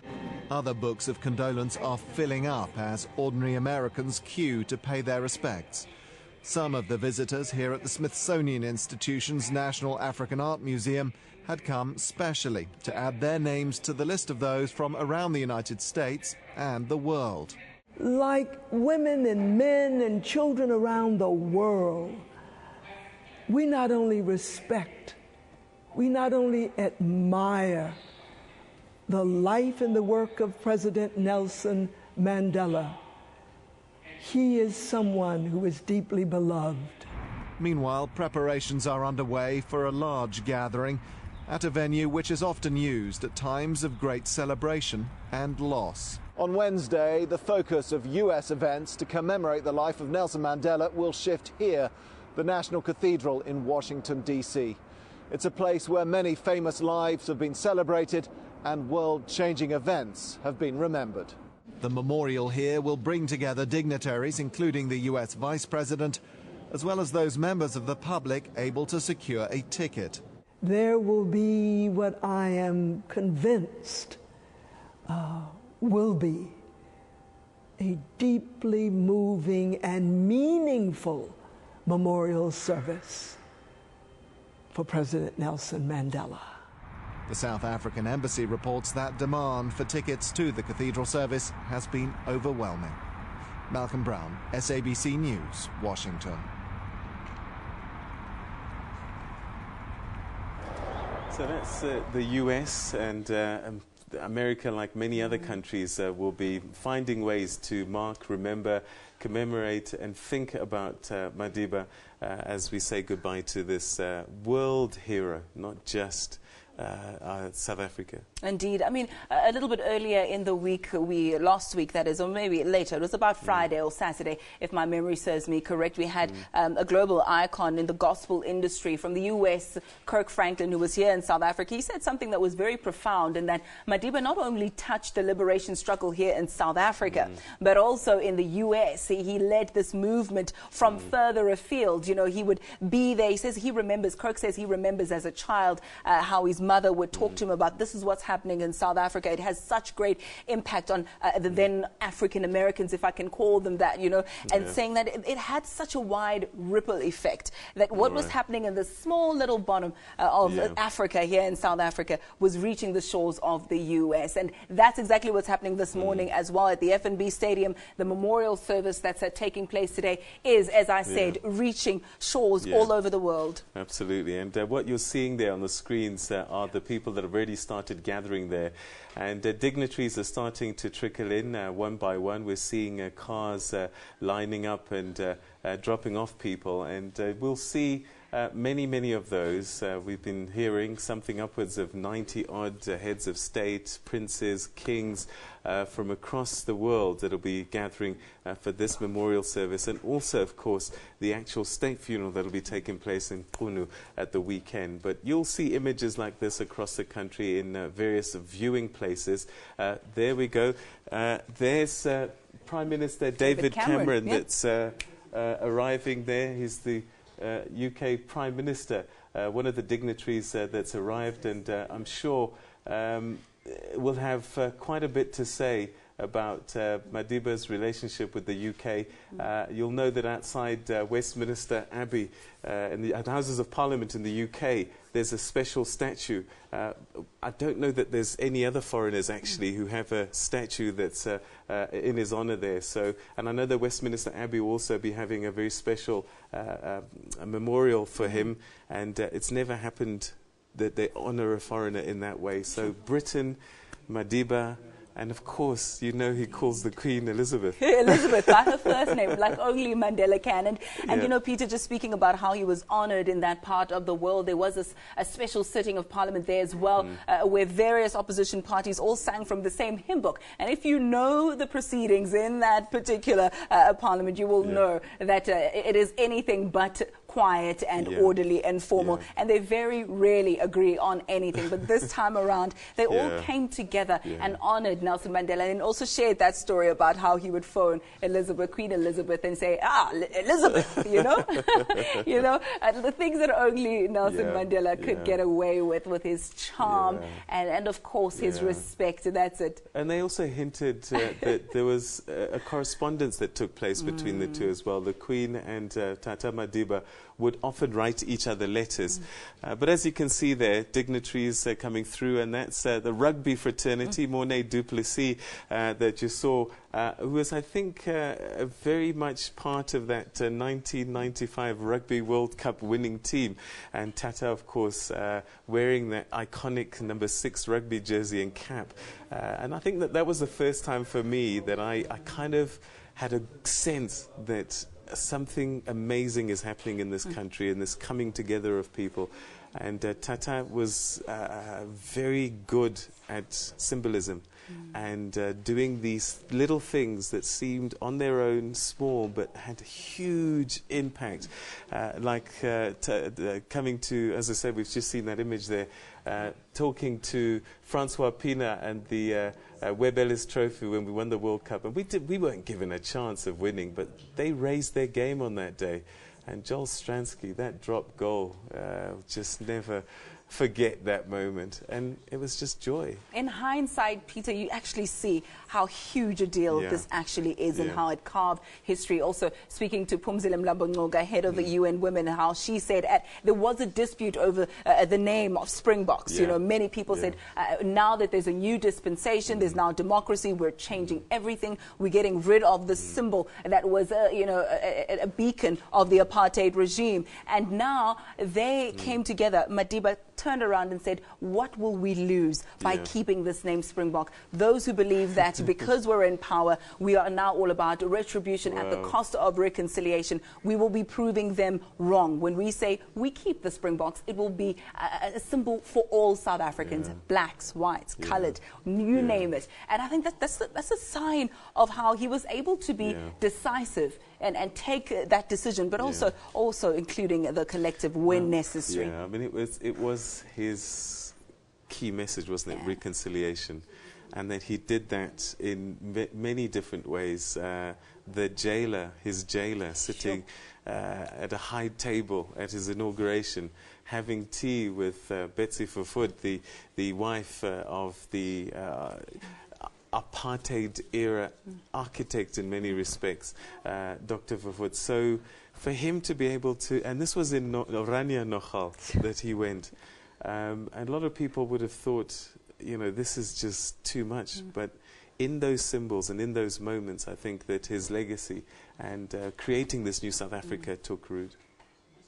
Indeed, and yet he never lauded it over anybody, but in fact, when was showered with compliments, was very quick to say that he is no saint, and in fact that he did not do any of this work on his own. Very humble, and that humility and ability to listen is what many people are reflecting, even on the Twitter sphere, if I can say that. And we've got a few tweets to mention for you of what South Africans have had to say about Nelson Mandela, some of them mentioning whether or not they'll be going to the stadium today. Peter, can we take us through the first tweet? Well, this one is from IamZ3N. It says, getting ready to head to the Mandela Memorial at the FNB Stadium.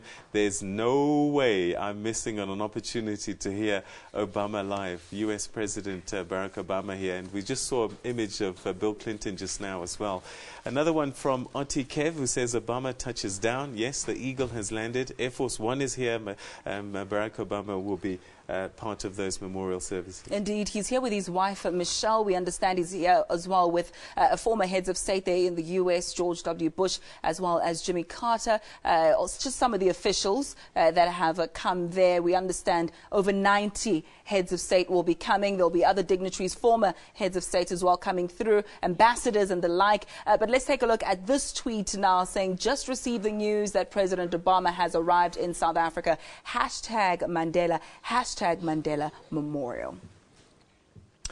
Shin Guki 87, 91 heads of state at Mandela Memorial. What a historic day. I love my country. Obama and Castro sharing a stage. Amandla.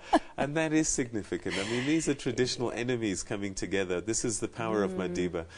Indeed. Another one to that effect. Official program, Mandela Memorial, President Obama and President Raul Castro both speaking. Interesting time, says TJ Zara. All right, so keep those tweets coming at SABC News Online. Hashtag Mandela's another one, hashtag Mandela Memorial. But let's go to Njanji Chauke, who's at FNB Stadium. Oh, it's Houghton. All right, we'll be going to. I mean, you're highlighting all our trade secrets now. We're all over the show, but let's go to Njanji. Santen, where we've just had a media briefing with the elders. We understand that the elders have had something to say. They made a brief statement. Can you bring us in on what they had to say?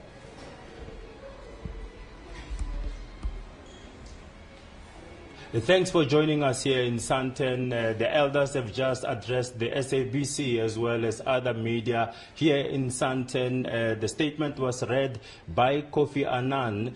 They described Nelson Mandela as a visionary leader who will inspire generations to come, and they vowed to continue his legacy. They conveyed their condolences to Mandela's family as well as South Africa. Archbishop Emeritus Desmond Tutu was also here, as well as Mary Robinson, as well as the former U.S. President Jimmy Carter. From here in Santen, they'll be heading to that memorial service at FNB Stadium. You'll recall that the elders was founded by the late former President Nelson Mandela about 3 years ago. The aim of the organization is to foster unity as well as help in terms of resolving conflict. They have said that they are going to continue his legacy, and saying that Mandela would have wanted them to continue. They also conveyed their condolences to the family and the country. Njanji, thank you very much indeed. So Njanji Chauke there in Santen, sharing his thoughts and also reporting about this group that Tata Madiba brought together, saying that the whole aim and reason for its existence was to foster better understanding amongst the nations. And sort I think the guardians of the world, to make sure that morally we remain above board and we live out the legacy of Utatu Nelson Mandela. And also, I guess it's easier once you're out of office to be able to do and say certain things. And I think that's a rationale for something like this, because when you're in office, there's all sorts of political and diplomatic challenges that they need to face. But once they're out, they've got the wisdom and the experience, and putting it together, being out of office as well makes it easy. But let's see what's happening around. Is that FNB Stadium that people... And let's take a look at Houghton now, where you can imagine this has also been kind of the epicenter of what's been happening, because this is where he spent his last days, isn't it? That's right. We are expecting some dignitaries to stop over in Houghton first before they go to the FNB Stadium. We do understand that Barack Obama was scheduled to appear there. We are going to just keep a close watch at what's happening there. We are seeing some sort of convoy there. Not too sure at this stage exactly who is there, but as soon as we find out, as soon as that information has been made available, you can be the first to know. We'll definitely make you know. And of course, where will they be heading? That image on the screen there, that's the FNB Stadium, Soccer City as it was affectionately known during the World Cup finals. I think it seats somewhere in the order of 80,000 people, but probably 100,000 might be in this stadium by the time it's done. People have been invited, members of the public, on a first-come, first-served basis. So if you haven't left home, you're probably not going to be getting into the stadium, so it's probably not a good idea. Rather watch it on television. We'll be covering it live, and also you can listen to commentary on our various radio platforms throughout the course of the day. Peter, it's very interesting. We started this broadcast at 5 o'clock in the morning. There was a handful of people who had gathered there.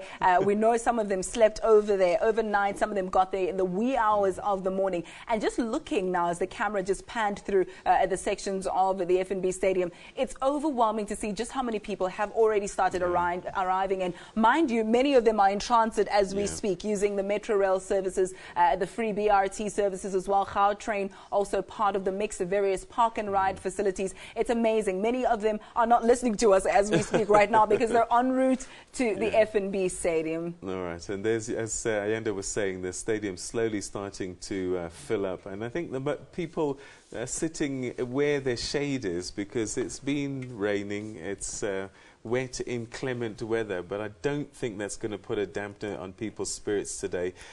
Come rain, hail, people are going to come and say farewell to Tata Madiba, a historic event taking place.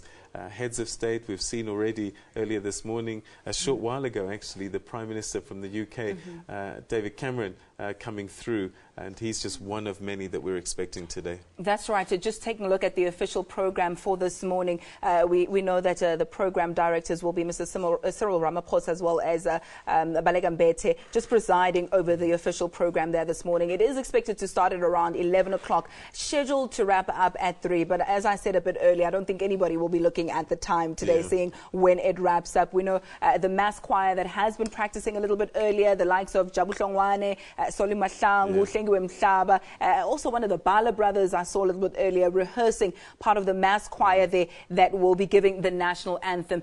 From there, the program directors will be welcoming and opening the remarks. All right, and one tribute I think that people will be looking to, a long-time friend of Tata Madiba, and they spent time in jail together on Robben Island. It's Andrew Mlangeni. He's going to be making his first tribute after the interfaith prayers that take place. Moving on to the next page of this official program, then there's a tribute by various family members, Ayanda. Indeed, the family member that will be given the main tribute is what we understand will be General Thandukolo Mandela, also followed by the tribute by the grandchildren. We have Mbuso Mandela, Andile Mandela, Zozuko Dlamini, as well as Phumla Mandela. So they'll be coming through, also giving a word from the grandchildren as well as from the perspective of the family. We also spoke about this a little bit earlier, and we know he has already arrived. That is the Secretary General of the UN, Ban Ki-moon, and he'll be representing the United Nations at these official proceedings. And we're very proud that we have 2 Under-Secretary Generals at the UN, and we spoke to Phumzile Mlambo-Ngcuka a little bit earlier on. She's the Under-Secretary General for Women. So Ban Ki-moon, tribute from UN representative, and also the tribute from the AU Commission Chair. Again, one of our own, Dr. Nkosazana Dlamini Zuma, will be addressing the people there today. Other foreign dignitaries that will be speaking, just a tribute by the various leaders all over the world. We have the likes of U.S. President Barack Obama. He'll be joined by his counterparts from Brazil, Dilma Rousseff. We also know from Namibia, the President of India, President of Cuba, also giving the tributes by the foreign dignitaries there. Not forgetting the Vice President of China, also set to address the many mourners who had gathered there at the FNB Stadium. And then, of course, our very own president, Jacob Zuma, will be giving the official address there. The keynote address will be by His Excellency President Jacob Zuma. Yeah, and that'll be followed by a sermon. Bishop Ivan Abrams will be leading us in that. And finally, the vote of thanks by the host province, Gauteng, the Premier, Nomvula Muganyane, who also we had in studio a little bit earlier on. You spoke to her. What does she say to you about today? Besides the fact that her and her team have had sleepless nights putting this together, she did mention that it was for a terrific cause, making sure that we give Nelson Mandela the best farewell possible, the best memorial service. And she did say that it is something that they took in their stride, just planning this whole event. She called on South Africans to be very patient as well. There are several road closures that are underway in and around the vicinity of the FNB Stadium, the highway there, several roads that are leading up to that area. So she did call on those who are not attending the ceremony there at FNB Stadium, but will be using the road for whatever reason. If there is a stoppage and you're told to use alternative routes, please can you just bear that in mind, and let's treat the visitors with the greatest amount of respect that we can. Yeah, well, let's talk a little bit about some of the road closures, and if you're thinking about going there. Generally, the roads around the FNB Stadium are pretty much going to be no-go areas. The N1 and the Randsco Road, whatever you want to call it, N1 and Soweto Highway, N1 and the N17. The N1 and Nasrec off-ramp as well will be closed. Greenwood Road and Boyson's Reserve, and not forgetting Nasrec and Main Reef Road. So you do well to try and avoid these routes if you're not intentionally trying to get to the FNB Stadium. And of course, if you are trying to get to the stadium, driving there is not the best way at all. Of course, there are various ways that you can do that. Public transport has been made available. It is free. If you want to get the details of how you can connect, it is very late right now, as we mentioned, Peter. Yeah. If you are trying to get there, it is very, very late for you. But if you're looking for details for whatever reason, the number is 086 0011 000. We'll continue to give you those details throughout the course of the day. All right, okay. So a little bit later on, President Zuma will be delivering the keynote address. But at the weekend, at the Baptist Church in Bryanston, Methodist Church rather, in Bryanston, President Zuma shared his thoughts about Tata Madiba.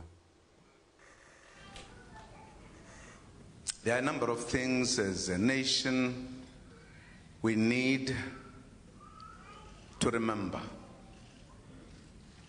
When I say we pray for the nation, is that we should pray for us not to forget some of the values that Madiba stood for, that he fought for, that he sacrificed his life for. We should include those in our reflections.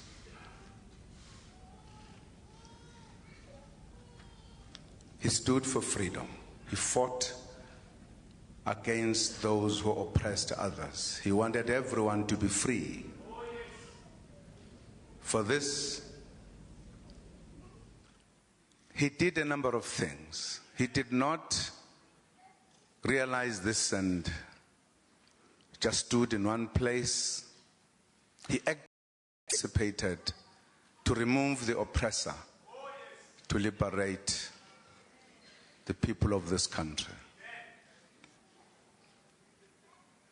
As he said in his own word, that he has fought against white domination, and he has also fought against black domination. That stood for ideals that reflect, of course, the values that he stood for. When our struggle came to an end,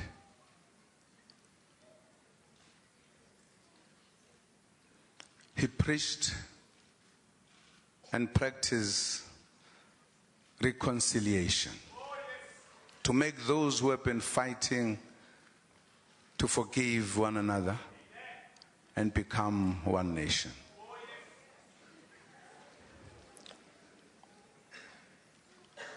He preached and believed in peace, that we should live in peace, that we should live in unity. We should be united as a rainbow nation. All right, President Jacob Zuma there sharing words with us. That was on Sunday at the Methodist Church in Bryanston. And very important message. I mean, you know, this concept of Rainbow Nation, I don't think it ever existed anywhere in the world, but we certainly put it on the map, and it was the message of reconciliation. But let's continue to have a conversation with our journalists that are around the country. Asanda is in the Western Cape now, and I know she's got a guest standing by. Asanda, you're at the Armed Forces. Can you give us a bit of details as to what that's all about this morning? Welcome back to Cape Town. We are now at the Grand Parade. This spot is a historic place because the Grand Parade here is outside the City Hall where Mr. Nelson Mandela delivered his first speech as a free man in South Africa.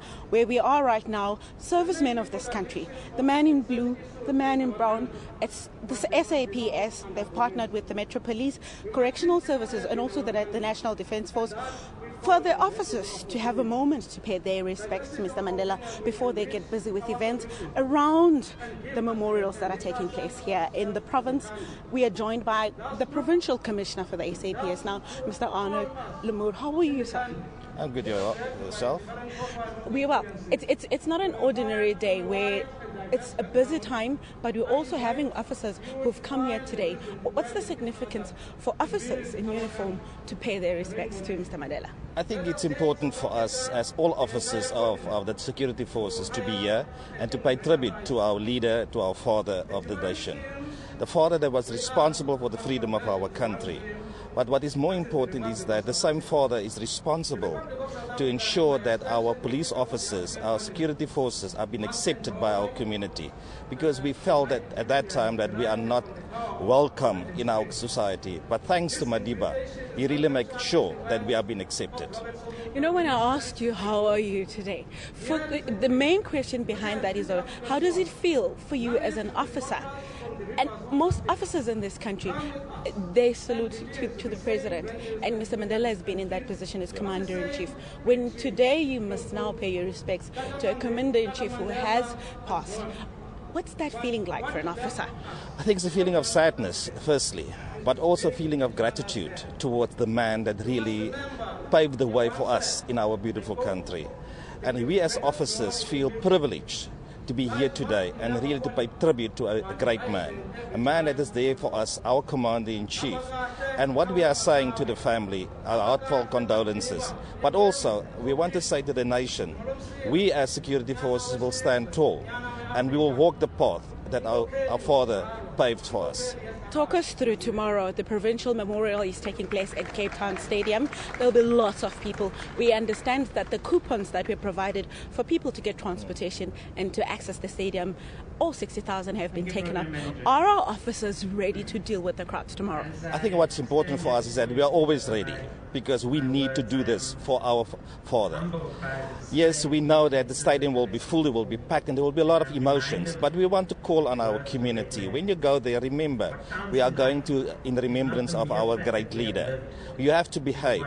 The officers will be out in full force, everybody, from the police to the Metro Police to the traffic department, the emergency service, all of us will be there to ensure that we give him a great send-off in Cape Town. There's other areas that are public viewing sites besides the historical Grand Parade here. Which other areas are those in Cape Town, and is there adequate security there?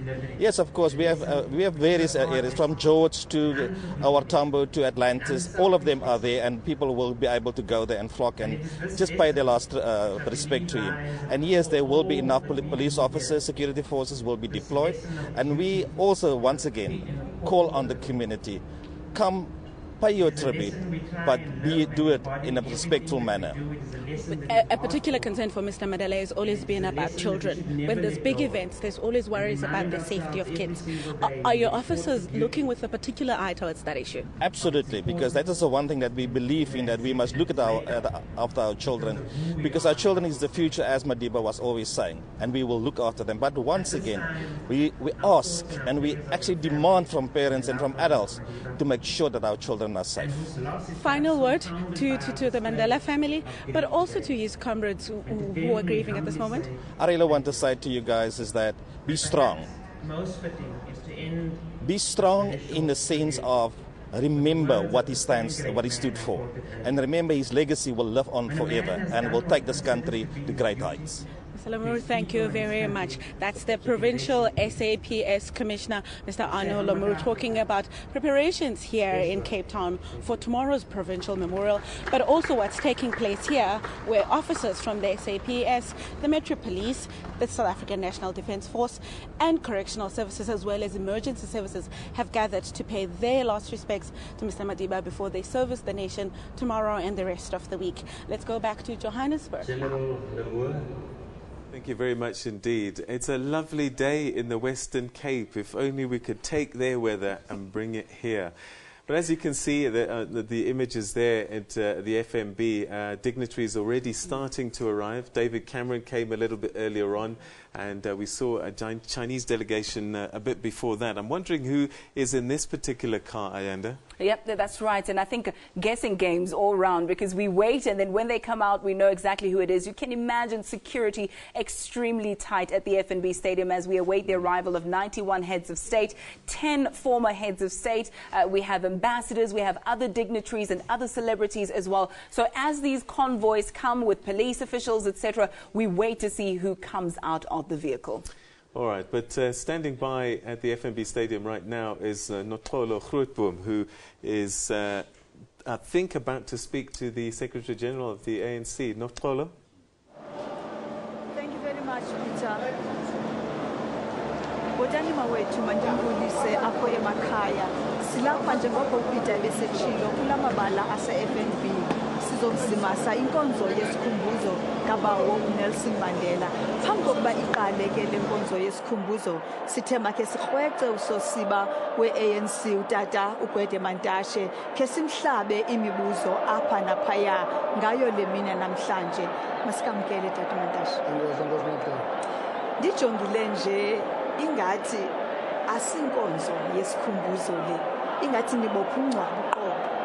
Into eyenza senze loo nto Noxolo kukuba ezi nkonzo zesikhumbuzo le yi-official zikhona ezawubakho kumaphondo onke. Senzela into abantu baye kweza memorial service bayokulila khona, bayobhiyoza khona, ngoba siye sajonga phaa isimo sapha eMthatha safumana uba akho FNB phaa eMthatha, akho Ellis Park, akho Johannesburg Stadium. So indawo zokuhlala zizawunqongophala. So izabanceda ukuba abantu beze apha kwinkonzo zesikhumbuzo. Yiyo laa nto nee-president zamazwe ohlukileyo zinikwa ithuba lokuthetha apha namhlanje, ngoba phaya laa mngcwabo uzawuba ngumngcwabo ovaliweyo wosapho nezihlobo ezikufitshane nabantu abasondeleyo kuba indawo ayikho. Khawungene nzulu Tata Mantashe kwindlela eniyibophe ngayo inkqubo yanamhlanje. Namhlanje kuzawuthetha sivumele uba omnye wamaqabane ayenayo uMandela kwi-Rivonia trial isithwalandwe sithethe apha egameni lezithwalandwe zonke. Emva koko kuzawuthetha abantu abaninzi, andithi ungena kule family nabantu abakufitshane, kodwa sinike ii-president ezahlukeneyo ukumela i-SADC, i-AU, ukumela iCuba kufuneka ithethe, iChina kufuneka ithethe, onke la mazwe asondeleyo neAmerika izaba khona. Senzela into yoba ke ii-region ngokwahlukana kwazo zibe nelizwe apha. Kuba uMandela yi-icon yehlabathi, ayiyo icon nje yethu sodwa. Senzela uba kubekho lo mtyhike wokuba zonke ezi president zithethe apha namhlanje. And then kupresident welizwe uzawuthethela thina bantu balapha eSouth Africa, athethe neAfrika, athethe nehlabathi. Njengoko sokutshilo uTata Mandela uliqhawe kwihlabathi, kodwa kuqala uliqhawe kuthi. Kuyintoni uTata Mandela kuni, eyintoni uTata Mandela kumuntu? Yabona mos laa generation uTata Mandela zeza youth leaders zika-1940 abantu bayayilibala ezakhokela i-ANC for iminyaka egqitha kuma-40 kusuka ngo-1944 uyoma ku-94 iminyaka engama-50. Eza nkokheli zakhokela lonke laqe, ungazijonga zonke, ooTambo, oonzo, oogqabi, ungazibala zininzi uzidwelisa ngokuba uba zeza youth leaders zika-44 zikhokela ixesha elininzi. UMandela ke yenye zo youth leaders. uMandela uyamkhumbula into wayivolunteering chief ngexesha le-defense campaign. Uyawukhumbula uMandela waba yi-commander-in-chief yokuqala yomkhonto wesizwe, wabanjwa wagcinwa ngamavili 27 years. Awukuphuma apho wakhokela i-ANC wayipresident yelizwe. Yiyo laa nto sithi wenze i-history, wenziwe yi-history. He's a maker and a product of history. So uMandela unjalo apha kuthi. Yiyo laa nto abantu abesithi emva kwakuzawuthiwani ndithi abantu ababuza lo mbuzo eneneni bayamthuka kuba bathi kunegeneration yamaqeko ayikhokela umzabalazo angakwazi uqeqesha iinkokheli ezilandelayo. And ngokolwazi lwethu ayinjalongo loo nto. I-ANC enye into ekwazi uzenza kukuvelisa iinkokheli kwii-generation ngee-generation zilandele ngolo hlobo. Kodwa into ongenawuyenza kukuyireplace i-art. Uyabona mos ukhokhela yi-science, yi-profession, but kune-aspect ekuthiwa yi-art. Xa kuthiwa yi-art ke kuphela into yoba i-personality yona ngokwayo yenzani, ingasukuba ayiqeqeshekanga, iqeqeshiwe, ifundisiwe, kodwa i-art ke ngoku ithembarishe nokuba umntu ukhokhela kanjani na yena ngabuyena. Utata uMandela ebeyinto yonke kuthi kubemi boMzantsi Afrika ngokubanzi. Khawufaka abantetho isisuthu emfuthweni wale mina namhlanje. Yabona mos abantu balapha uMandela bambona eyinto yonke. Into abafuna bayazi ukuthi le program uMandela wayeyimele ye-non-racialism, i-non-sexism, i-democracy, i-unity, i-prosperity. Zonke zonto ayizonto awazitsala ekoneni uMandela wazitshinga. Zinto ezaphekwayo embizeni esinomyalezo wokuba as abantu balapha eSouth Africa benu bonke masiyilwele into yoba siyokufika kuloo ndawo. Ayinakwenziwa nguMandela yedwa, ayinakwenziwa yi-ANC yodwa. Ingenzeka xa abantu beli lizwe bonke beyazi uba kubaluleke kangakanani na ukuba sonke siyokufika kulaa njongo ebekile. Okwesibini, siyazi ukuthi ukuze siyifumane laa nkululeko ngokupheleleyo ixhomeke kuthi nama-South Africa. Yiyo laa nto kumaxesha amaninzi sisinotola eli gama lithi delivery ndithi bafuna uba lisenzele ingozi yokuba abantu bahlale balinde urhulumente. Kanti uba ngaba sifuna idemokhrasi, sifuna iprosperity, sifuna i-unity, abantu funeka baphume babe ngenyawo urhulumente abancedise. Yintoni mhlawumbi ongathanda into yokokuba abemi boMzantsi Afrika bayixathule kwesi sinyanya? uMandela yitishara ufundisa abantu bonke. Ungamamela ka bethetha abantu bakuthelwa ngabantwana, uzawuva into yoba abantwana ebebathanda kangakanani bemthanda kangakanani. Ubuya kwezemidlalo bonke bebenze umda apha becela ukuthi uMandela ubathanda kangakanani, bamthanda kangakanani. Ubuya kwezopolitiko uMandela bamthanda kangakanani, ubathanda kangakanani. Ubuya kwiinkokheli zehlabathi zithetha into enye. Isanto esikhoyo kukuthi le nkokeli ibikhokele abantu boMzantsi Afrika kakuhle, ibakhokele nangexesha ibisetrongweni. Yabona mosanda unokusayikhumbula ikampeni okuthiwa yi-Release Mandela campaign. Kwakungathethwa ngoMandela yedwa, yayiyikampeyini yoba kukhulwa amabanjwa ezopolitiko loo campaign. Wenziwa isimboli, wathi wasikhulula isizwe. Yabona kuthambo kayicacisela ukuthi abantu abaninzi apha bathi ipresident ye-ANC nguMandela. Masingayiphikisi loo nto kuba siphumile sathi ebantwini iinkokheli zethu ziseluvalelweni. Yabona ke humility kaTambo leyo ebonisa ukuthi ezi nkokheli zazitsala ngachadi linye, zisiyacalanye, zibambisene, zifuna ukufezekisa injongo enye isetrongweni, enye iselibhacweni, eziku-underground zenza the same thing. Yiyo ke into ofuna sizithathe kumandla. Makhe sabelane ngale mbiza mantata Mantashe kudala ulapha eGauteng. Khawunqunqe mani ufake nje noba sisuthu. Ufuna ndithini ngesuthu? Khawubafake nje emfuthweni. Khawubafake nje emfuthweni ngale mina namhlanje. Ubamkele. No. Letsatsi la kajeno ke letsatsi la bohlokwa ka hore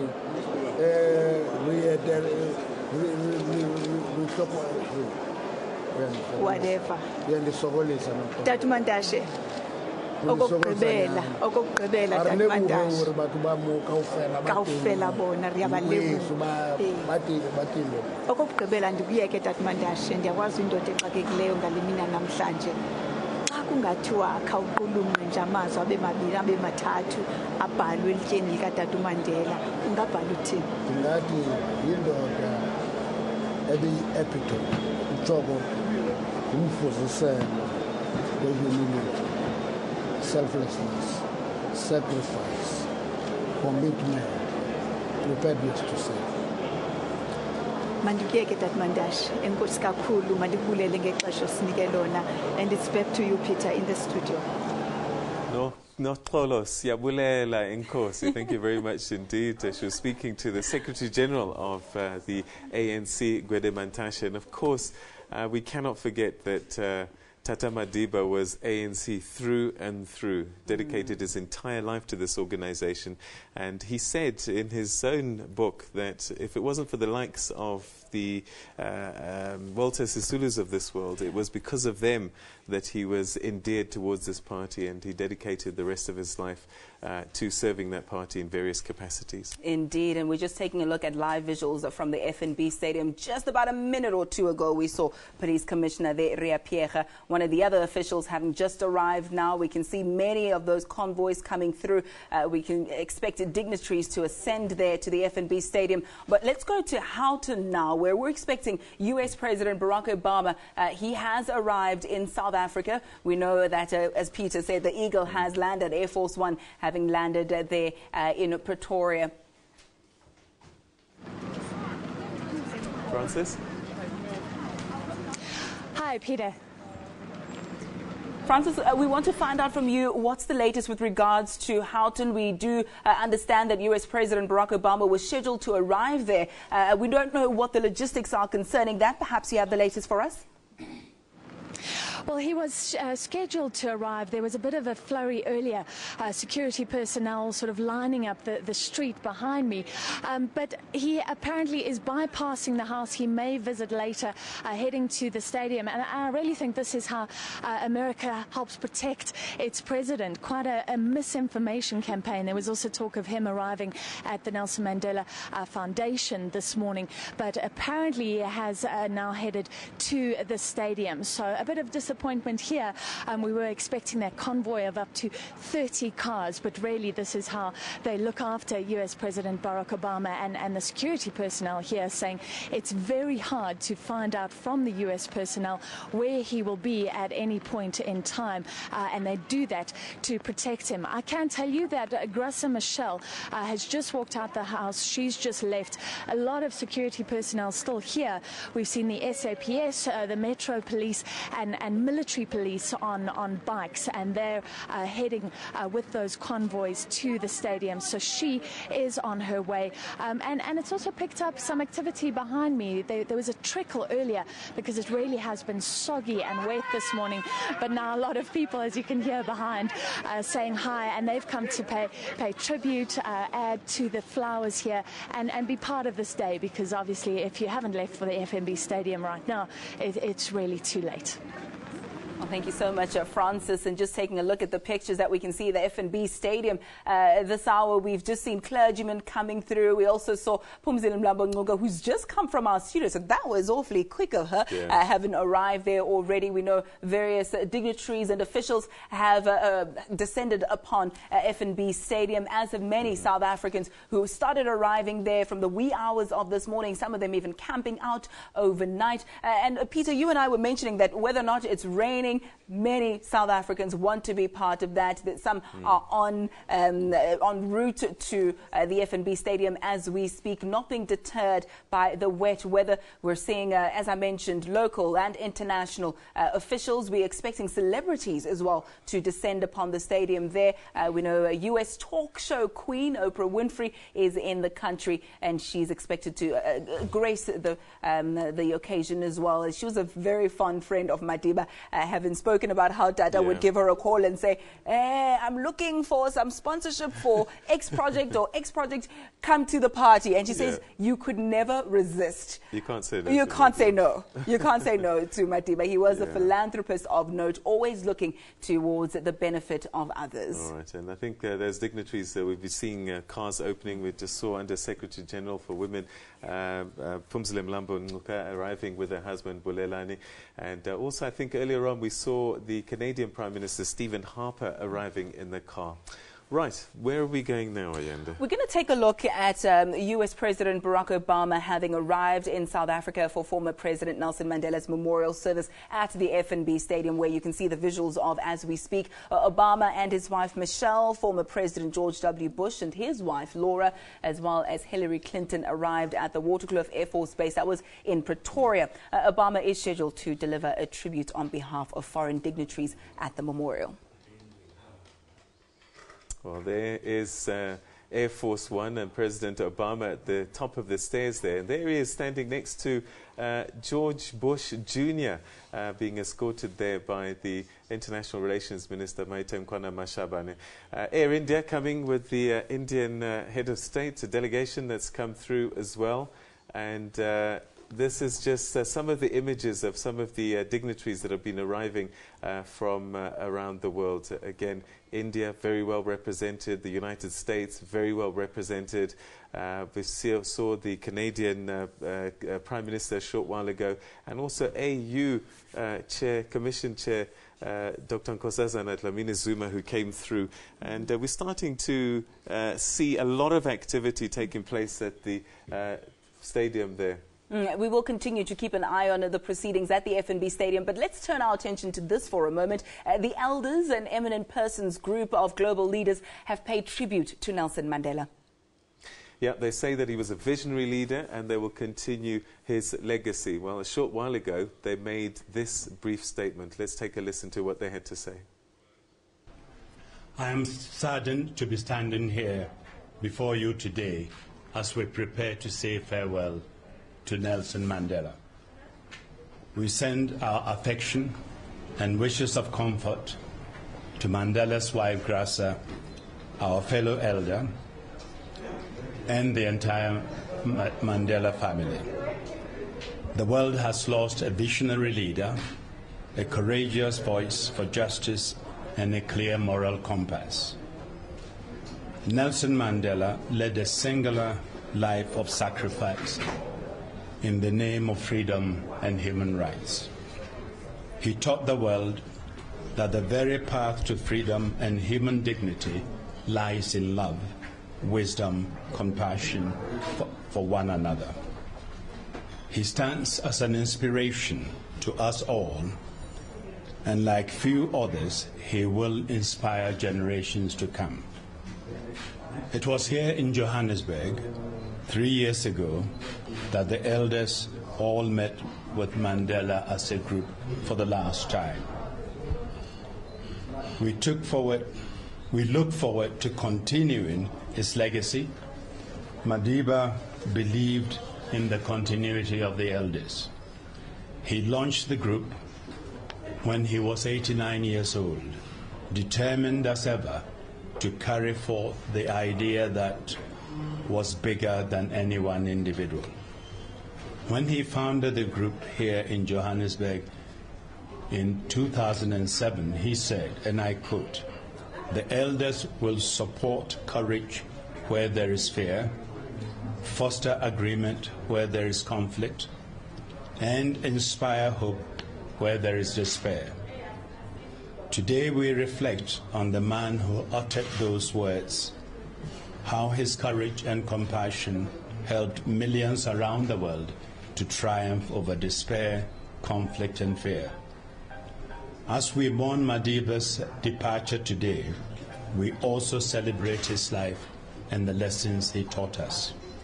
And tomorrow we shall return to our work, inspired by Nelson Mandela's life and legacy, in the name of peace, justice, and human rights. All right, that statement from the elders that was delivered a short while ago, led by the former UN Secretary-General Kofi Annan, who's in the country as well, will be part of those celebrations.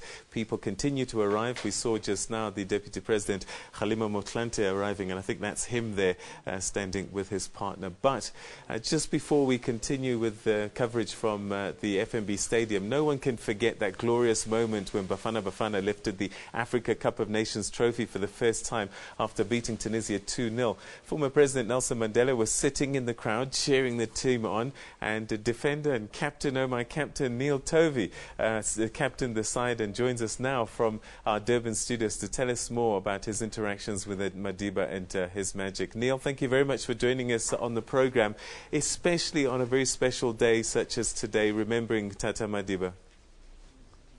Yeah, what a wonderful day. You know, everybody seems to, you know, on mourning, but then we must celebrate the legacy that he's left us and the great times that we had with him. Neil, we're going to have to come back to you in a short while. Just bear with us, because we're starting to see the dignitaries arrive at the FNB Stadium there.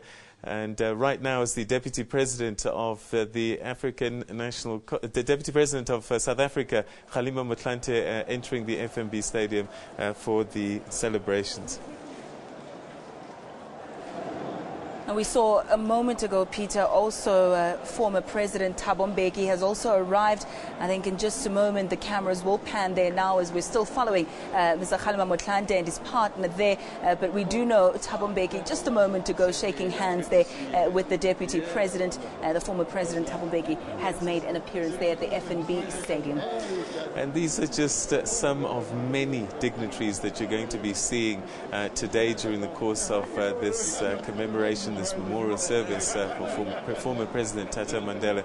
And I can be certain that every single one of these people here will have a story or a memory or something that has inspired them through their own leaderships that they've taken from Tata Madiba. He was always considered someone who was a mentor, someone who groomed a lot of leaders that we're seeing today. One such man is this gentleman, that is Thabo Mbeki, his wife there, Zanele, also walking towards the elevator there as they go into the building, the FNB Stadium. We know President Thabo Mbeki, their former president, was groomed by Nelson Mandela. He did, of course, take over from him as president. Yes, indeed. He was the first deputy president of the country when Tata Madiba was president. And that man that you're seeing there is Advocate George Bizos, and he's walking in. I think that's Zelda Lechansi holding his hand. Advocate George Bizos, part of the legal team at the famous Rivonia trial, and has been a lifelong friend of Tata Madiba, and always willing to shed a tear when he talks about Madiba, especially when he got ill. I think it was just a bit too much for him. And next to him, of course, his long-time personal assistant, Zelda Lechansi, walking in together. And the advocate, you just mentioned George Bizos, working side by side. And he's had a lot to say about Madiba, the lawyer, as well, which is something that is not often spoken about. But he spoke about the presence of Dr. Nelson Mandela as he walked into a courtroom. And he says there is very, very little people who could actually resist or deny the presence of this man when he came in, and he had put an argument before the judge, and he had questioned people, and many women in particular is one thing that was mentioned, that white women would be gasped, you know, when they were asked these questions with such confidence, as was the case when Madiba did so. And here's another friend of Utata Nelson Mandela, Mr. Ahmed Kathrada, who shared some of the stories that they experienced there in prison there in Robben Island. Mr. Kathrada saying that Madiba had such a love for hair gel. There was a particular brand, I think Pantene it was, that he said he gave the wardens quite a tough time when that particular brand was discontinued. Just some of the memories that they shared together. Mr. Ahmed Kathrada, struggle icon and veteran there, having just come into the FNB Stadium. And right behind them, I think that was the Premier of the Northwest, Thandi Modise, arriving as well. So the dignitaries slowly be coming in one by one as the cars pull up to this VIP entrance, and it really is a who's who of both the continent and the world arriving here to bid farewell to Tata Madiba, and we'll continue to share with you these images as the special broadcast unfolds throughout the course of the day, where the memorial service is taking place out there at FNB Stadium. And as I said, more dignitaries are coming through, and we'll try and identify as many as we can, but we're talking about 91 heads of state that will possibly be in the country between today and Sunday, with the final state funeral in Punu that will be taking place there. And as we take a look at the various officials and dignitaries and VIPs who are making a grand entrance there at the FNB Stadium, we must also just mention that we have spotted some of the Mandela family members who are indeed there. Some of the daughters we've seen also on the stage and making sure that everything is in place. They have started to arrive there at the moment. It is exactly 10 o'clock on the dot. 11 o'clock is when we expect the proceedings to begin. The official program being presided over by Cyril Ramaphosa as well as Umama Balega Mbete. They will be the program directors, which we expect the program, of course, to begin at around 11 o'clock. It was scheduled to wrap up at 3 o'clock, but Peter, I keep on saying this when I mention the time. It's that people are there to share in the spirit of togetherness, in reconciliation, in memory of Dr. Nelson Mandela. I doubt anybody will be looking at the time. I mean, people started singing and dancing from about 5, 6 o'clock this morning. And I remember just sharing with one of our colleagues that, aren't they going to get tired come 11 o'clock? And she said to me, Ayanda, I highly doubt it. Because at this point, the spirit takes over the body. And the spirit is jovial. The spirit is remembering Madiba. Your fatigue will be the last thing on your mind. No, this is, and these are historic times that we're living through, and I think people, perhaps when they look back, they'll realize just how historic these moments have been. And we're very fortunate that Tata Madiba was South African, belonged to South Africa. As much as we've shared him with the world, he was possibly, and you spoke to the brand South Africa CEO, one of our greatest exports as well at the same time was Madiba's image, his persona, his teachings, and so hence I think the arrival of so many dignitaries here. Indeed, and I think the onus is now on us. The onus is on us to make sure that we carry that the baton and run the race and continue to fight that good fight, making sure that the Rainbow Nation ideal is continued. Okay. All right, so let's go back to Durban now. Just before these dignitaries were arriving, we were talking to Bafana captain Neil Tovey, who captained our side to a victory. Neil, sport and Tata Madiba, over the years, synonymous. Recount for us your experience with him, particularly with the African Nations Cup. Yeah, what a wonderful day. We knew that he knew that sport was going to play a significant role in bringing the country together. You know, that day we did not quite know what we were going to about achieve, but him being there, he was throughout the tournament. He was at our hotel visiting us, and when obviously in his busy schedule, when he couldn't make it, he would give a telephone call to wish the team all the best and very well for the game. So you know, just to see him there in your shirt like he did with Francois. Very, very, very privileged to be in that position and the captain of the country at that time. What did his presence and his words do for the team? Did it raise your game, do you think? Well, undoubtedly. You know, we knew what he had done for us. He had brought us into international football. Prior to that, we could only aspire to play for the best club in the country. But he brought us into the international fold and opened the horizons for us in regards to sport, or namely soccer in our regard. But so he opened up a wonderful passage for our footballers in this country. So we knew that there was not a doubt that we could not try to do our best for him. And did you understand that, look, you know, everyone talks about the power of sport, but did you understand at the time as well that there was a bigger agenda playing out? It wasn't just a football match for 90 minutes. Yeah, we did, because we'd realized what the Springboks victory in '95 had done in uniting the country immensely. And this was now, obviously, in numbers and pure numbers, it was much, much bigger than the Rugby World Cup in terms of that. So we knew that it was, I mean, there was people all over the country, whether you're on a farm at Beaufort West or you were in Durban's beach, everybody was looking on what Bafana were going to achieve on that Pacific Day and what it would do to open up our life as footballers. What did he say to you specifically? No, he just said, Neil, just keep the troops together. We know that your leadership will bring us through. There's going to be times when, and this was the night before, there's going to be times when the game was going to get difficult. But we've got huge confidence in your ability and the team's ability, and we know that you'll bring it home. Don't do anything different to what you've done throughout the tournament. Just go out there and just play your normal game.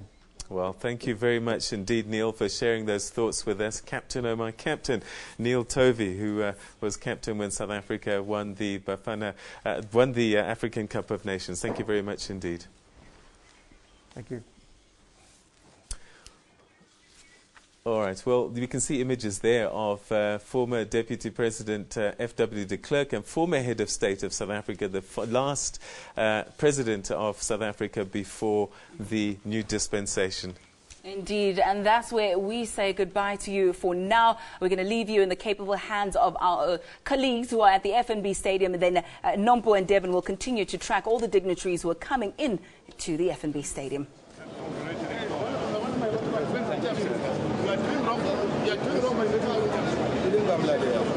Fine.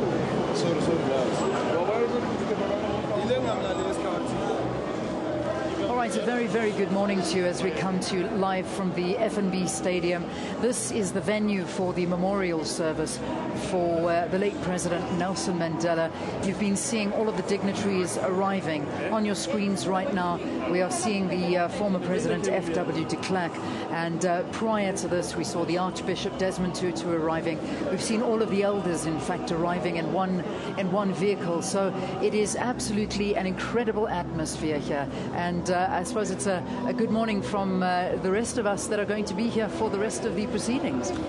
Kunjalo kanye nami mandizibulisele mawethu silapha kweliqonga lensizi liyana izulu apha FNB Stadium, kodwa noko kunjalo isiqabu sikho siyabonakala nabantu bazidelile beza lisina kunjalo.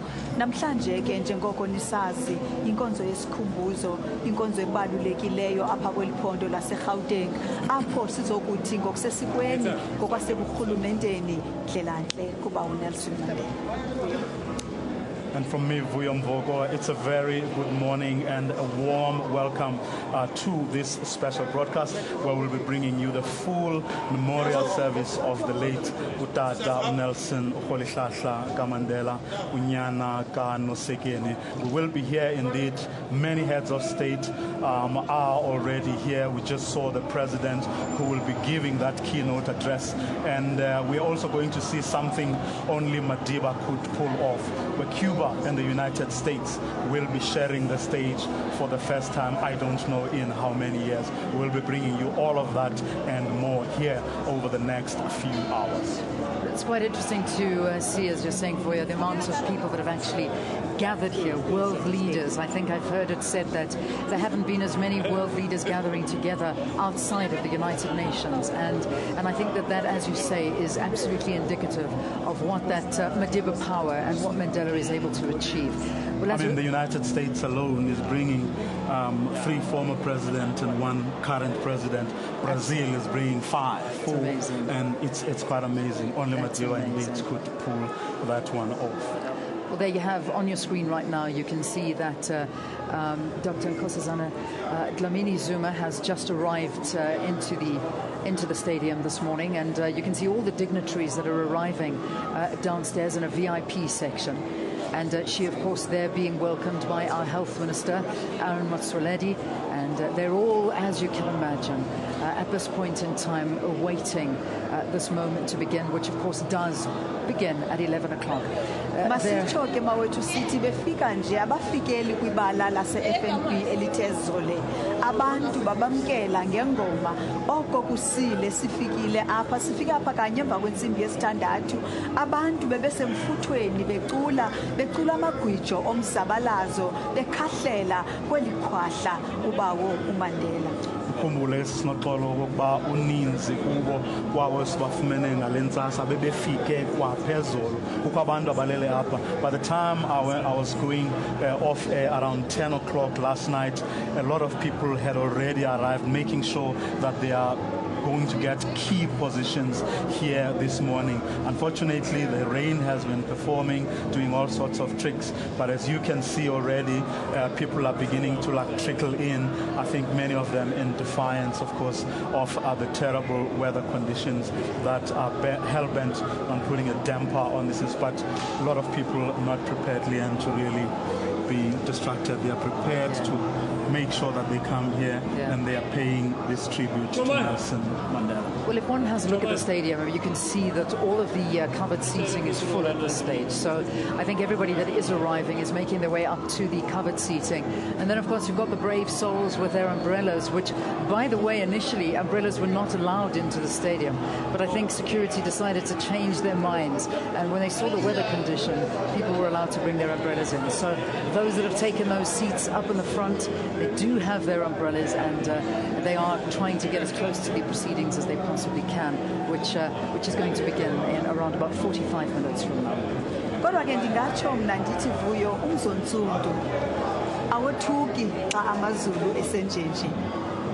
Ithi imvula xa isina ngemini ezifana nale kwaXhosa kuthiwa zinyembezi zasemazulwini. So asikhalazi ukwehla kwentsikelelo indlela mhlawumbi amazulu abonakalisa ngayo into yokokuba kubi namhlanje nawo akhala nathi singabemi boMzantsi Afrika.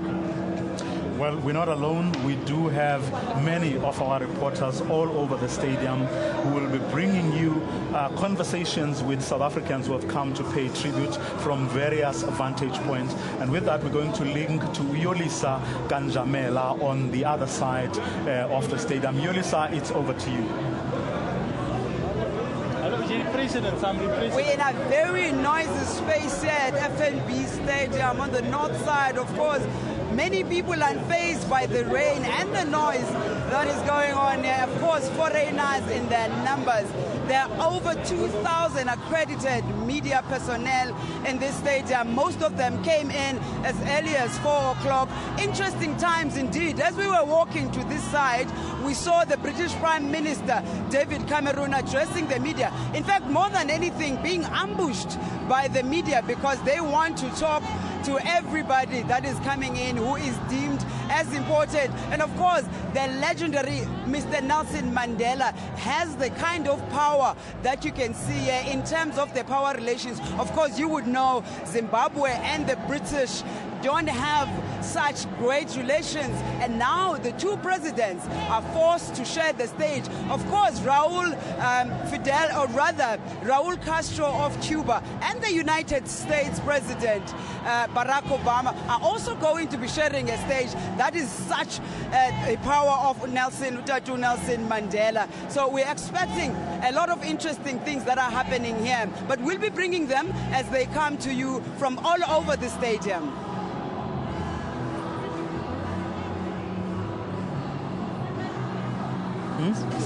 What? Oh, All right, Elisa, thank you very, very much. Keeping your eye on the ground there and finding out what's happening in and amongst the crowds. We've also got exclusive access to the field, which we'll be able to be crossing to. I know that Griselda Lewis is manning that position, so it'll be interesting to see the man point from there and what I can imagine she's going to be witnessing from being that close. Now, you're seeing all of the dignitaries arriving. It's almost surreal to see the amount of leaders that are arriving here at the FNB Stadium to bid their farewell and to remember Nelson Mandela, who passed away on Thursday night, last Thursday, and it's a night that I'm sure many decisions were made and taken by the leaders that have decided to come out here and to pay their respects to Madiba. We heard a lot earlier that Winnie Madikizela Mandela, the ex-wife of Mandela, has arrived at the stadium as well, and they're all being ushered, as you can imagine, into the respective hospitality suites where they will be, but then of course they will be led onto the field when the ceremony begins at 11 o'clock this morning. Must be pointed out, a very big logistically a very involved and quite complicated operation. I mean, protocols that have to be observed here with so many heads of state. This is bigger from that point of view. This is much, much bigger than even the World Cup, which is the biggest event we've hosted so far. And as the Secretary General of the ANC said earlier, a lot of things are bound to go wrong, but everyone is determined to trudge on and make sure that this event is handled with the dignity that it deserves, and everything goes as close as possible to plan. Yeah, I must say, Vuya, I think that this particular event, when we talk about social media, the power of social media during this event has been amazing, because I think all of the logistics are being communicated to everybody that is here, that everybody is coming in to just please be calm, please be patient, please understand. And I think there is a sense of understanding amongst the people that have gathered here, the leaders that are arriving, the security personnel that are in place. It is an absolutely massive occasion, and for this occasion I think that Madiba magic has overtaken us all. We talk about the weather conditions, Nokolo, and this is something that I think tradition has played a big role in. And when ndatsho ngaphambili izinto zakuthi ndathi asinaxhala ile mvula eyenzekayo ngoba siyazi thina into yokokuba zintsikelelo zodwa ezokuthi, kodwa ke manje likhankanye lokuba ezinkokheli zikhoyo namhlanje apha zizonzimasa lenkonzo kabawo uMandela, inkokheli zehlabathi kubandakanywa nazo eziphuma apha eAfrika, eziphume ngobuninzi bazo njengokuba nizibona zingena ngokungena, ziluphawu lwendlela ubawo uMandela ebeyiyo nendlela ebethathwa ngayo kwihlabathi ngokubanzi, into ebeyiyo kubo nento ebebeyiyo nabo kumbutho ebewusebenzela umbutho we-ANC. Kwezi nkokheli zikhoyo apha zikhona inkokheli ezathi ngelaa xesha i-ANC zaselubhacweni zayinika igwiba zaba likhaya kwiimbacu zalapha ekhaya ngaloo maxesha anzima, amaxesha engcinezelo. Ngoko ke akusothusi Vuyo into yokokubana zibe zilapha namhlanje.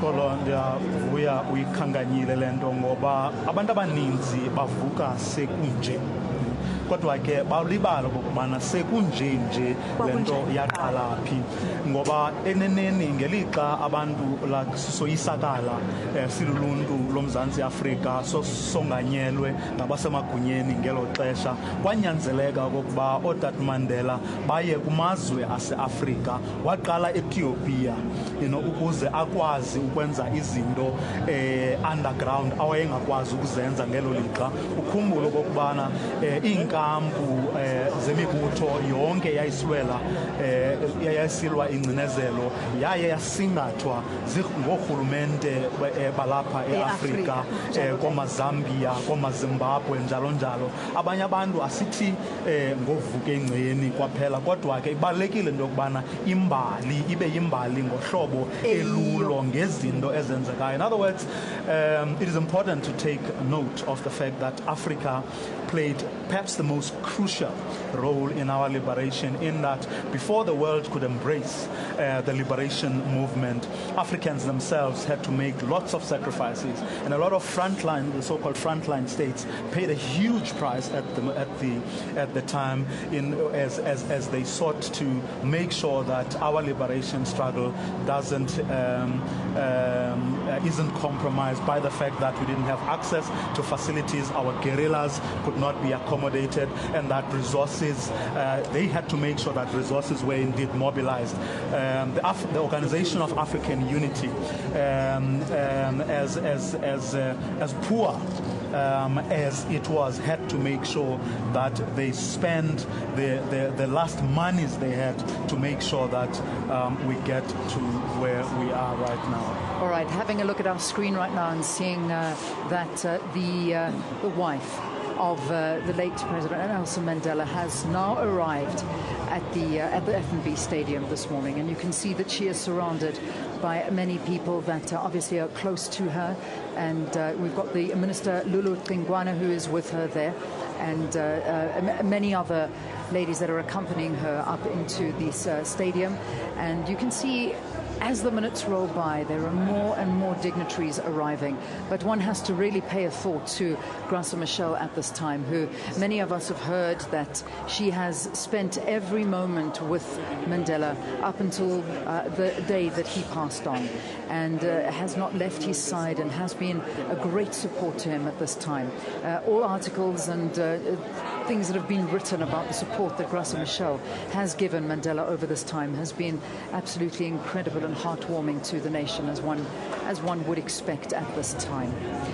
Ndiqinisekile into zakuthi niqaphele into yokubana umama uMachel namhlanje uvathe ezimnyama zodwa. Kunyanzelekile ke kube kunjalo kuba kuye kunyembelekile namhlanje ngokwesintu siyamvumela into yokuba umyeni wakhe amzilele ngesidima nangesithozela umbala ke ophuhlisa oko kuthi thina bantu bantsundu umbala omnyama fuyo. Njalo kanye sisinoxolo usezileni yolonto singamboni ethetha yolonto singamboni kakhulu ngoba uhleli ekhukhweni okokoko uba uMandela waye wanduluka uqinisekisa ukubana wonke lo mcimbi usingatha ngesidima nangesithozela njengenkosikazi yakwamadiba.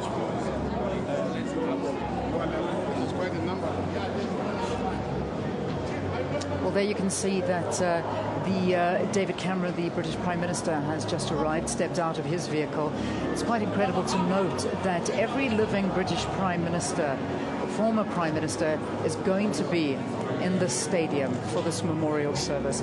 And that, again, another accolade for what an incredible man Mandela was, and how many people just want to be here in order to celebrate his life and to remember him in the way that the world wants to. Well, a little bit earlier on your screen, you saw the arrival of Trevor Manuel as well. Maria Ramos also arriving with him. We've seen a lot of the African presidents coming in. Jerry Rowlands, also the president of Ghana, also arriving at the stadium, at the FNB Stadium. And just remember, these images you're seeing are live at this point. The grandchildren of Madiba also arriving at the stadium. Now, they're playing a very key and pivotal role in today's official program. Let me read to you the official program that I do have in my hand at this point in time. There's first going to be a tribute by the family friend Andrew Mlengeni. Then there's also going to be another tribute by a family member, Tandukulu Mandela. The grandchildren are going to then speak. Mbuso Mandela, Andile Mandela, Zozoku Dlamini and Pumla Mandela are going to address the crowds gathered here and the world that's watching on to this memorial service. There's going to be a tribute by a UN representative, the General Secretary Ban Ki-moon, who is in South Africa. We heard from him yesterday when he addressed the media that he is going to attend this memorial service, and he's going to address the crowds as well gathered. Straight after that, we saw her arriving a little bit earlier, the AU Commission, or the chair, Dr. Nkosazana Dlamini Zuma. She is then going to speak to us. Then foreign dignitaries are also going to be speaking. Let me talk you through that. We saw the aircraft Air Force One arriving earlier this morning in the country. President Barack Obama, the United States President, is going to be speaking. President Dilma Rousseff, the President of Brazil, is going to address. The Vice President Li Yuanchao from China is going to speak. President Hifikepunye Pohamba from Namibia is also going to be addressing the crowd. Then, of course, President Pranab Mukherjee from India. And then finally, President Raul Castro Ruz from Cuba is also going to be speaking. Vuyo, I know mentioning in the opening that this is an momentous occasion. The fact that you've got the United States President and the Cuban President both in attendance and sharing a podium at the same time. Then, of course, the keynote address is going to be given by our president, the President of the Republic of South Africa, Jacob Zuma. So then the bishop is Ivan Abrams, is going to give the sermon. And then finally, a vote of thanks will be given by the Premier of Gauteng, Nomvula Mokonyane. So that's the program, the official program that we were given as we arrived here at the FNB Stadium. Charlize Theron has just arrived at the stadium as well. Charlize Theron, a massive Hollywood actress, and when one looks at photographs of the time that she met Mandela, it was a very emotional time for her. If I'm not mistaken, I even remember her crying at that time. There's Bono, the lead singer of U2, also playing a very pivotal role when it comes to those 46664 concerts that were held here in South Africa for the very first time, and then, of course, taken around the world to millions that have watched it, and, of course, tens of thousands that have had the opportunity to attend those concerts. So we'll keep these visuals on your screen as and when the dignitaries, celebrities, politicians arrive here at the FNB Stadium. I'm now joined by Jessie Duarte. Jessie, how are you feeling this morning? How are you doing? I'm fine, thank you very much, Leanne. Good morning to you and good morning to South Africa. Yeah. It's overwhelming. There are over 90 heads of state in the country at the moment. Yeah.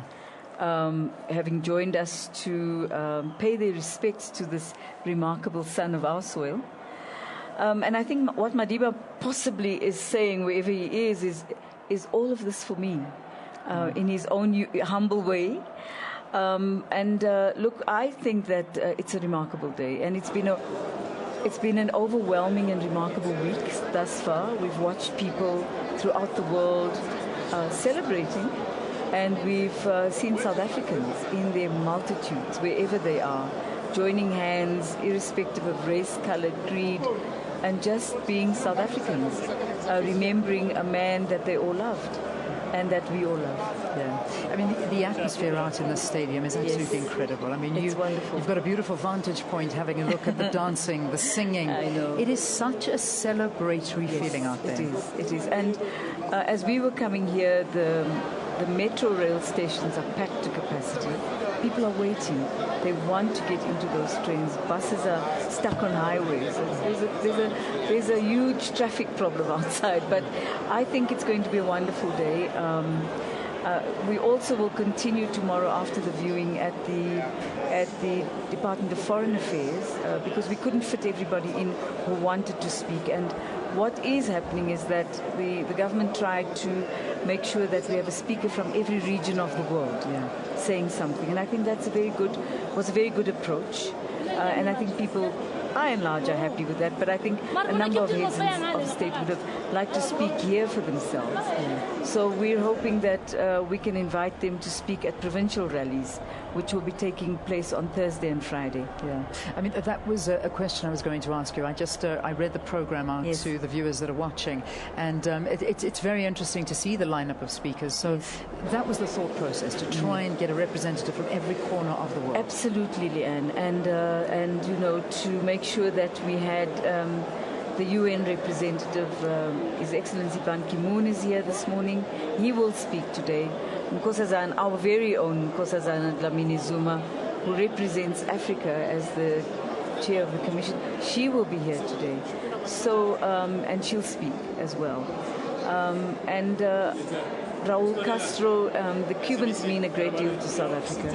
It's always been a very close working relationship between our country during the liberation years. And after, I mean, we have a number of Cuban doctors who are helping us in this country. So Raul is very special. Brazil is here, and they'll speak on behalf of that part of Latin America. But it's not over. There's still many requests being made for people to speak, and we'll see what we can do. We're encouraging the government to find places and spaces where people can make a contribution. Yeah. In terms of Namibian president addressing us, why the significance of the African countries Namibia speaking? Well, SADC, President Pohamba is not only speaking on behalf of SWAPO, but he's also speaking on behalf of our region, which is SADC. The frontline states, as we used to call them, included Namibia, Zimbabwe, Zambia, Tanzania, even Uganda was included. And President Pohamba is here to address us here today on behalf of mainly our own region in the continent. Yeah. What's the feeling like amongst everybody? Because obviously I can imagine the logistical nightmare. I mean, we're seeing all of the presidents from the respective countries arriving on our screens, everything in the background. And we've been talking about the fact that you've got the amount of heads of states here that is never seen anywhere before, other than perhaps within the walls of the United Nations. What's happening behind the scenes? Well, Leanne, there's a lot of work going on. I mean, making sure that heads of states are all received on time, comfortable. Some heads of states have come with their spouses, making sure that there's a program where they can feel comfortable with. You know, it's a combination of two things. It's making sure that people are happy, but also recognizing that people are mourning. And that's quite a fine line to thread. But I think thus far it's been going well. One of the problems we might have is in the Eastern Cape, where there just is not enough accommodation for anybody, frankly speaking. But a lot of people are down there trying to sort out that problem.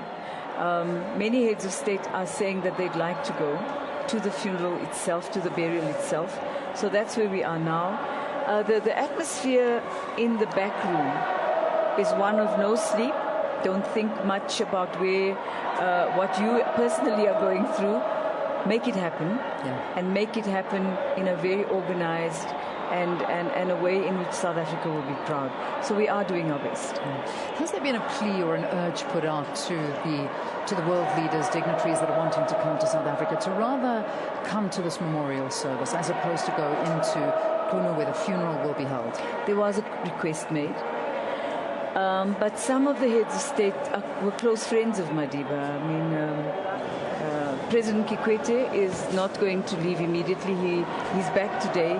He will probably speak at one of the provincial conferences. We're hoping to persuade him to do so. But we did make that plea, and that's why you have over 90 heads of states in this place today. The only other time that this has happened was at Madiba's inauguration, where we had over 150 countries represented. Yeah. There on your screen, the Cuban president.